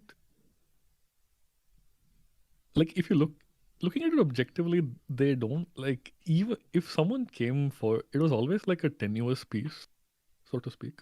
Hmm. If anyone came forth with an actual legal challenge like they just did, there wasn't any real leg to stand on. Right? Like I see. What you cannot say. I mean, there is, however, a service problem, and but like that doesn't mean, like you said, piracy is a service problem, but that doesn't mean like the solution to that is for the services to allow or to like encourage piracy. Yeah, and or to that's actually a encourage piracy, yes, that's a or to dumbass condone. argument. Like, That's a dumbass argument. Like, what company should look at from that quote is yeah, how do we solve the service problem? Because taking Yes. away options is not going to. If you take Yes, no. away It's a game of option, whack-a-mole. yeah, it's a game of whack-a-mole. You'll never win. Like, there's no way you win this. The way that Steam won is that they just made they made A better buying service yeah than they made piracy. buying a game much more convenient than pirating it. Yes. Like, if I have the money right now, I will buy a game on. I mean, I have the money right now, so yeah. So if right now, given who I am, I will just buy a game on Steam because it's much more convenient to download. It's much more convenient to talk to my friends about it. It's much more convenient to pay with friends. You don't have to work around a lot of iffy situations. You can read reviews about it. The system that Steam has built around what do you say? Game publications, game selling of games is something that should try and be emulated on a streaming site as well. Right. The And, yeah, main to respond to complaint, the comment, what happened to manga? I agree. Yeah. Like I did a bunch of corporate ball links right now. Yeah. But here's the I do think there is like a happy medium between you know, the current service problem laden publishing scene and artists, like the there being no money in publishing, so like oh, no I what do was you just say? I was just looking through my Twitter because of the discussion that was happening, and I found that one of the new No, what happened? the new One of the new Love Live girls from the new season, Ikizuraibu, is seems like something that you will like. I am sending it to you on Twitter. Please take a look. What does this have to do with anything? I don't know. It just popped up. But Okay. but anyway, back to Yes, sorry. uh, This is what podcasting Like- has been like. Okay, fair, sorry. Random tirade. like, I agree. Again, see, I agree. There's like, how shall you put? Like whacking manga decks is not the solution, but at the same time, like I can't fault them. See, I don't fault the company for not doing it. improving the service is not. Yeah, like what will you? The And issue, like I said, I am it's not not angry. Like, I am it's not. not like they yeah. went out and like picked on all those niche titles anyway. Like I said, they probably just went up and said remove our whole catalog. No, I understand. Why Like, why would they sit and differentiate, like remove only like the popular items from our catalog? Like, no, I understand. See, No. like but that's not how basically, these things work. basically, what happened was, it's a byproduct of what actually happened. People like what's their name? Kodansha probably saw people reading AOT or whatever the big titles Blue are. Lock? Blue Lock on Manga Dex, and they're like, no, thanks. I'm not. We don't want to support this. And obviously, they won't go and say, please remove Blue Lock. They'll say, please remove everything Kodansha has, because if they have two or more options, they'll be like, it's a simpler request on a cease and desist. So, Yeah. so unfortunately, Yeah, that had to. A simpler request. That's what I'm saying. Yeah, it's Because- it unfortunately had to do with the deletion of everything. I am not going to go and Hey, that was a great thing that, yeah. It's that not a happened. great thing that happened. I'm not going to go and shoot Kodansha for doing it But either. it wasn't. Yeah, Yeah. it wasn't a very avoidable thing Yeah. either. Yes. It is Like, they had to do it at that point. Like considering right. what was happening with the bigger shows, of course, Mangadex is um, Mangadex is too good a service to use anything else. Let's just say that. If you have the option between Mangadex versus something else, Yeah. Yes. Yes. And that's where I like. I guess my biggest hope, like, rather than I hope they already had plans to license all the series that they nuked from Manga Decks, which I know is not the case. yeah, But I guess my biggest realistic hope, I hope it's realistic at least, yeah. either they looked at this whole thing and they learned something from it. That they learned something from that they tried to analyze. Okay, we gotta figure out why Manga No, Decks think about. was I mean, again, I'm popular. I'm getting the game comparison back again, but think about how easy it is to pirate a game versus pirating a manga. Like once you pirate a game, Yeah, of course you have to go the initial hoop of jumping through a hoop. right. But then once you pirate the game, there are no ads, there's no annoying things or anything like that showing Yes. up, right? So it's much easier to pirate a game than, let's say, read manga on a shady illegal site, because Yes. you'll see To ads that all the end, time. yeah. And that's what Manga Decks, I guess, did not do. Yeah. As in, Yeah. like, no ads. They were very clean on that front. Which is probably why it feels a little unfair in the sense that, like, a whole bunch of like pirate slop, so Yeah. to speak, Yeah, has gone unnoticed. The kind that, like, infests you with that's crypto what and yeah. horny game ads. That's what. Right. So I think I think So, mainly it again, has we to can do see with all perspectives here. it has to do with manga deck specifically. I don't think there would be as much outrage if, let's say, some of the other disgusting shady rating right. sites Yeah, got nuked. I think specifically people really like manga decks because it is a nice UI. It has a nice service.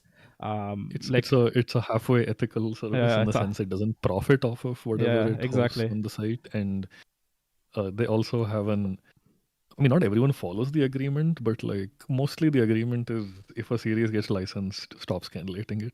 Yeah, exactly. So No one's obligated to follow this, and obviously not everyone follows it. yeah, But, I mean that's the whole argument for manga decks. Yeah, the crux of the argument is that this issue would not have come up if it was not manga decks. If it was some other shady streaming site, people would not be as mad as they were right now. If it was KYS manga. Yeah.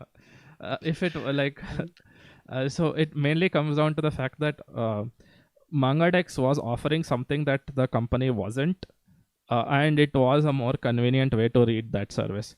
Let's say with the non-licensed scanlated stuff from more niche series. Right. And to go back to another example of something that was taken down largely for being too good. Tachiyomi's takedown by Kakao. Yeah, okay, fine. Yeah, that was. And again, that was also, like, again, Tachiyomi had no. If you think about it logically, Tachiyomi had no legal leg to stand on. Yeah. I mean, they had only out was they had a an out, but they lost it. I mean, like, their only potential out was to claim that it's just a reader and what people do with it is exactly on that the is people. But the fact that they made extensions for manga decks, like native extensions for manga decks and a couple other things, that's what, like, no, that's what the new offshore soft Tachi are doing.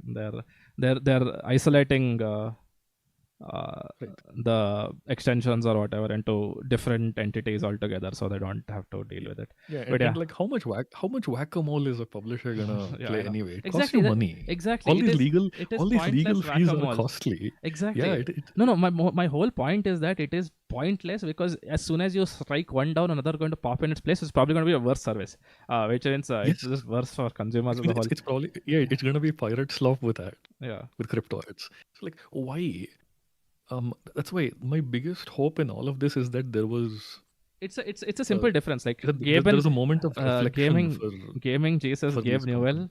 Gaming Jesus gave Newell did not go into Russia and copyright strike every single pirate company. That's not how he succeeded in Russia. That is my whole argument. Like Crunchyroll, to some extent, yes, I accept. I still think. See, the problem is that I don't like Crunchyroll personally, which is why I don't buy it. But every other anime I will try to stream legally because I think it's more convenient than watching something illegally. Right. Yeah, exactly what. Yeah, exactly. Extension repos are not handled Yes, by that's exactly what I yeah. said. That's what they've Yeah, done. so- Like it's independent from so if it gets taken down, it doesn't affect me on. So Right. yes, And the extensions are just like scrapers anyway in the yeah, end. exactly. That's what I thought. That's why Tachi was untouchable, but I guess not. Yeah, nah. So Okay, yeah, but basically it comes down to that part. Like at the end of the day, piracy is a service problem, but not a service problem that justifies piracy. A service problem that companies should try and solve rather than yes. work towards deleting piracy, because removing piracy is an impossible task. It is literally impossible. Gaming has tried to do it for 20 years before you even started trying to do it, and they have failed miserably, and they have realized uh, Yes. how to succeed. And it is a bigger market than anime and manga is, and it is a It's a bigger market than pretty much everything other than like consumer tech, let's say. Yes, it's a massive market with a very easily piratable solution, and it has still managed to succeed purely because of the fact that it knows how to deal with it. And I don't think companies of this scale should be making the same mistakes that we saw were wrong 10 or 15 years ago. Like it doesn't make Yes. sense, which is why it's kind of angering, or it makes me angry to see stuff like this still happening with Kakao and manga decks, because Yes. we know what the problem is and we know how to solve it. Like people don't pirate as much Netflix shows either right now, because Netflix is a more convenient service than watching it illegally. And right now the K manga or this thing is just horrible. That's Yeah. Actually, yeah, I don't you don't see people talking about pirating Netflix. One, because everyone has Netflix, that is one. And the other thing is that it's just convenient to watch. Convenience is what makes or breaks a medium. Crunchyroll is more convenient than piracy. I saying it. Yes, I am saying it. Number one Crunchyroll hater me is saying it. It's a more convenient thing than service. The only reason I don't buy it is because Crunchyroll. I would have bought Crunchyroll a long time ago. it should be convenient, and it's also like about the quality, right? Like it's convenience, Yes. but honestly, you are right in that convenience matters more than quality. Yes, exactly. I that's what I think. I mean, it's no. Crunchyroll can offer 480p max resolution. You might still get, if it was a really convenient subscription, you might still get like Exactly. It's get all every about anime on it. convenience. Someone Subscriptions might are about subscribe, convenience. right? Yeah. You might think about it. You may think 480p is like a deal breaker, or 720p is a deal breaker, max resolution capping it, but like I wager a majority of people watch anime on their phones. Ouch. Yeah, I'd say If that I were one. a Betting man. betting Yeah. individual, It's like if you're a betting man. I have sunk like unholy hours into Balatro at this point. Oh. By the way, one of the future podcasts will probably do a gaming episode of Sunsies. Okay. Oh, let's go. Like just stream. Yeah, stream a game or something. Okay. Lol. Lethal While we talk, Company. Okay. okay. Yeah. Oh no. But yes. So that's the thing, right? Like, I think, yeah, convenience is paramount, and once you've established convenience, you focus on quality. And I think Steam is kind of both. Like Exactly. It is a perfect it's very solution. high convenience, and it's pretty high quality. No, it is the best quality. Nothing can compare to it. It is so far and above its competitors that even if you try to take moral high ground, let's say with Epic Games Store, people will still prefer Steam. Epic. Yeah. Like it has built. I mean, it is a factor of how long it has been a part of the market as well. But I don't think it's a market share thing. Like I genuinely believe that if Steam came up today while Epic Game Store was an established market, it would take over. That is my opinion, at least, because of how well they have done it. But again, I think that's a factor of how long it's been like there. It's not in the sense that it's been in the market long, but they have time to evolve. They have shaped market trends, and they have had time to evolve with the market trends as well. So Steam's a unique situation, but yeah. So ultimately, like Risk of Rain 2, I don't mind. I have the game. Yeah. Ultimately, like the whack-a-mole is infuriating, because if Kodansha came out with a service, or like if Kodansha teamed up with a bunch of or if they made a collaborative service or whatever, right? Like that had a manga dex like catalog and image quality, and a Tachomi like reader, like with all the cleanliness and like convenience of all of these things.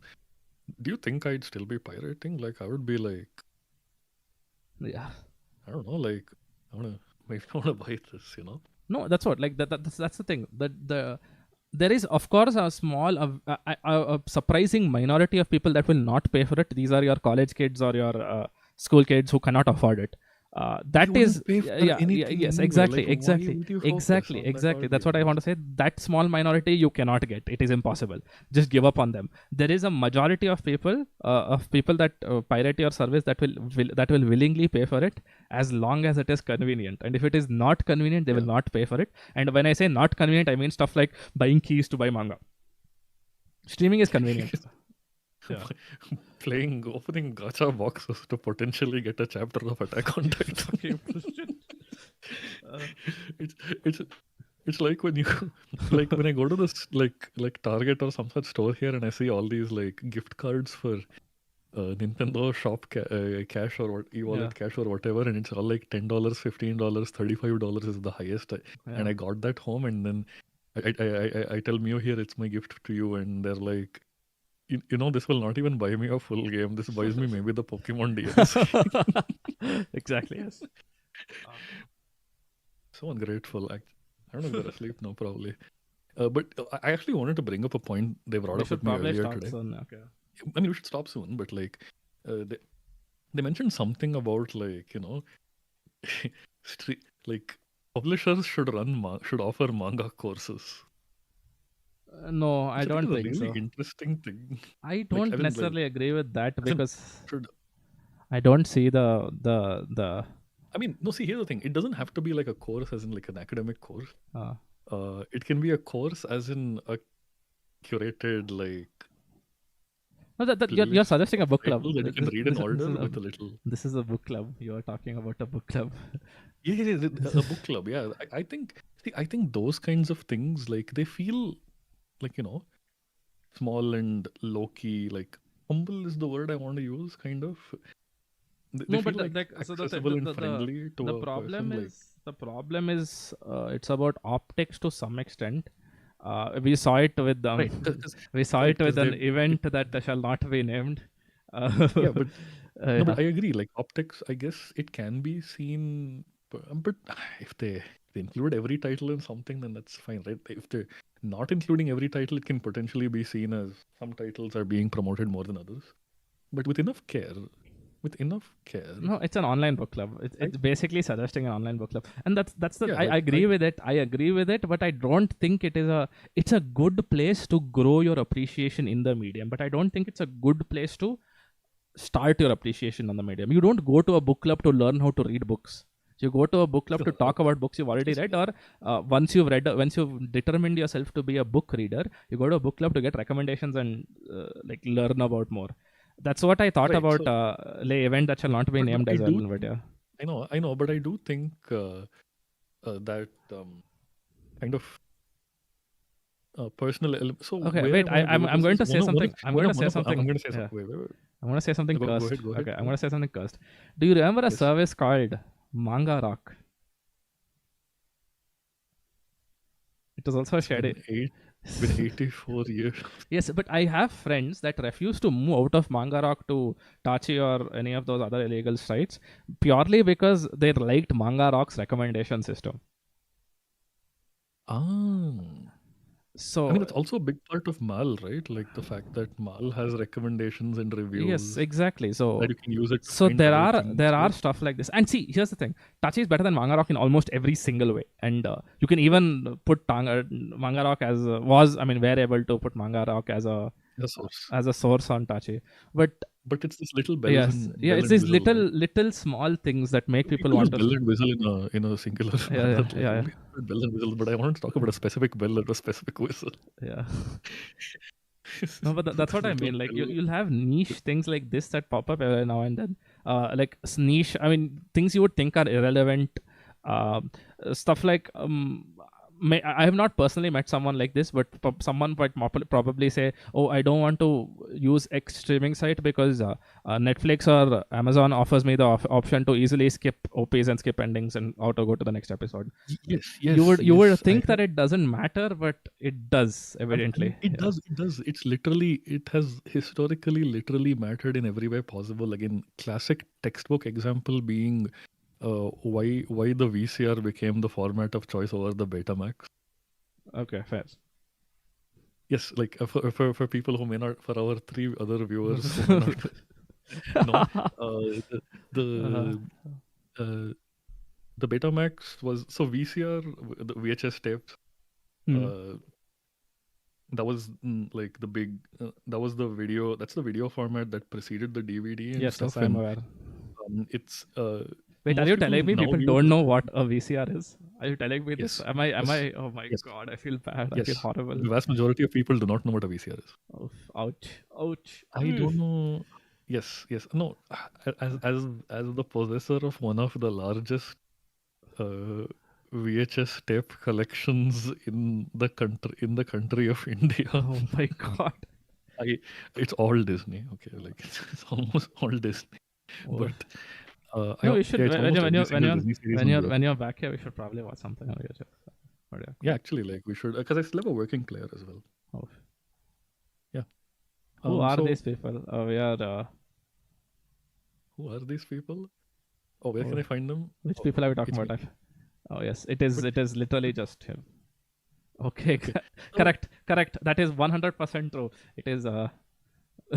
yes, okay. So, but back to so the thing is mm, the VHS was a kind of lossier format for the Betamax was a similar videotape-ish kind of format which offered better video quality and all of Yes. that. Yeah.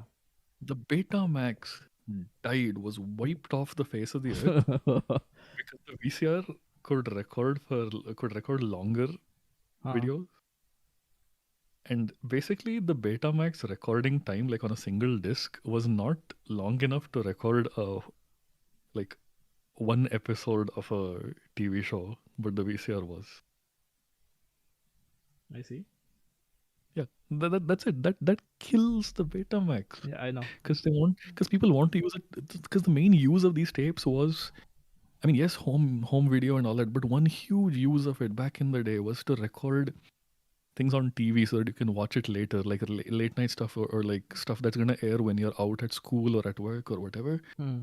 You get to record it ahead of time, Yeah. and then you get to watch it, right? Yeah. Later when you come back. And if you can't record a full episode of the thing, because you cannot come back from work or from school just to change the disc, just change the tape when it's about to run out of time, and you miss a few minutes in the middle when you're changing. No, I understand. Like it's niche stuff So like this that matters, and yes, it's hard. Actually, I would say it's pretty hard to predict what people will do. It's different per that person. is also true. Yeah, It's what different per creates person.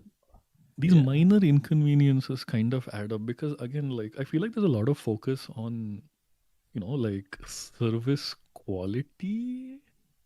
Yeah, like you said, quality over convenience, right? Like that doesn't always work. Hmm. That actually rarely works, right? Like you want to ensure every inconvenience pitfall is addressed before you even move on to kind No, of improving quality quality. You want to offer quality good makes a baseline minority quality. of people leave. Quality makes the sweat lords leave. Like who will be like, oh, I cannot watch this unless it is at 4K 9.1 Dolby With surround black sound. quality.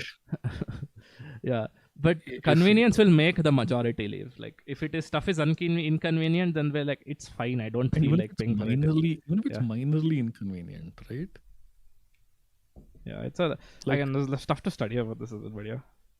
like I'm trying to buy a used car right now, and like I for various reasons I love, as in like as a car, like for its reliability, for everything it offers, I really like the Subaru Outback. Oh my That's what I'm looking God, at he's right now. vapor.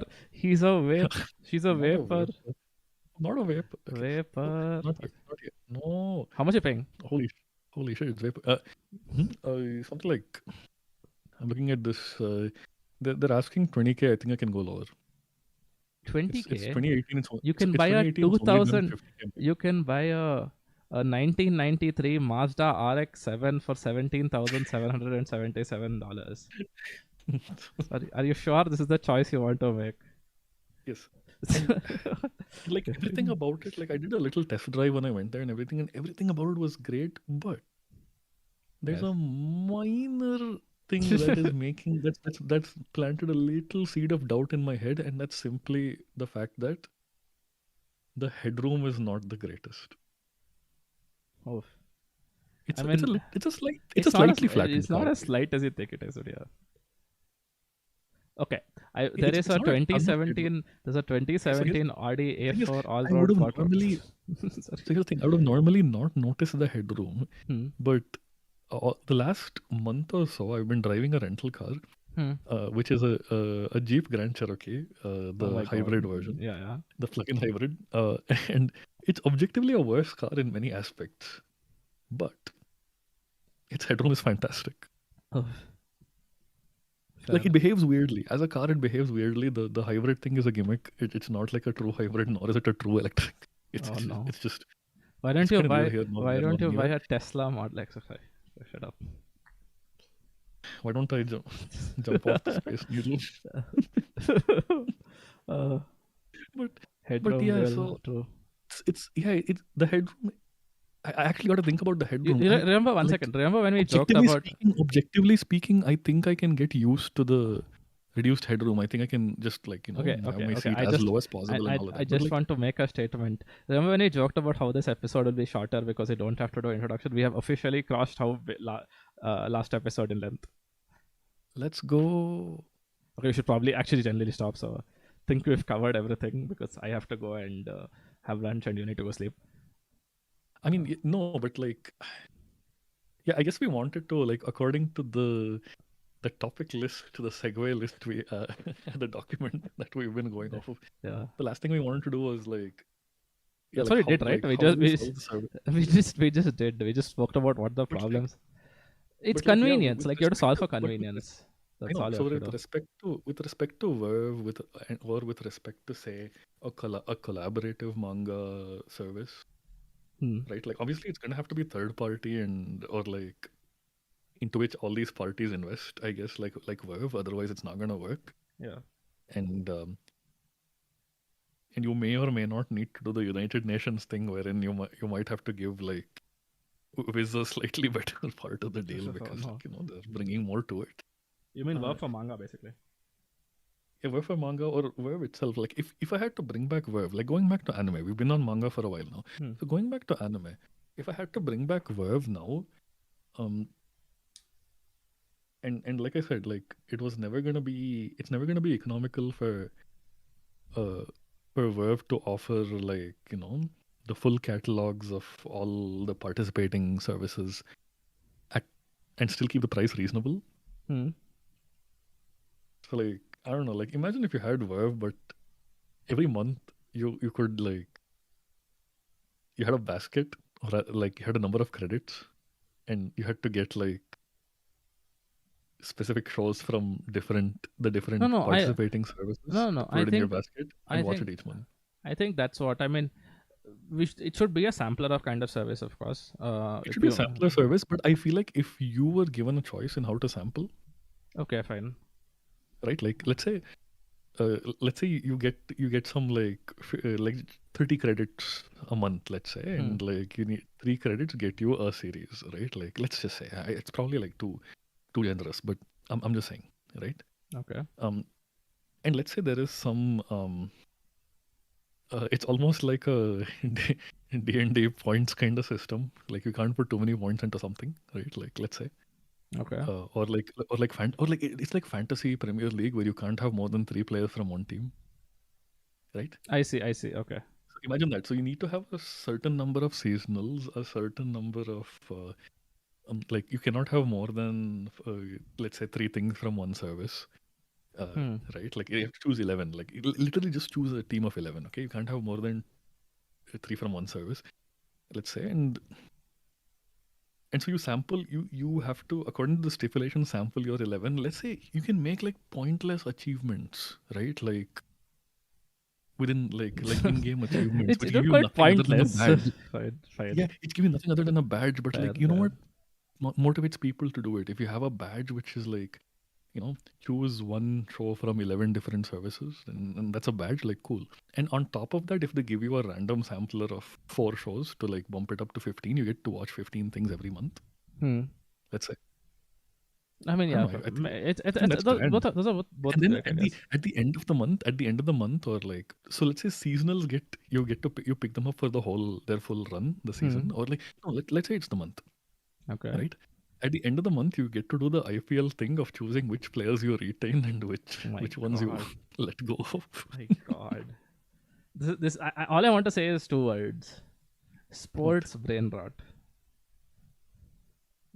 I mean, sports is the only other entertainment medium that comes close to gaming in terms of revenue. So, can you really blame me? Fair. I mean, I see. I'm not saying anything other People than love sports. sports. People inherently love sports. The Sports brain rot. sportification of and the Okay. gamification and sportification of things. That's the reason why games and sports are so popular. People love it. People love the feeling, right? And if you incorporate that into I don't know. I think this could work. And I see. I it means agree. that when you're licensing, you Yes. need not approach the license holders with, in theory, someone can watch your entire catalog in a month for $20 or whatever, right? Yeah. Fair. Okay, I That'll no understand. longer be a factor. So No, now but it brings down I don't licensing know costs. enough. It I brings think down your we should probably have an episode where we invite notable employee of an anime streaming site, Nivea Anime Times. Nivi Pal, to talk as well. Nivea Anime Times. Nivi Pal anime. Nivea Anime Times. Yes, But yeah, I think something like that could work for manga too. Like, I understand. See, again, I think it's a much bigger issue in manga from what I see. I, The convenience I problem, because even Crunchyroll and Crunchyroll and whatever Anime Times or a lot of these Netflix, Ghotstar, whatever Yes. the generic services, but what they've served for solved for convenience in one way. It is relatively cheap, and you can watch anything you want as soon as you buy it, which just isn't the case for manga. Like even with limited catalogs, there was one that existed which died. Rip in peace. But yeah, I one? just don't think the market exists, at least in the country. I'm talking Which from one died? Manga Planet. Manga Planet. Yeah. No one was gonna read Terae by Takemiya Keiko. Shut up. It's fine. That's Are the you- point. are you You're reading making Terae your by own point. Takemiya Keiko? Because I No one's love going to read. Takemiya No one's Keiko. going to. This thing. That type of shows is what you're going to see in the sample anyway. That type of manga. It all comes back to that point. I don't know. I just don't think manga is widespread enough to have a pseudo profitable market. Maybe in the US, yes, but not in India for sure. Not in the US. And honestly, I would have said France earlier, but the French market just got like a big hit. Took a big hit. Oh, you know what happened? Like they slashed the value of the culture pass. What is the culture pass? So basically, the culture pass was a thing where in France, if you were 18 or younger, you got an amount of money, like 300 euros, that you could, and how it was split was different. You would get a bunch of money, and you could spend it on any cultural or artistic product. Like, Oh, I see. I you, remember. I remember you can about spend this. it on tickets to a movie or to a stage play. You can spend it on going to a museum, or you I could see. spend it on, Manga. yeah, or you can spend it on books. And now the thing is, something like, I think over 50% of the culture pass money was spent on manga. Okay. It was a huge boost in, you know, No, but why manga reading. why would you And not say France in that situation? Because because the market has kind of taken a hit and it is not sustainable, the kind of growth they've had. They are going to start scaling back. fair. Okay. Yeah, so like, yeah, they've been licensing like crazy. They're going to start, like with the culture pass money gone, I don't know. But then again, I would argue, like, since most of the culture pass holders were younger audiences, they were probably spending most of that on like One Piece and JJK. Yeah. And not on les niche manga. But the fact that they were providing such a big fillip to, like, you know, the sales of all this mainstream stuff means that meant that publishers did Technically have speaking, financial muscle and French leeway to- the French government was buying a lot of essentially the French government was subsidizing manga the manga industry in the country, and they've slashed that because Macron's second term. Also, yes, I think we should stop. Oh no, we cannot. because No, yes, we cannot no politics on my Sugoi anime podcast. no politic bad. Also, yeah, we should probably stop because I have to. Yeah, I live. can feel the spirit leaving my body right now. It is 1:05 a.m. And so, for those of you who stuck on for this long, two watching now, thank you. I just see you watching it. Okay, We fine. will. Everything is- Desmades. Yes, thank you So- for coming and staying through a longer podcast. I hope this is not a trend. I hope our next podcast is not 5 hours long. I hope, yeah, I hope. No, we do, can do, keep it do you short read? going Do you know the forward. reason I'm stopping? I mean, other than you being sleepy, is because I've not had any food since I woke up. So I'm really hungry. Oh, you didn't have. No. the- When would I have Literally, breakfast? I You know, had when I woke up, I feast woke up 15 minutes before the stream started. You don't have. What? Oh yes,